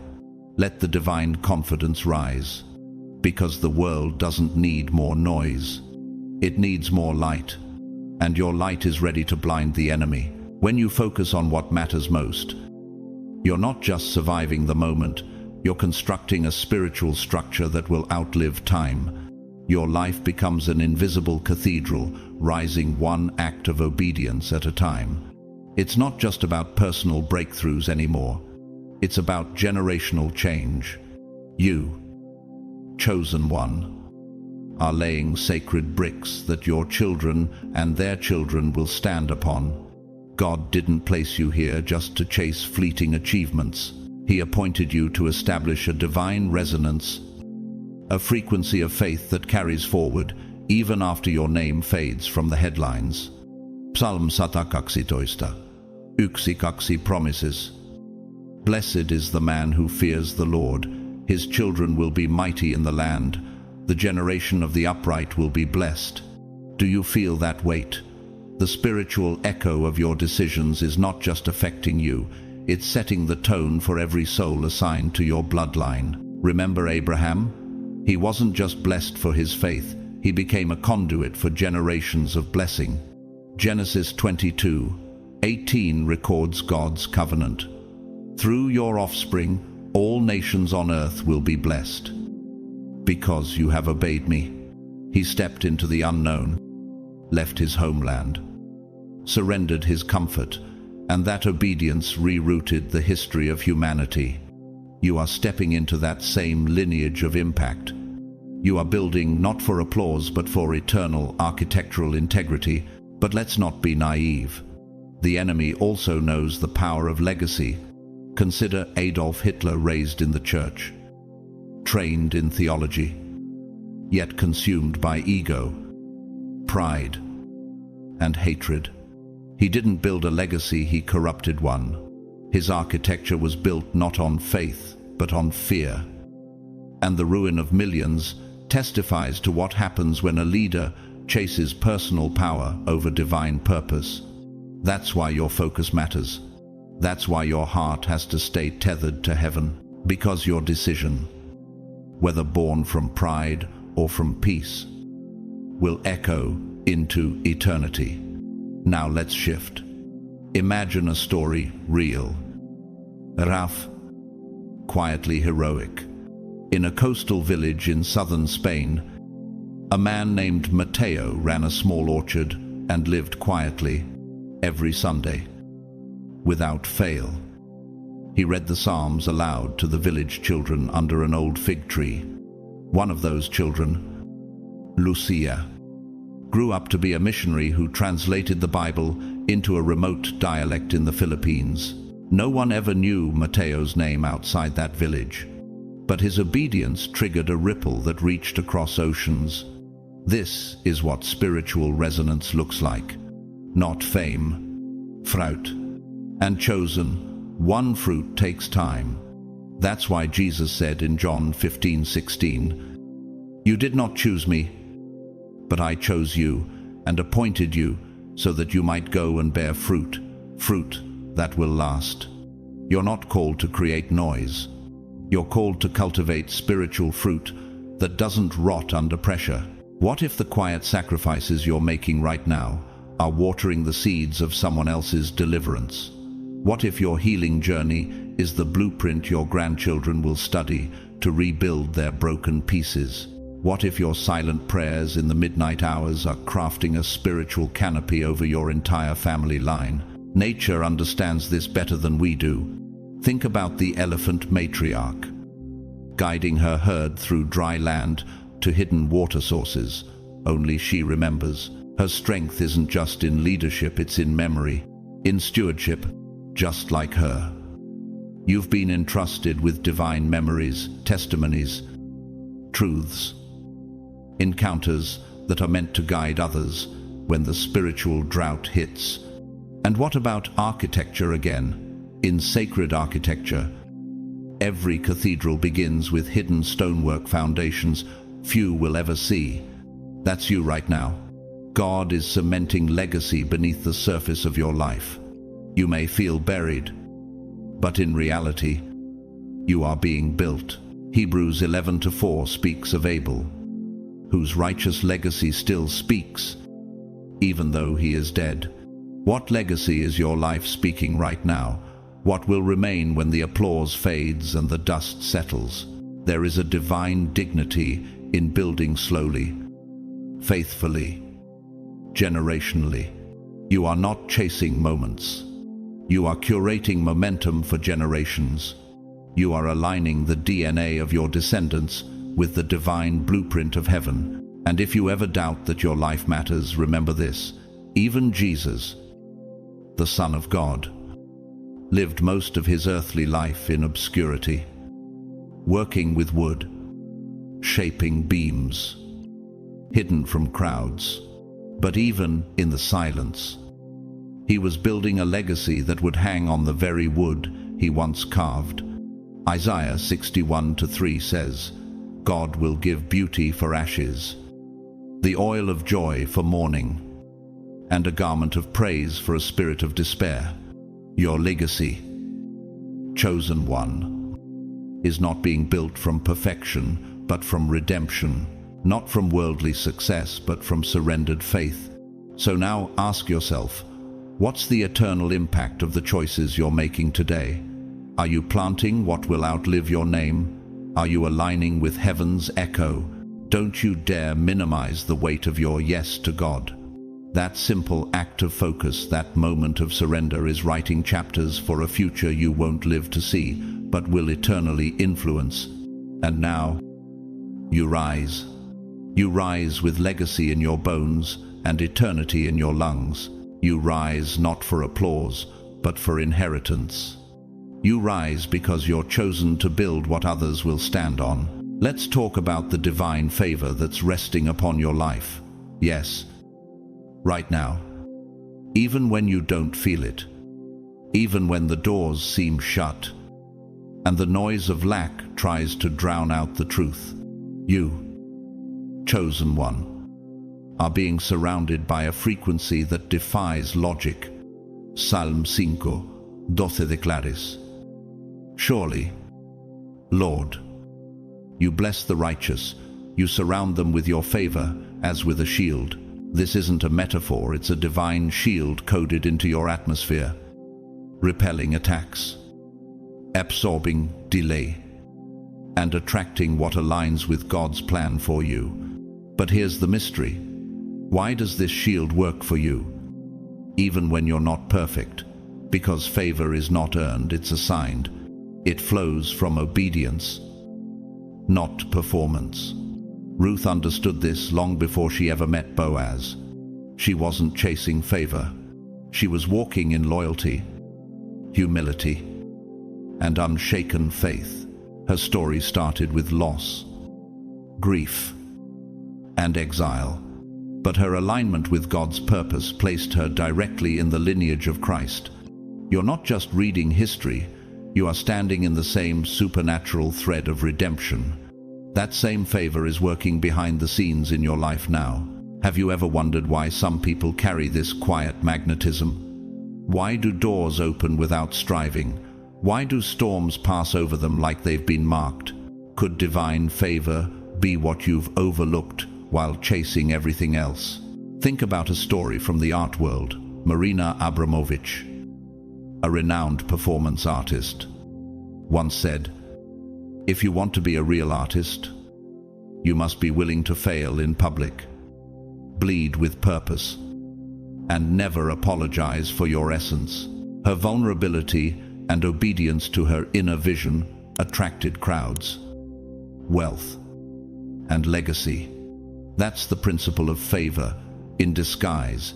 It finds those who are real, rough, and resolute. But let's not just talk about the blessed. Let's talk about the broken, the ones who missed their moment of favor because they focused on the wrong thing.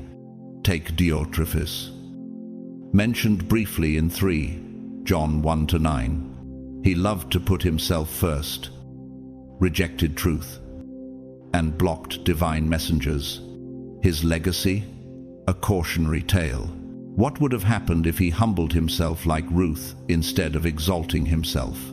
The door of favor slammed shut on him because his ego outran his purpose. Divine favor doesn't visit the proud. It visits the surrendered. Now let's ground this in creation. You are not a leaf drifting in the wind. You are like the baobab tree, sometimes called the tree of life. For years it may look plain, bare, even dead, but underground, it is storing water, building resilience, and preparing to burst with fruit in due season. That's what favor does to a chosen one. It hides you to prepare you. It roots you deep before you ever rise tall. Are you willing to grow even when no one claps? That's where favor begins. Let this question sink in. What if what you call delay is actually divine choreography? What if your unanswered prayers are making room for God's outrageous provision? Isaiah 60:10 says, "In my favor, I will have mercy on you." Favor is never just for your convenience, it's for your calling. It's the quiet storm that levels opposition without you lifting a finger. The world calls it luck, but heaven calls it legacy. A woman named Claudine worked in obscurity as a receptionist at a law firm. She wasn't flashy, didn't network, never played politics, but every lunch break, she prayed over the office and quietly encouraged her co-workers. One day, the CEO walked in broken, tired, and near divorce. Claudine gave him a word that no one else had the courage to speak. Years later, that same CEO promoted her to head of operations. Why? Divine favor. That's what happens when you carry light in secret places. Romans 8:31 reminds you, if God is for us, who can be against us? This isn't hype, it's strategy. Favor is how God shifts the weight in your direction. When you focus on what matters most, your faith, your purpose, your obedience, favor begins to echo in every room you walk into. Can you feel it now? That still voice calling you to stop striving and start aligning, to stop explaining and start embodying. Chosen one. God's favor doesn't show up where fear leads. It shows up when you surrender the script and follow the author. Elasticity 9:11 says, "The race is not to the swift, nor the battle to the strong, but time and chance happen to them all. The world calls it random, but to the chosen ones, this chance is heaven's fingerprint." You're not just walking into rooms, you're walking into rooms prepared for your arrival. And don't forget, favor isn't just a blessing, it's a burden. It will expose you to envy, it will attract the wrong kind of attention, but it will never abandon you.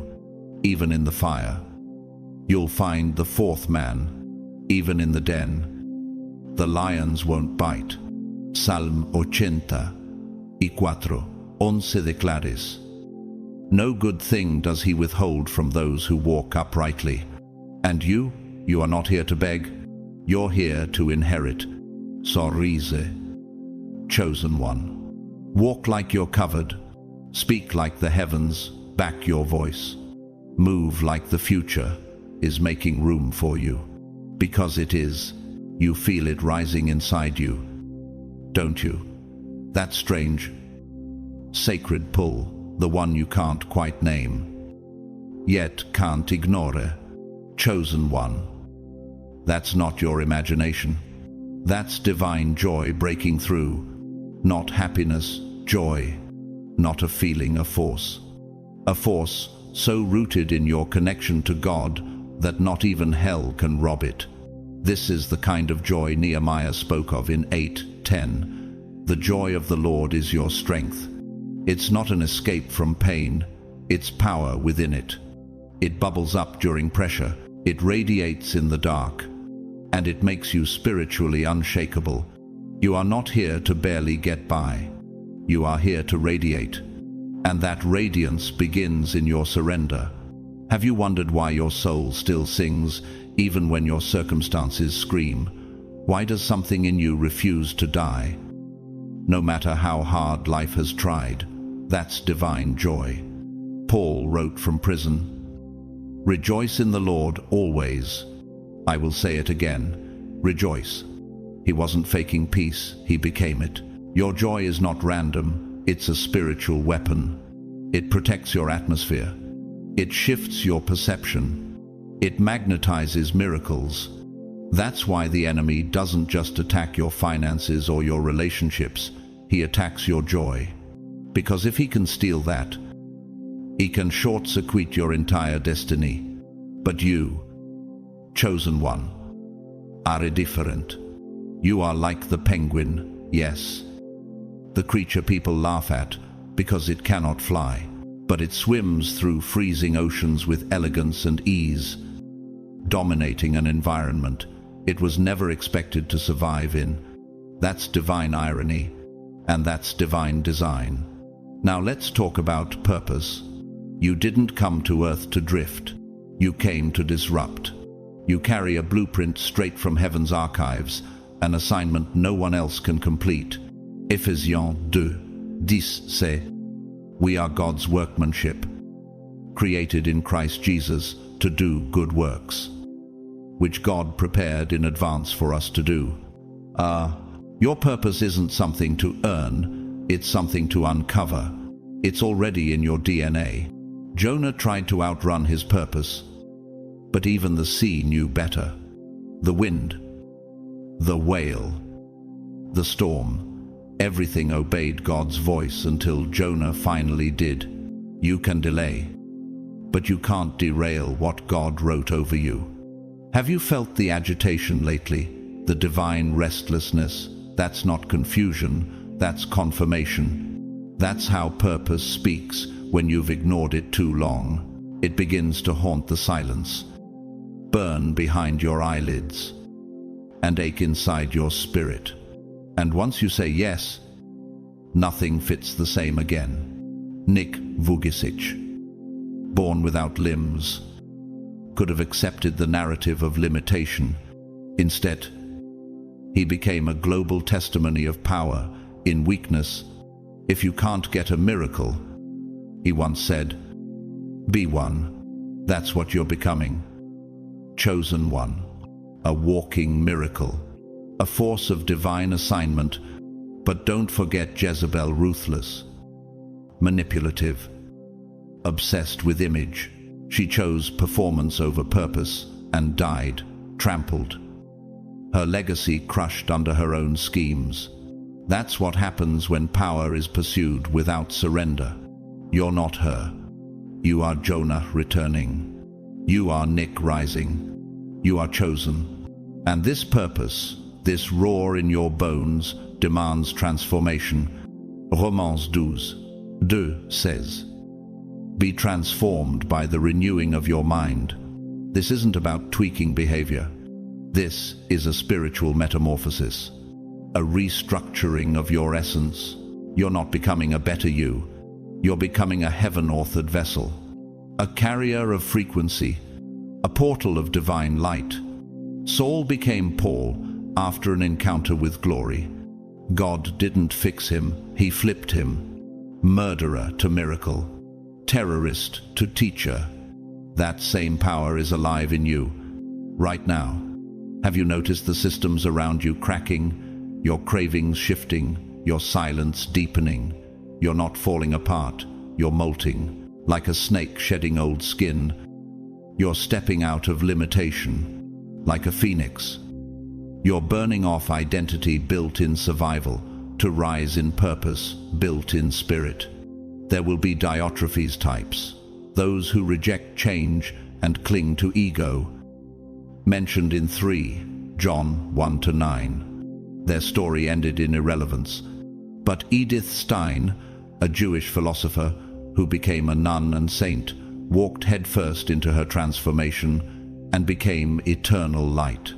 This is what divine transformation does. It turns trauma into testimony, shame into sacred, dust into destiny. And in nature, this is reflected in the redwood tree. Massive, towering, unstoppable. But what holds it up? A root system so deeply interlocked with others that no storm can topple it. You, chosen one, are being rooted. You are becoming part of heaven's living structure, intertwined, sustained, and rising. Let this be your declaration. I am not who I was. I am who God is forming. So let joy rise like fire in your lungs. Let purpose burn away every false label. Let transformation rewrite your story. You are chosen. You are appointed. You are unleashed. The world has seen your struggle. Now let it witness your glow. You, chosen one, are not here by accident. You're not wandering through time without purpose. You've been anointed by the hand of God to carry something eternal. And now, something sacred is stirring inside you, an invitation to step into your divine momentum and awaken what the world could never give you nor take from you. Let's begin with the divine joy that's rising within you. This joy isn't artificial happiness.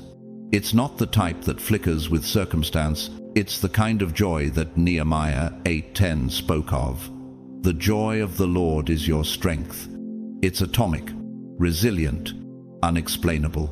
A joy that dances in the fire and sings in the storm. Paul, in chains, still managed to write, "Rejoice in the Lord always." I will say it again, rejoice. Philippians 4:4. He didn't wait for freedom to access joy, because joy was already free within him. Do you ever wonder what it would look like to tap into that kind of joy in your darkest hour? What would happen if your joy stopped depending on external victories and started flowing from divine alignment? Even in nature, joy often blooms from unexpected places.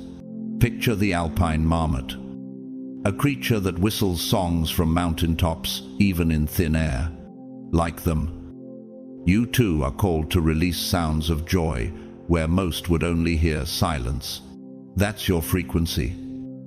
Chosen one. But joy is not just for you to feel. It's the signal that your divine purpose has been activated. You were not created to drift in chaos. Jonah tried that. He ran, resisted, rebelled. But purpose has a gravity, and God's call pulled Jonah right back into destiny's orbit. Has your purpose been chasing you? Even in your silence, you weren't designed to merely survive. You were created to construct sacred architecture in this broken world, to carry revelation like scaffolding into collapsing systems. Ephesians 2:10. For we are God's handiwork, created in Christ Jesus to do good works, which God prepared in advance for us to do. Purpose isn't something you create, it's something you uncover. And when purpose aligns with heaven, transformation follows. Not the type you see in shallow makeovers, but a divine metamorphosis. Romans 12:2 says, "Be transformed by the renewing of your mind." Think of the hedgehog, not the glamorous symbol of change, but one that curls into a ball in winter silence, only to emerge in full strength as seasons turn. God hides your growth like that, slow, sacred, and shocking to those who thought they knew your story.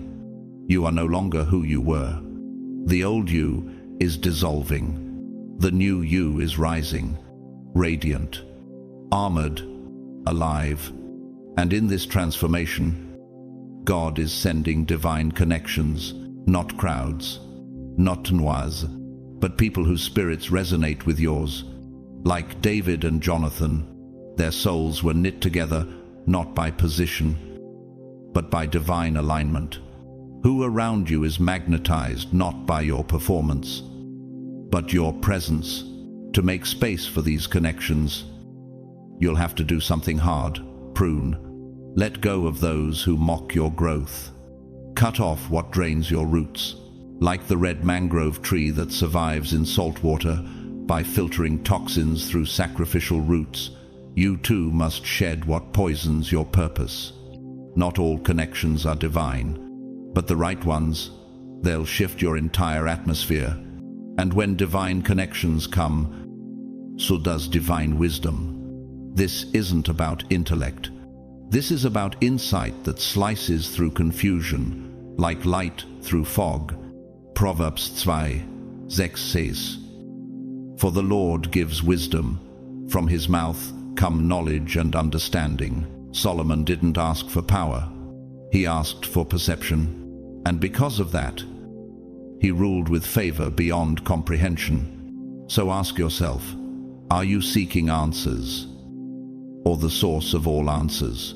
Divine wisdom often disguises itself in silence, in stillness, in divine delay. Now, let's talk about divine restoration, God's specialty. Joel kaksi promises. I will restore the years the locusts have eaten. Have you lost years to addiction, anxiety, betrayal? Have you watched your dreams decay like a neglected orchard? Imagine a wild bison returning to a once barren prairie. Its steps reawaken the soil. Life returns simply because the right presence walked in. That's you, chosen one.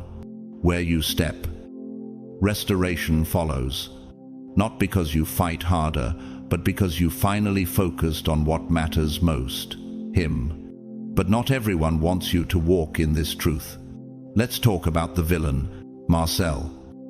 Once a global speaker known for his influence, slowly abandoned purpose for power. He began manipulating people's pain, preaching for profit, drowning in vanity.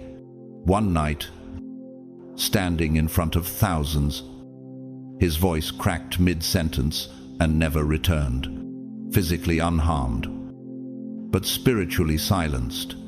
Divine favor lift. Legacy lost. This is what happens when favor is mistaken for entitlement. You don't carry light to be worshipped. You carry light to illuminate. In contrast, Jean Vanier, founder of L'Arche Communities for the Disabled, spent decades building homes where the world discarded people. His life whispered, true power is found in vulnerability. That's divine confidence, not loud, but seismic. And now you, chosen one, are being called into your own seismic shift. This is your moment to rise, not just emotionally, but spiritually, intellectually, even scientifically. You are a resonator, vibrating at the frequency of heaven. Every choice you make creates ripple effects. Every yes to God restructures the very blueprint of your legacy. So I'll end with this. Stand. Stand like a lighthouse in a storm. Stand like a violin string tuned to divine frequency. Stand like Elijah on Mount Carmel, surrounded by doubters, but consumed by fire. This is not just inspiration. This is a holy summons. You are not broken. You are being rebuilt. You are not late. You are right on God's time. You are not just chosen. You are awakened. Chosen one. If you've made it this far, it's because something inside you refuses to stay asleep. That spark, that pull, that ache for something greater. It's not just emotion. It's evidence. God is moving in you, and He's not finished. You've seen what happens when you focus on what matters most. Joy rises. Purpose awakens. Transformation begins. Divine connections find you. Wisdom pours in, and restoration follows. This isn't just inspiration. This is alignment, a sacred shift. You're not just learning, you're becoming. But the journey doesn't end here. It's just getting started. If this message stirred your spirit, I invite you to amplify it. Hit that like button to spread this divine energy into the world.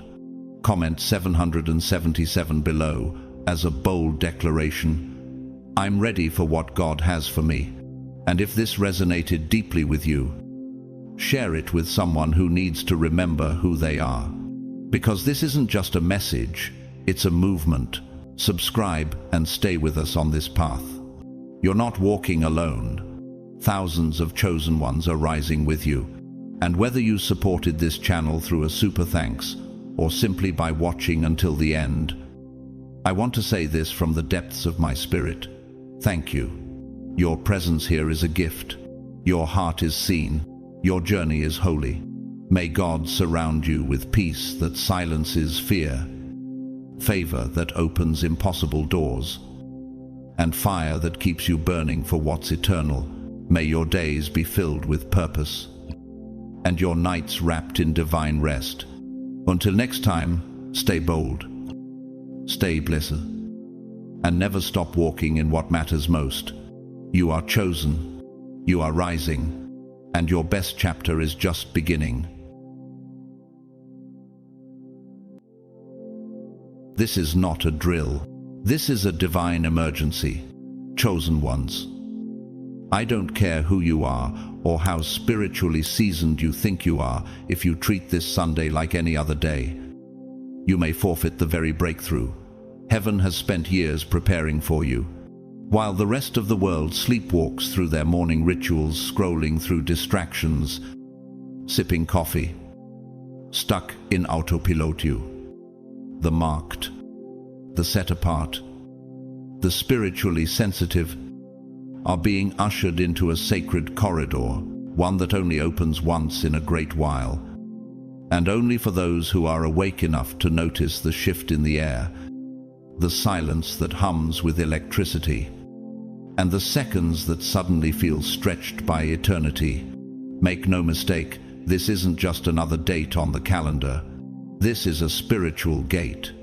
And if you speak to the wrong person, or even the right person at the wrong moment, you risk contaminating the frequency, not because they're evil, not because they mean harm, but because when the atmosphere is charged, every word carries the weight of manifestation, and not every voice is meant to mix with your miracle. This is why I'm pleading with you, warning you, shaking you. Awake in the spirit. Stay silent. Protect your channel. Guard your gate. If this is already resonating, if your spirit is trembling with recognition, drop 777 inch the comments right now. That's not superstition, that's alignment. And to every soul who supported this channel through super thanks. Thank you deeply. You're not just helping a video, you're helping deliver prophetic clarity to someone on the brink of breakthrough. Because what I'm about to show you next, it's the reason why the enemy has been trying to distract you all week. It's the reason your sleep has been strange, your energy has been shifting, and your discernment has been on high alert. This isn't random. This is a revelation. Keep watching before the window closes. God's chosen ones. Do this on Sunday, or risk losing everything God is sending your way.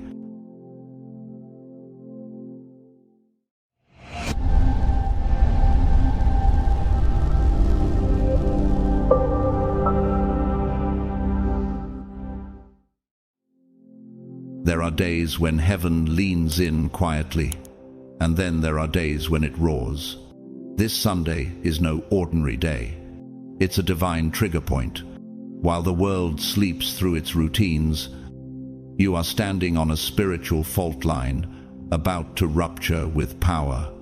A sacred alignment is forming, and with it, your every word will echo like thunder through eternity.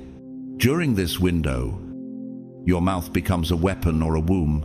Words won't just be heard, they'll manifest, multiply, materialize. Just like God's command, let there be light, Genesis 1-3. You are about to speak into your atmosphere, and it will OBY. Here's what most people miss. This Sunday, the spiritual veil thins to almost nothing.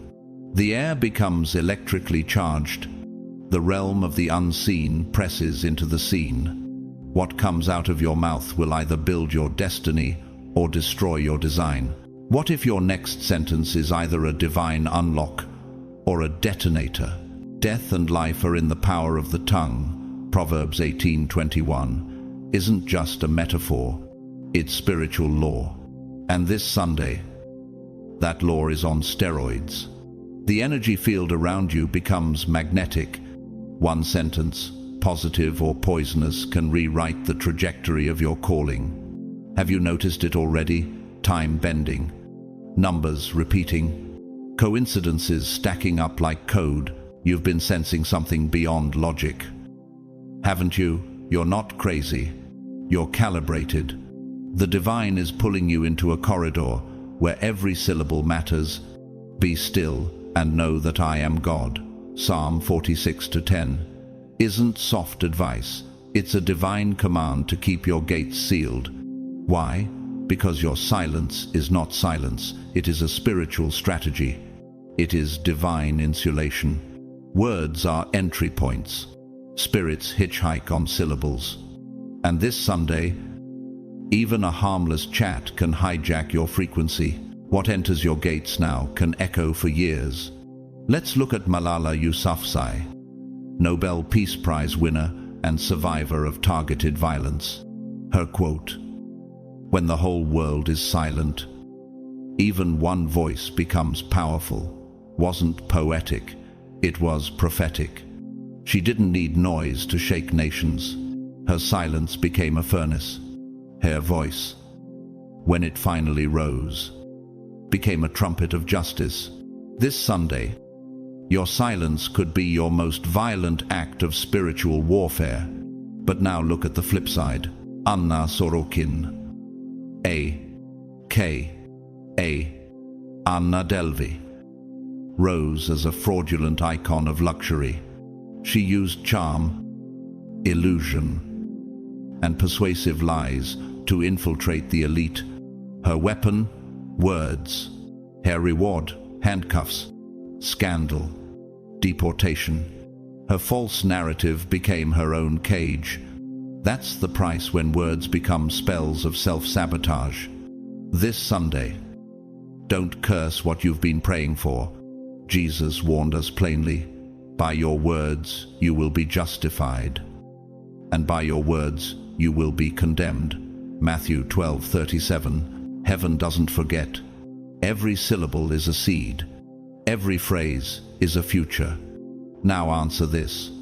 What if one careless joke cost you your calling?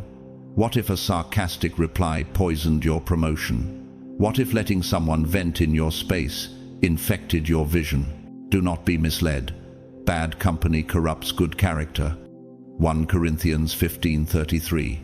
This isn't just about avoiding toxic people. It's about shielding your purpose from polluted frequencies. You are not being sensitive.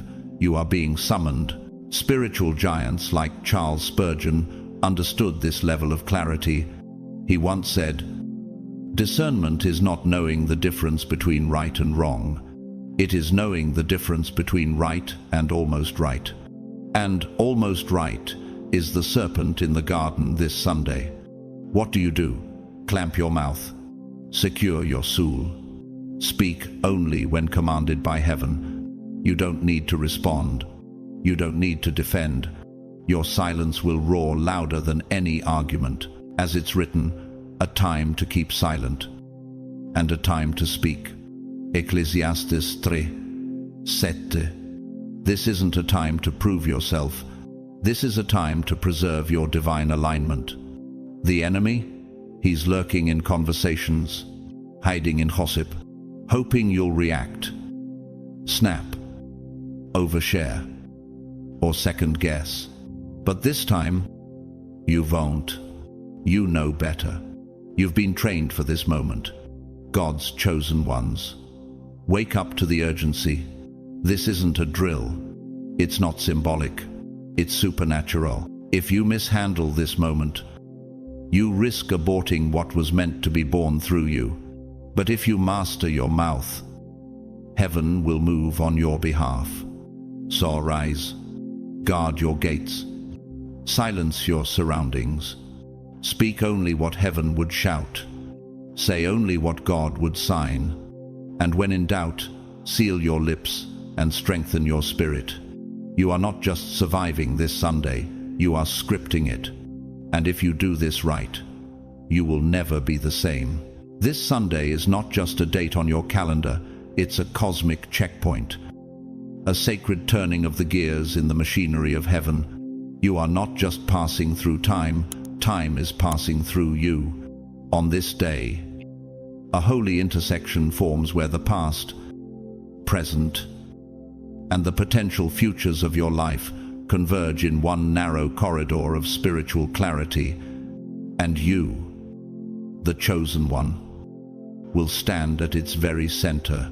The emotional frequency of the planet is shifting. The moon enters Sagittarius, ruled by Jupiter, the giant of truth, expansion, and divine direction.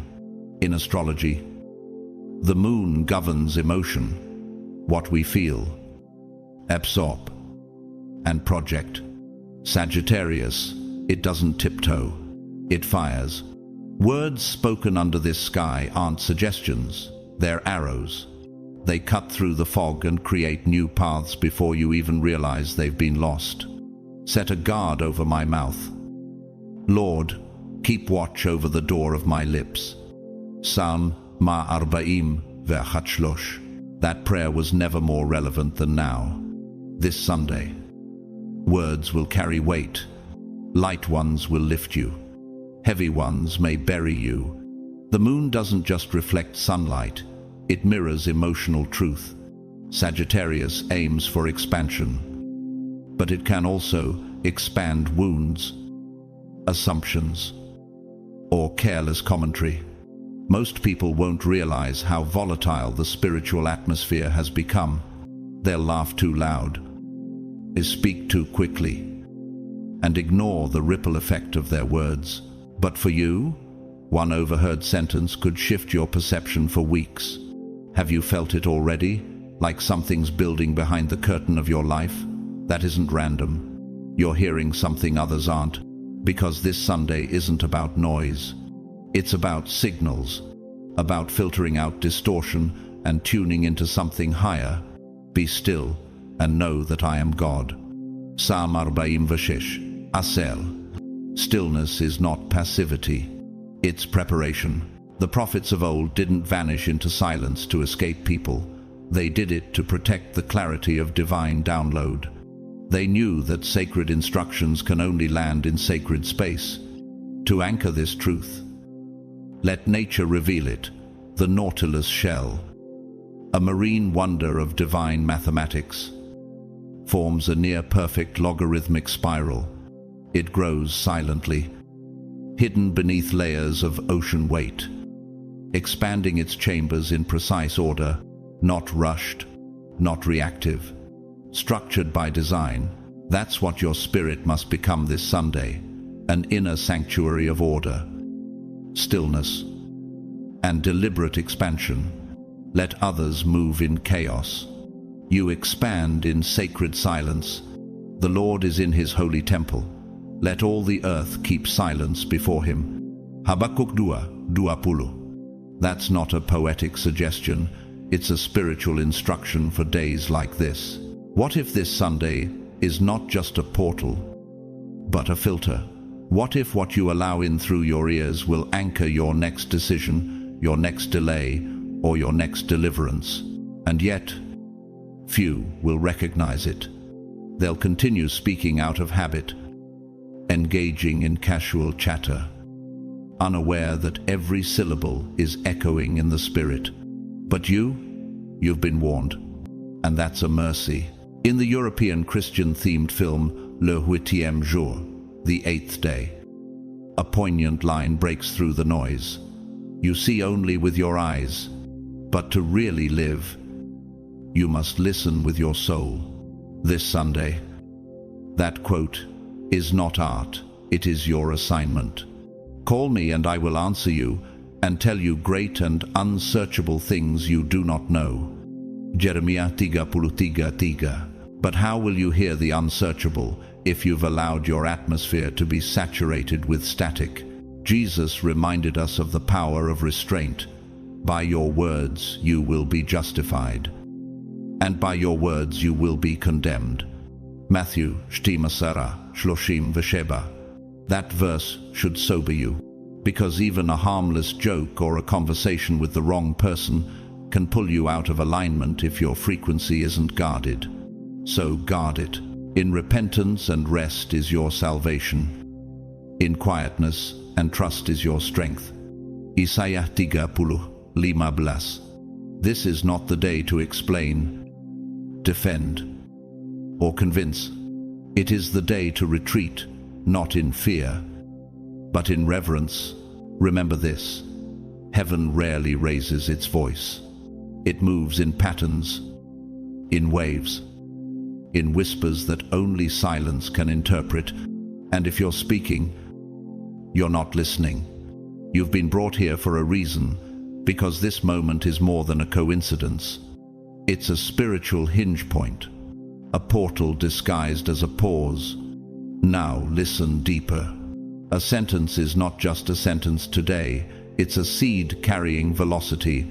Under normal emotional weather, most words fall to the ground and dissolve, but with the moon in Sagittarius, carried by the breath of Jupiter, even casual words take root in the most open, fertile field.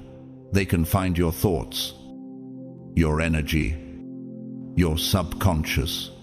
In quantum physics, we know that the observer effect changes the outcome of an event.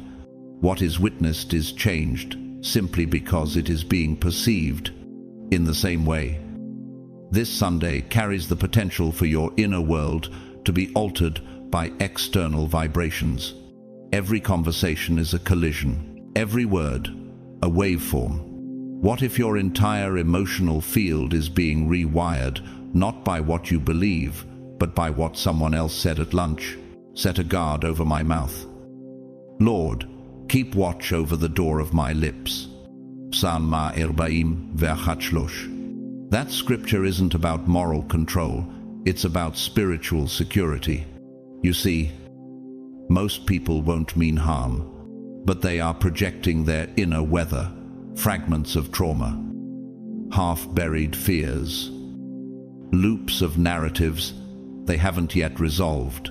And under this charged sky, your boundaries become porous. Words don't just enter, they embed. Above all else, guard your heart, for everything you do flows from it. Proverbs 4:23. Today, the heart must act like a firewall, discerning, filtering, refusing entry to what doesn't serve your spirit. And this is where spiritual sovereignty matters most. Because when you don't realize your own gates are open, you begin to grow crops you never planted. A doubt here, a delay there, a misstep born not from disobedience, but from contamination. To deepen this, let's look at a voice not often cited in spiritual circles. Dr. Edith Eger, Holocaust survivor, psychologist, and author of The Choice, said this: if you don't learn to control your internal world, you'll live as a prisoner in a reality created by someone else. Her insight reveals a truth many overlook. You can be spiritually gifted and still emotionally hijacked if you don't recognize the source of the signal entering your spirit. This Sunday is not about superstition. It's about energetic design. Think of it as a cathedral under construction. You would not allow construction workers to hammer randomly, or visitors to etch graffiti into the walls while sacred measurements are still being laid. This is not the time to be casual with your interior. You are in what physicists call a threshold state. Not quite one thing, not yet another. Between movement and stillness, between becoming and arriving. And in that suspended state, any foreign input can cause a chain reaction. Be still and know that I am God. Psalm 40:10. Stillness is not stagnation, it is stabilization. It's the spiritual equivalent of concrete curing beneath the surface. Move too soon, and the whole structure weakens. Let it settle, and it becomes unshakable. And what if silence isn't emptiness but the sacred space where God finishes the last detail in the blueprint of your next elevation? Whoever has ears to hear, let them hear. Mark Arba, Tisha. But not every voice should be heard. Not every signal should be received. Today, the veil is almost transparent. The filter between your soul and the world's noise is thin. If you don't hold your ground, someone else's emotional broadcast will hijack your signal. You'll catch yourself thinking their thoughts. You'll feel a wave of anxiety, but it won't be yours. You'll carry their tension in your chest, echo their doubts in your head, replay their fears on repeat, as if they were your own. But here's the truth. You're not weak. You're attuned. You're sensitive because you're chosen. Sensitivity isn't your flaw, it's your sword. But a sword untrained can still wound its bearer. That's why discretion must accompany sensitivity. Or else your atmosphere will become a dumping ground for frequencies you were never meant to absorb. And if your atmosphere is constantly absorbing what's foreign, how will you ever recognize what is authentically yours? My sheep hear my voice, and I know them, and they follow me. John Esel, Esrim Vesheba. This verse doesn't just speak of hearing, it speaks of recognizing the right voice amid the static. That's what silence does. It sharpens recognition. We often misunderstand silence. We think it's emptiness. But in truth, silence is presence without leakage. It's containment, power with its hand on the trigger, not the bullet sprayed in every direction. When you don't speak, you're not withdrawing, you're observing. You're letting the spiritual air clear so your inner barometer can detect what pressure is yours and what's been projected onto you. And in that stillness, the illusions scatter. Have you ever noticed that when you choose to speak less, people begin to reveal themselves more? Silence triggers exposure. It's like turning the volume down on the world and watching who still tries to scream their way into your peace. The prudent keep their knowledge to themselves, but a fool's heart blurts out folly. Proverbs 12:23. A storm doesn't need to tell you it's coming. It arrives. So does a spirit out of alignment. But you, chosen one, are being trained not to react, but to read, not to absorb, but to discern. Because when you refrain from speaking, you also refrain from attaching, and when you no longer attach to someone else's story, you finally see what stories keep arriving, uninvited at your door. That's when the patterns surface. The person who always calls right before you're about to move forward will call. The friend who floods every moment with urgency will rise in pitch again. The relative who turns every room into a shrine of worry will lace the air with anxious incense once more. But this time, you won't breathe it in. This time, you won't reach for the brush. You'll let their paint dry on its own wall without becoming your canvas. Do not be yoked together with unbelievers. For what do righteousness and wickedness have in common? Or what fellowship can light have with darkness? 2 Corinthians 6:14. That doesn't just apply to romance. It applies to frequencies, alignments, dialogues. Even in the modern world, we see echoes of this wisdom. Take, for instance, Rick Warren, pastor and author of The Purpose-Driven Life, who once shared, "You cannot fulfill God's purpose for your life while focusing on someone else's expectations." It's simple, but powerful. If you keep absorbing other people's pressure, you'll build a house based on their blueprints and wonder why it never feels like home. And yet, there's a cautionary tale too, one less often told. Billy McFarland, founder of the infamous Fire Festival, was once a rising star in the business world, with charisma, connections, and confidence. He convinced thousands to buy into a luxury music event that never existed. But behind the curtain was pressure, external voices, internal fear, relentless hype. Instead of recalibrating in silence, he doubled down on illusion. And when the curtain fell, it crushed everyone underneath it. Today, his name is synonymous with deception. His legacy collapsed under the weight of unreality.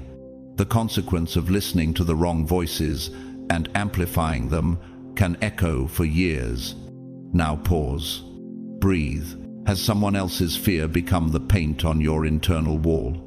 Is the pressure you feel even yours? Or is it just an echo that slipped in while you weren't guarding the gates? Be quick to listen, slow to speak, and slow to become angry. James Echet, Tisha Esa. Scripture doesn't teach silence as weakness, it teaches it as wisdom. God's chosen ones, this is your commandment for the day. Do not color yourself with borrowed emotions. Let the brush fall. Let the paint dry. But do not wear it. You are not obligated to inherit fear just because it showed up in a familiar voice. Today, silence is not retreat. It is revelation. It is the mirror. It is the line drawn in the sand. Step back. Breathe deeply. Hold your peace, not as absence, but as presence without compromise.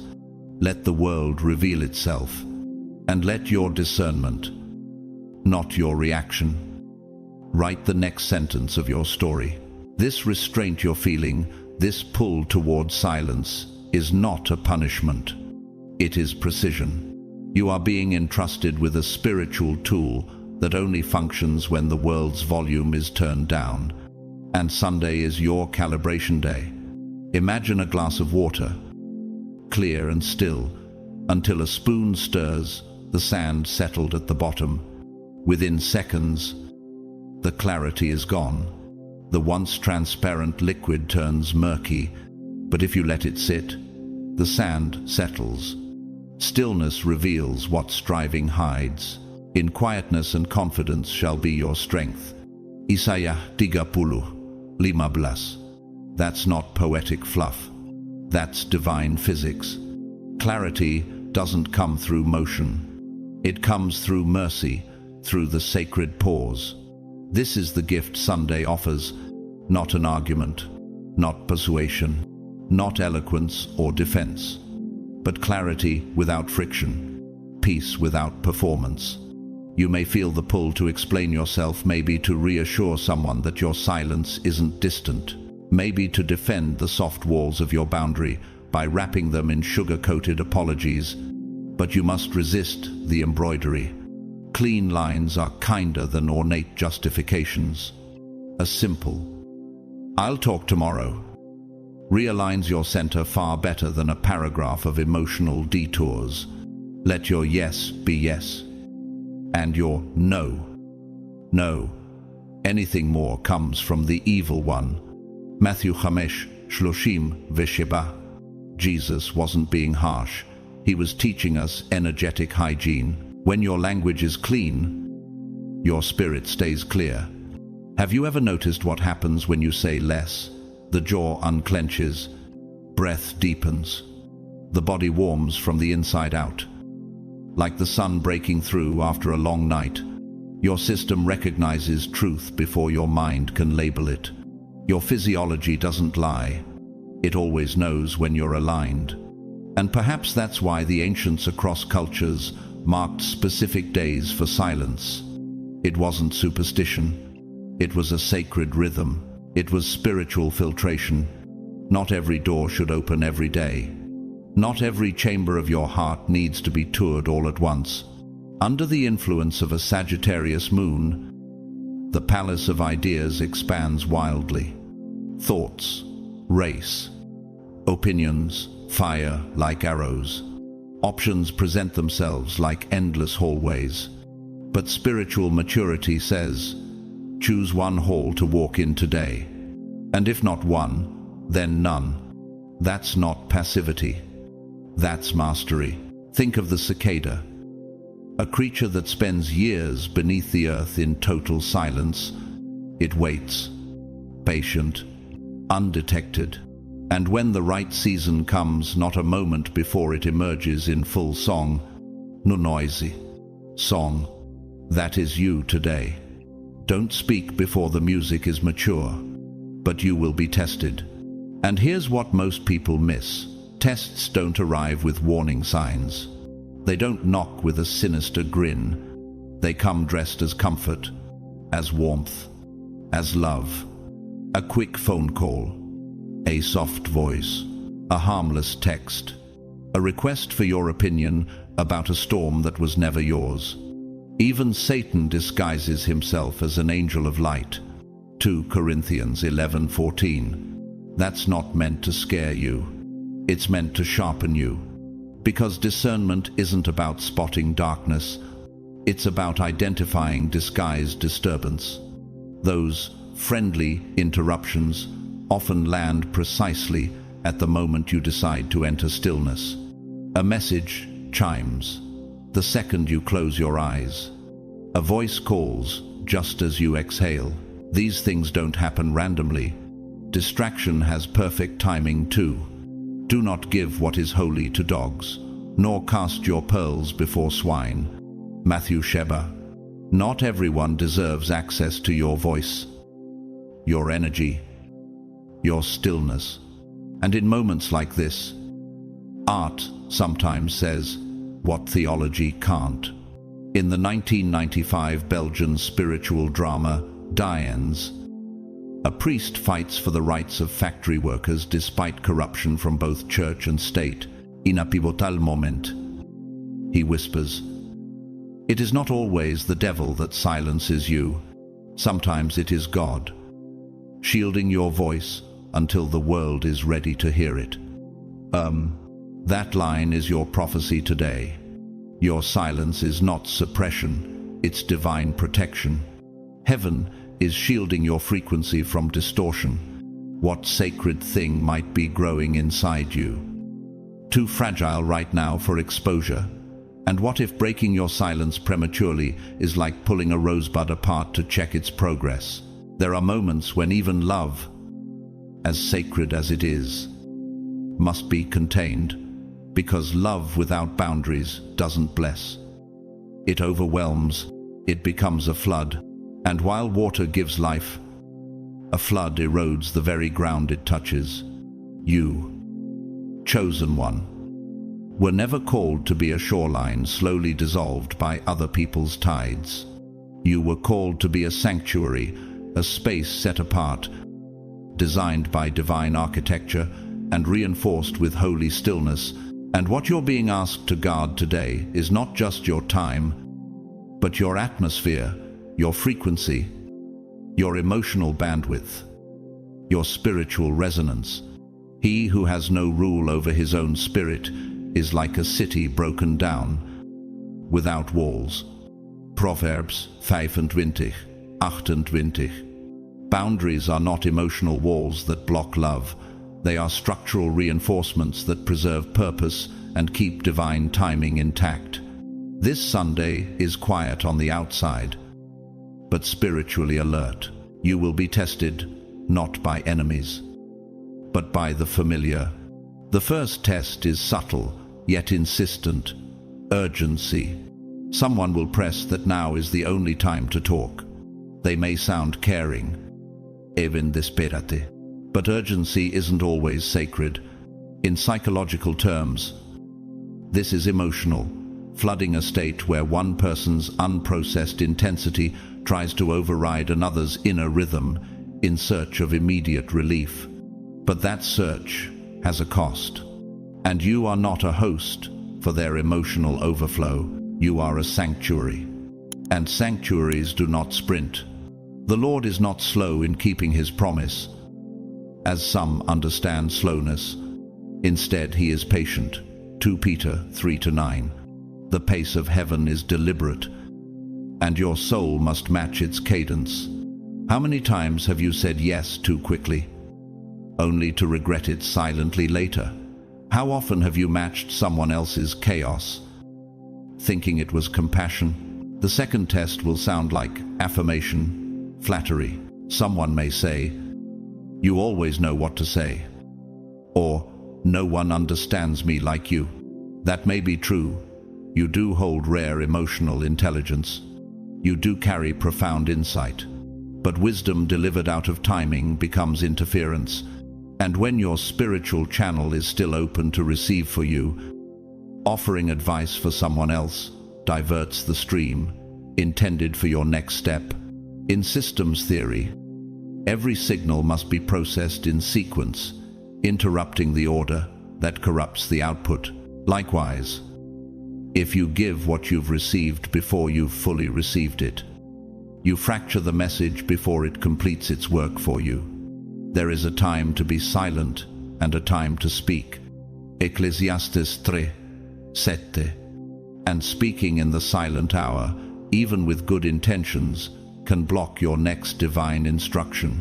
Have you considered that your words might be holy fuel, meant only for the altar of your own breakthrough? And what if speaking too soon is the reason the fire hasn't fallen yet? Then comes the third test, provocation. Not through argument, but through subtle jabs, old stories, carefully dropped phrases designed to poke your soft spots. These aren't always malicious, but neurologically, this is trauma pattern reactivation, a psychological loop that pulls you backward when you're on the verge of breakthrough. If you take the bait, you'll spend the next few hours reorganizing emotional furniture in a house you no longer live in. But if you let the bait float by, if you let the comment land but not penetrate, something shifts.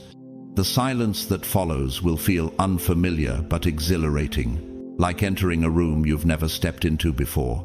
Light, filled, breathable, clean. Do not be overcome by evil, but overcome evil with good. Romans 12:21. Sometimes the good is simply not reacting, not stepping into a trap disguised as familiarity. The complexity of these tests is that they always come through relationships. Strangers don't know where your levers are, but those close to you, they do. And not because they're manipulative. They know which emotional buttons to press because they've walked your story with you. Intimacy stocks the shelves with those buttons. But today, you chose not to be pushed, even sweetly, even softly. Your no is not against them. It is in service to the divine instruction still on its way to you. Will you honor the construction of your inner sanctuary, even if others don't see it yet? Or will you allow old access points to undo what silence was sent to secure? There may be fear. What if they misread my silence? What if they feel abandoned? But if the connection is real, it will survive the quiet. As Henri Nouwen once said, when we are securely rooted in personal intimacy with the source of life, it will be possible to remain flexible without being relativistic, convinced without being rigid, willing to confront without being offensive, gentle and forgiving without being soft. And the kind of love that demands constant access isn't love, it's appetite. And even sacred appetites can wait until Monday. Hold steady through the small storms. Don't flinch when the phone buzzes in the other room. Don't rush to respond to the tap, tap, tap of someone else's urgency. Just pause. Step outside if you can, and feel the subtle thickness in the atmosphere. There's something different in the air on days like this. It's not pressure. It's presence. The kind of stillness that doesn't shout, but you can feel it humming under your skin. The animal kingdom seems to sense it. The birds go quiet for a moment, just long enough to recalibrate their orientation. A dog, normally reactive, holds back its bark like it's waiting for a permission only it can hear. The cat, it's tracking something invisible across the wall, following a line we'll never see. Nature knows, on certain days, it's not about doing, it's about sensing, about reading the unseen signals. Be still before the Lord. and wait patiently for him. Psalm Shloshim, Vesheba, Sheba. That verse isn't passive. It's deeply active in the spiritual realm. Stillness is a discipline, a way of staying in alignment while the rest of the world spins out of place. And if you stay the course, if you resist the impulse to prove, perform, or pacify, you'll notice something by nightfall. The tests that felt urgent in the morning, they begin to lose their grip. The calls stop ringing. The questions no longer press. The hooks are still dangling, but they've lost their bait. You have passed. Not by confronting anyone. Not by issuing speeches or drawing boundaries in bold red. You passed by not abandoning your post. You stayed at your station. And there, right there in that quiet obedience, something shifts. A light begins to glow. Not a spotlight. Not a theatrical floodlight. But a quiet radiance that seems to rise from within you. Like a pilot light that's been burning all along, now fanned into steady heat. You may not even notice at first. It's subtle. Your mind just feels clearer. Your body feels lighter. That knot in your chest, gone. That tension in your jaw, released. And those conversations you consciously avoided earlier, they no longer buzz in the corners of your mind, demanding attention. Why? Because silence, when honored fully, begins to function like a spiritual shield. It doesn't require your vigilance to keep it active. It just begins to work in the background, keeping your soul insulated from unnecessary energy leaks. This is the reward of stillness, consolidation. All the mental fragments that could have been hijacked by scattered conversations or emotional downloads from others have now returned to you. You're back in your own center. The unfolding of your words gives light. It gives understanding to the simple Psalm 119 Ma Visheloshim. But what if the words aren't unfolding yet because your inner world is too crowded? What if the clarity you crave isn't coming from answers, but from refusing distraction? That's what you did today. You didn't scatter. You stayed. You're no longer rehearsing conversations that never happened.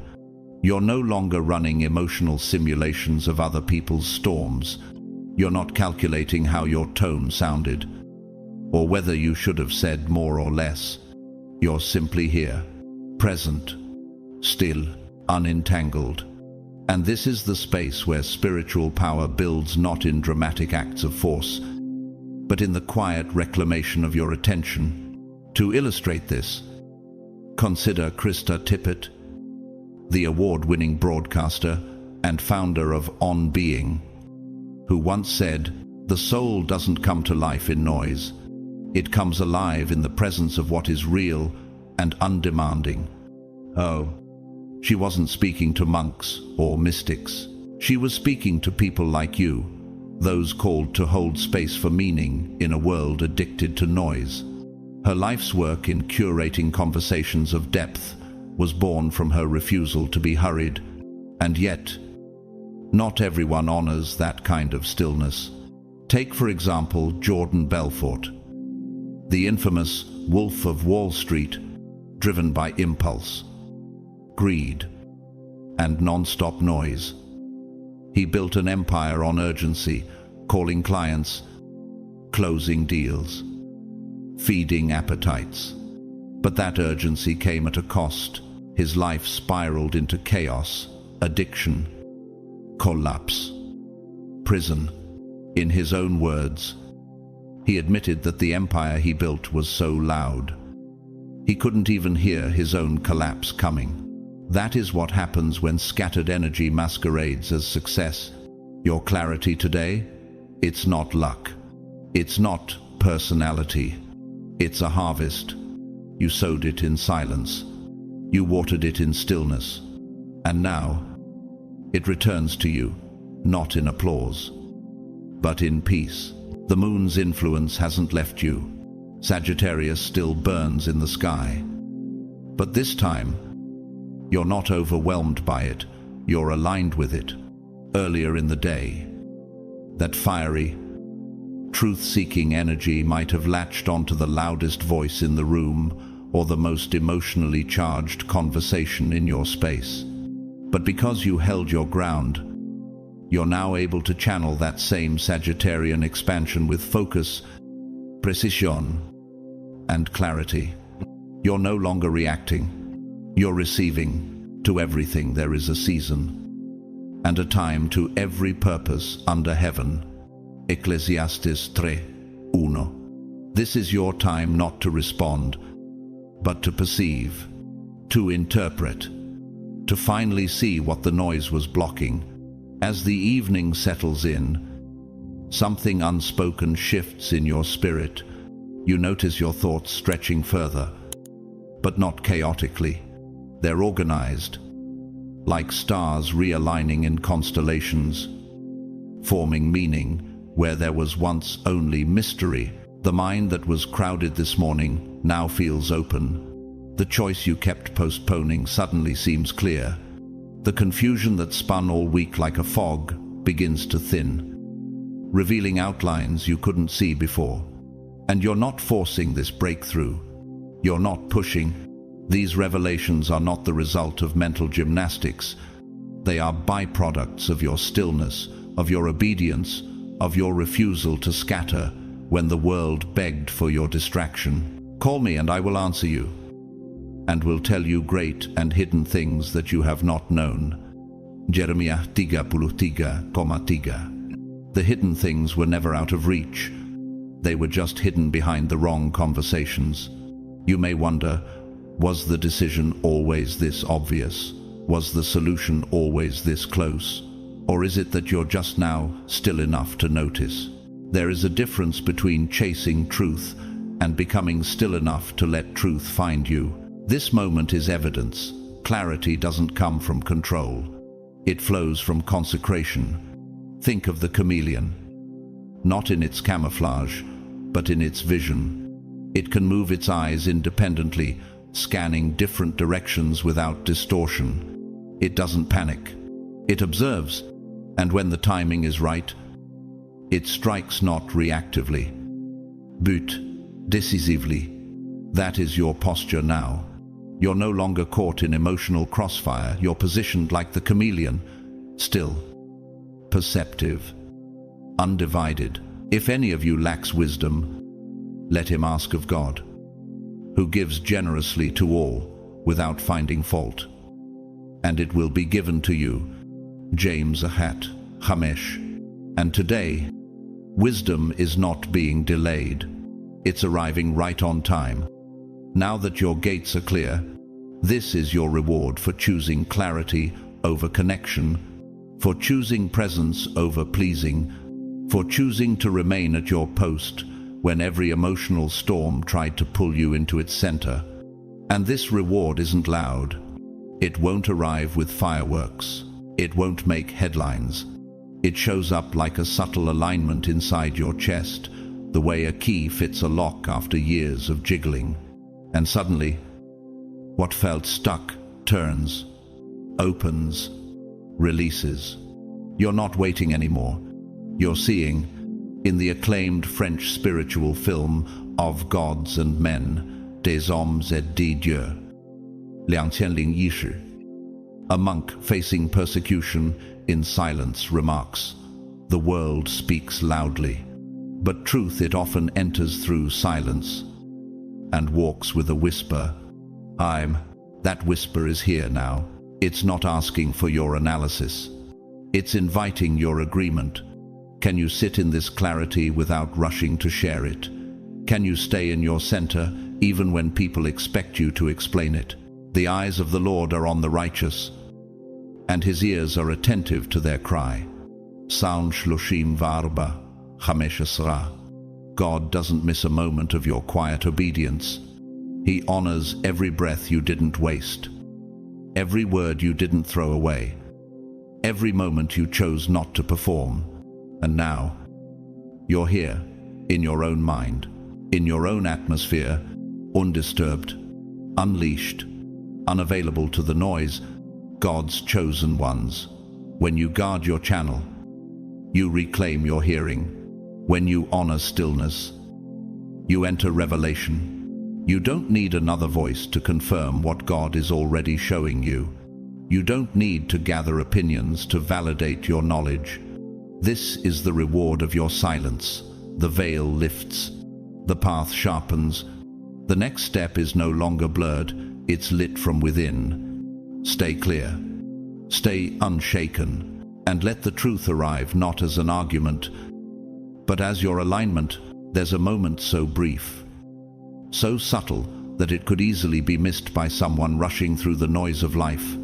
But if you've trained your spirit to listen, you'll know exactly when it arrives. The signal. It's not a trumpet or a flashing light. It's the quiet release your nervous system makes when you've chosen alignment over appeasement.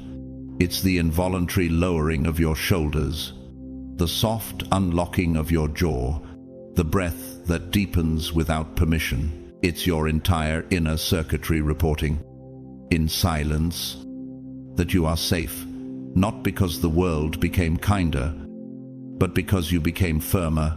This safety isn't physical, it's electromagnetic. You've remained untangled from emotional frequency warfare. You haven't been hijacked by someone else's chaos. You've refused to be baited by urgency disguised as importance. You've kept your field clean. Psalm 46:10 whispers it best. Be still and know that I am God. Not be productive, not be responsive. Just be still. In that stillness, divine architecture is laid. Think of it like resonance in physics. Two structures cannot maintain their form if their vibrational frequencies are incompatible. When you silence your field, you create a stable temple that heaven can build on. What if your body was never reacting to danger, but recalibrating to clarity? What if those subtle physiological shifts were not relief from threat, but recognition of order? This kind of discernment is not luck. It's discipline. The kind of discipline Olympic athletes use in the milliseconds between movement and reaction. Sports psychologists call it quiet eye, a phenomenon where elite performers, especially in high-speed sports, enter a zone of near stillness to optimize precision. That's exactly what happens in your spirit when you resist the world's pull. Heaven doesn't work with panic. It builds with peace. As Jesus withdrew to the mountains to pray alone, Luke 5:16, not because he feared people, but because alignment requires solitude. You've done the same today. And that spiritual withdrawal isn't just for rest. It's a recalibration, an internal audit, a repositioning of your soul's compass. And as the hours pass and night deepens, something begins to glow, not outside of you, but within. At first it's almost imperceptible. A thought that feels cleaner, a heart that feels quieter. But slowly, steadily, you realize the light was never sent from heaven to hit your face. It was lit in your chest to guide your steps. You didn't just survive the storm, you declined the invitation to enter it. British artist and trauma educator Charlotte Fox once said, "You don't always have to speak your boundaries. Sometimes they're built into your breath." Fox, a survivor of war and grief, learned that inner silence is not the absence of trauma, but the mastery of it. Your boundary today was not your voice, it was your breath. Isn't it astonishing how one day of holy silence can rewire your trust in yourself? How much potential have we lost in the past, simply because we confused presence with permission? The answer isn't to speak louder. The answer is to become so rooted in your alignment that noise can't shake it. Proverbs 17:27 reminds us, "The one who has knowledge uses words with restraint, and whoever has understanding is even-tempered." You've restrained yourself. You've withheld. You've mastered the gate. And now, what comes to you next? Opportunity. Revelation. Restoration will not be contaminated by confusion. It will be pure, because you've made space for it to land. And tomorrow, you'll walk into it differently. Calmer, sharper, quieter, but louder in your impact. You'll no longer need to debate whether stillness is a strategy. You'll know it. You'll wear it. You'll lead from it. This Sunday wasn't about escaping people out of fear or withdrawing into isolation. It was about something far more sacred, preserving your clarity during a rare spiritual alignment.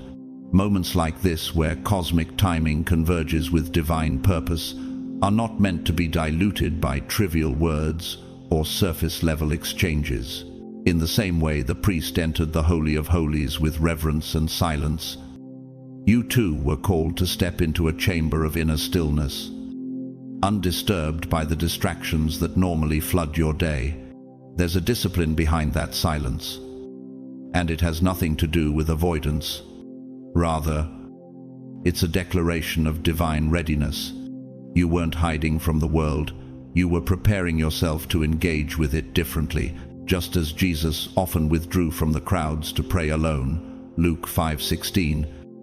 You chose not to react to every message, every vibration, every emotional tug, and in doing so, you didn't just guard your energy, you reinforced the path God has been drawing for you in quiet detail. Now that the sun has set and the world begins to exhale, you can feel it, can't you? That soft shift within your spirit. It's subtle, like the change in air pressure before rain, a tangible, unspoken knowing. You didn't scatter your attention across 20 conversations. You didn't offer your voice to noise. You didn't interrupt the sacred download that was meant for your ears only. The result? You're not just more peaceful, you're more aligned. And that alignment is not just a feeling, it is a frequency shift, a recalibration of your inner compass. Now sync to something eternal. Why does it seem like people are suddenly paying more attention to your presence without you saying a word? Why are doors beginning to open without you knocking? Because silence, when chosen intentionally, sends a signal into the unseen realm. You've made room, and now that room is magnetic to the things that once bypassed you when your spirit was crowded. Even now, you may feel the residue of that power. It lingers, like incense after the flame goes out. And what few realize is this: the power you built today does not dissipate with sleep. It echoes. The emotional restraint you practiced, the boundaries you honored, the conversations you didn't have, those weren't small acts. They were spiritual blueprints for how you will handle the next set of opportunities that God is preparing to deliver. The Bible tells us in Ecclesiastes 3-7, there is a time to keep silence and a time to speak. Today was the former, and because you honored it, you will be given supernatural clarity when the time to speak arrives. But here's something many overlook. The quiet doesn't just preserve your energy, it amplifies your discernment. In the days following a Sagittarius moon, truth begins to unravel like a scroll. Motives that were once wrapped in charm reveal their true intention. Plans that were once concealed come into the light. Even your own unresolved emotions, those buried under layers of reaction, start to rise gently, as if summoned by heaven itself. Why is it that you now instinctively know what you couldn't put into words last week? Why is it that a certain conversation now feels unnecessary when just days ago you felt desperate for closure? Because clarity requires space. And space was exactly what you gave it. Just as Samuel heard the whisper of God in the night, 1 Samuel 3:10. Your spirit is beginning to pick up signals that others miss simply because you dared to mute the world for a moment. This is the hidden power of sacred silence. It doesn't scream for answers, it receives them in stillness. Now, to solidify this message, let's revisit a moment from modern life. Brené Brown, a research professor and best-selling author, known for her work on vulnerability, once shared, "Stillness is not about focusing on nothingness, it's about creating space to focus on the things that really matter." Her journey, marked by academic success and personal self-exploration, highlights how even in a hyperverbal society, intentional silence births sharper discernment. And that's exactly what you're now tasting. But not everyone chose this path today. You are creating room for revelation. The real test was never about whether you could stay quiet for a few hours. The real test begins now, after the stillness, after the sacred hush of Sunday fades, and life begins to speak again. Will you carry the wisdom or drop it like a garment no longer convenient? You've demonstrated the discipline to protect your energy in a world that constantly demands your attention. But what happens when the noise resumes? What happens when people start calling again? Obligations stack up, and subtle temptations whisper in your ear to abandon what you've gained for the comfort of old rhythms. What if your silence wasn't just rest, but training? The next 48 hours are the proving ground. They will arrive without trumpet blasts, but they will arrive with unmistakable order. You'll notice life leaning toward you, not dramatically, but intentionally. A situation you thought you had to chase will suddenly walk toward you. A door that was closed will creak open with quiet ease. As C.S. Lewis once wrote, "Isn't it funny how day by day nothing changes? But when you look back, everything is different." That's how divine alignment works. It moves in whispers, not earthquakes. And yet, when you pause long enough to feel it, the shift is undeniable, just like how a river slowly reshapes stone, not with force, but with steady precision. Your decision to stay in alignment has carved new space into the architecture of your life. You might even feel it in your body, the way your shoulders settle differently now, the way your breath moves deeper into your chest. These are not coincidences. They are confirmations. Pay attention to the subtleties. For example, a conversation that would normally drain you gets cancelled without your intervention. Or that one task you kept delaying, it suddenly feels easy, as if the resistance that wrapped around it like thorns has dissolved overnight. That's not just convenient.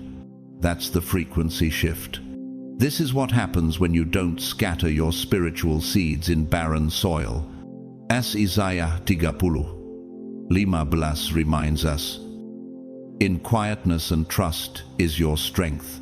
And now that you've chosen stillness, strength is beginning to rise, not with noise, but with direction.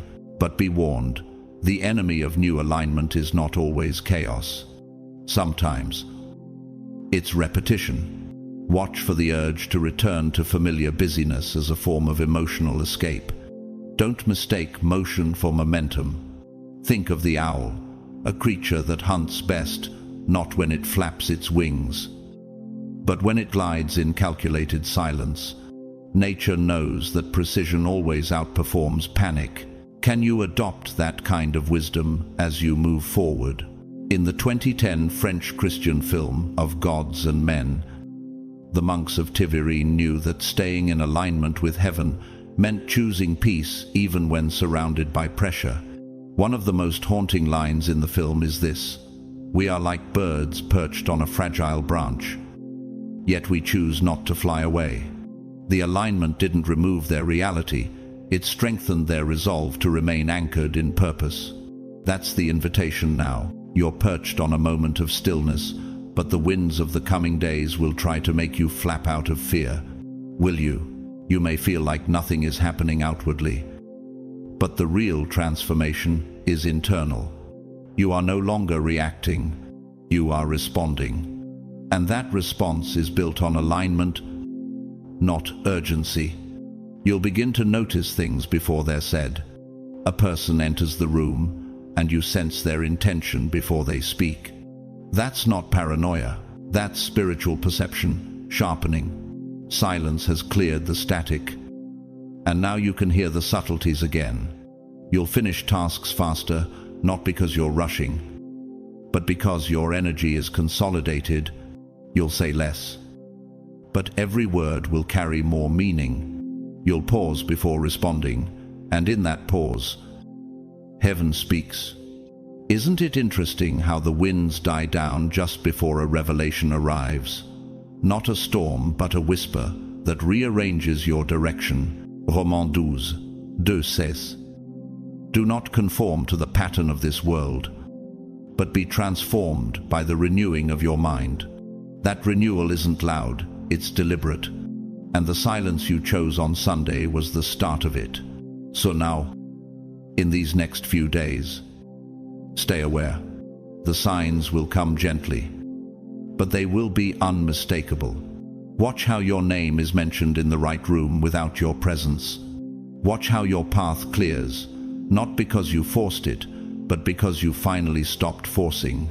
This is what spiritual maturity looks like, when you realize the greatest power is not in what you chase, but in what you attract by staying true to your divine center. None of this is random. It is the product of internal architecture that has finally stabilized. When a building's foundation is poured with mathematical precision and cured without interruption, it can bear the weight others collapse under. Your silence on Sunday wasn't passivity, it was structural alignment. You cleared the static from your frequency. And now, reality is beginning to phase lock with your true resonance. In physics, when two oscillating bodies adjust to a shared frequency, they amplify each other's energy. That's what's happening now. By wisdom, a house is built, and through understanding it is established. Through knowledge, its rooms are filled with rare and beautiful treasures. Proverbs 24:3-4. This verse isn't just poetic, it's a blueprint. Your stillness allowed divine understanding to reframe the rooms of your soul. How would your life shift if your boundaries were as intentional as a blueprint?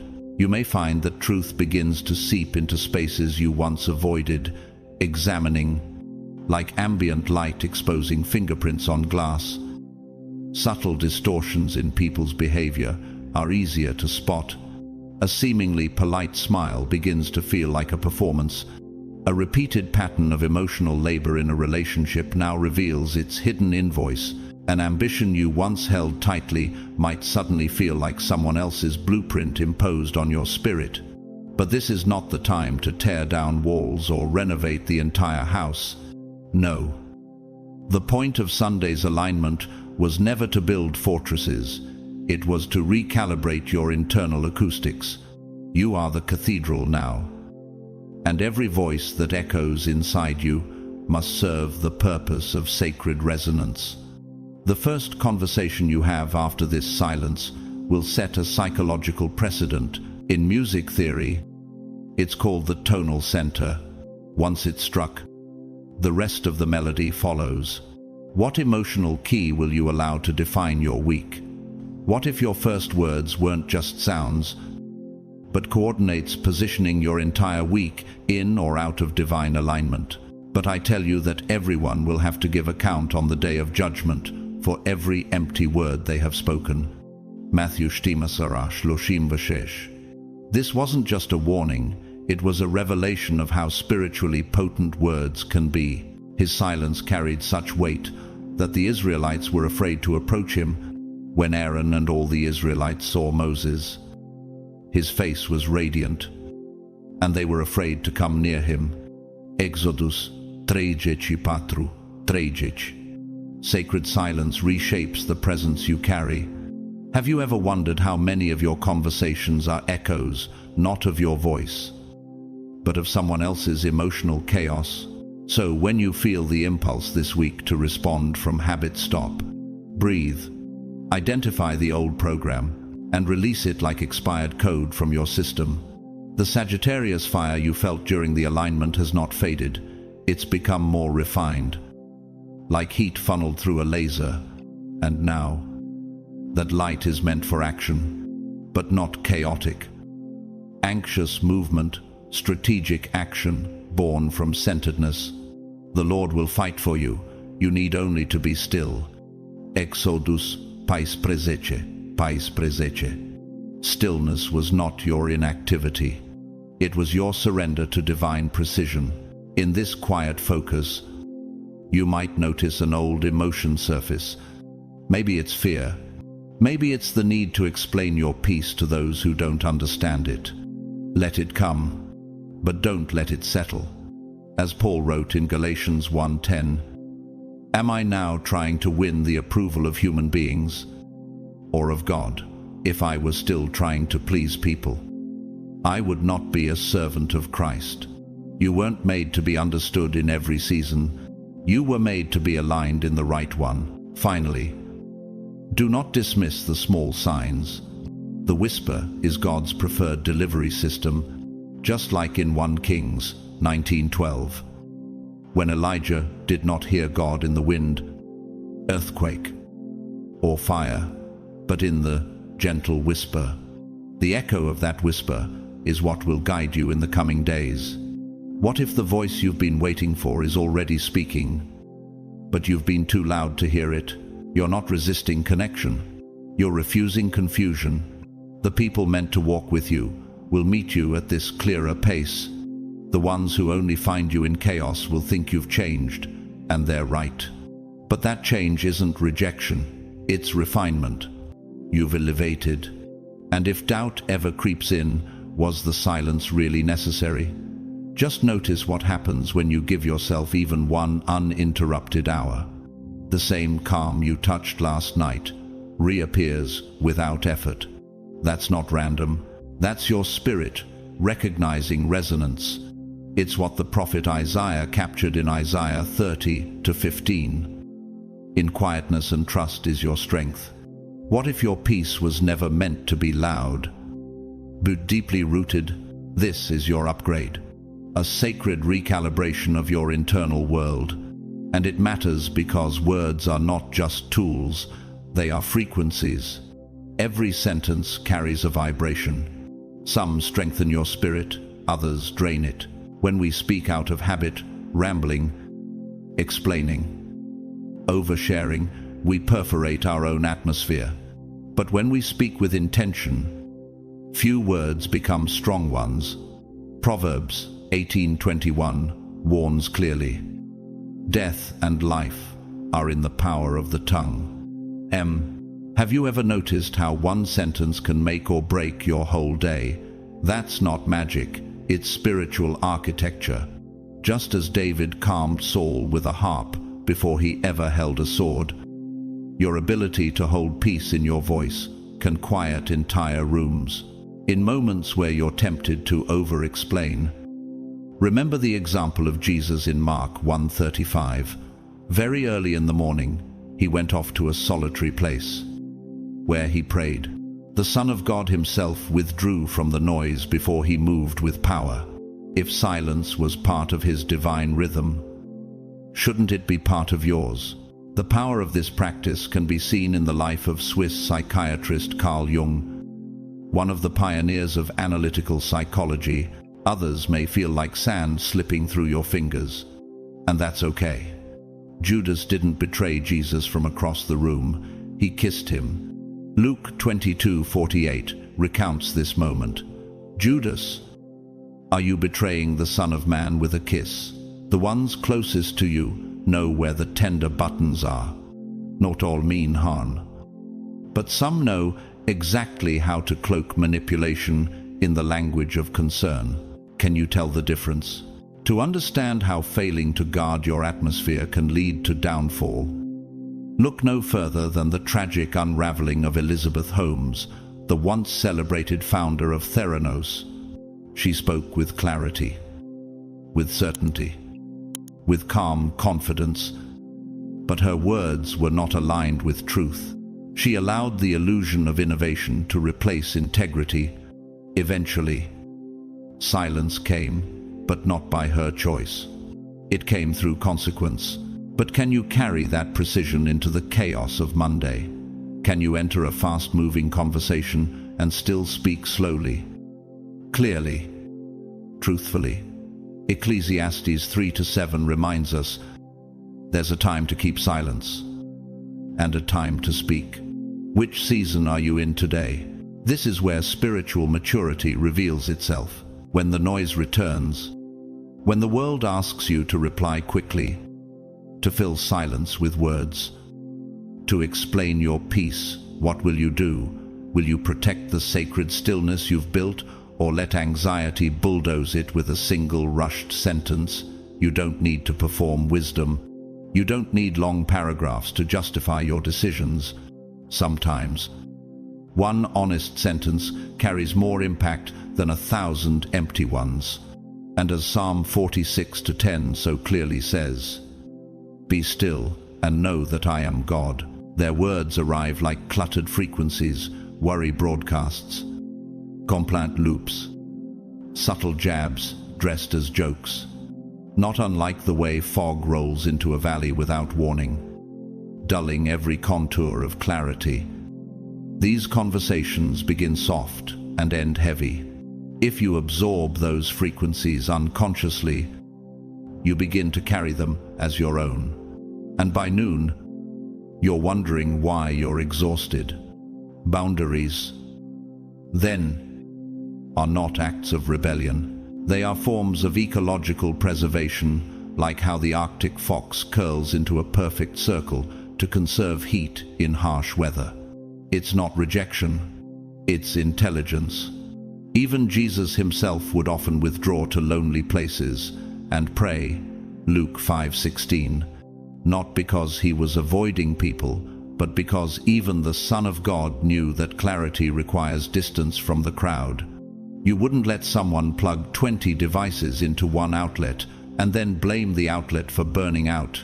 And the less you scatter your presence, the more your life consolidates around what truly matters. As Proverbs 17:27 reminds us, the one who has knowledge uses words with restraint, and whoever has understanding is even-tempered. Sometimes the holiest thing you can do is say less and stay centered. That's why Sunday was never about retreating out of fear. It was about alignment. With the moon transiting through truth-seeking Sagittarius, language doesn't float, it lands like arrows. On days like this, every phrase is inked more deeply into your spiritual ledger. Every sentence becomes a covenant. Every affirmation, a declaration of atmosphere. This is why we kept you quiet, not to withhold power, but to prevent unintentional spell casting. Yes, spell casting. Words become behavior. Behavior builds patterns. Patterns define destiny. You're either casting the path God designed, or you're echoing scripts that were never yours to speak. You tuned yourself. The yoke shall be destroyed because of the anointing. And anointing always rides on a purified frequency. In the film of Gods and Men, a French Christian drama based on true events, one monk whispers to another, "I am not afraid of death. I am afraid of speaking when I should be silent." That line carries a weight we rarely acknowledge. Sometimes, it's not what you say, but when and from what frequency you say it. Do you truly believe your words create rooms or remove roofs? Can you tell when your voice opens heavens versus when it empties you? Energy thieves rarely come in wolf's clothing. Most arrive in familiar rhythms, small talk, flattery, venting disguised as intimacy. But access is the real currency, and access comes through attention and speech. Guard both with care. Give your attention to things that feed your future. Give your speech only to what you're willing to build. But if it diverts or drains, carry Sunday into your weekdays. Let silence be the soft knock that honors what you're becoming. You're not avoiding life. You're owning your broadcast. You're stepping into the room with language that doesn't leak. It unlocks. And when next Sunday comes, you won't arrive desperate for peace. You'll arrive as one who's mastered the cycle, one who returns not for rescue, but for recalibration. You'll sit in that sacred stillness and hear, once again, the note that makes everything else make sense. Let this not be a fleeting exception, but a sacred beginning. The decisions ahead will feel cleaner. Your words will land heavier, not because they're louder, but because they are rooted, not in reactivity, but in resonance. The next time the week accelerates, your nervous system won't chase it. It will guide it. The shift you made today wasn't just personal, it was architectural. You laid a new foundation. So, as the next conversations arise, you'll find yourself walking away more easily from what exhausts you and drawing nearer to what restores you. You'll recognize false urgency and call it by name, and when the next divine alignment comes, you'll meet it not with confusion, but clarity, not with hesitation, but quiet readiness. And most of all, you'll remember this: you didn't just stay silent, you took your power back.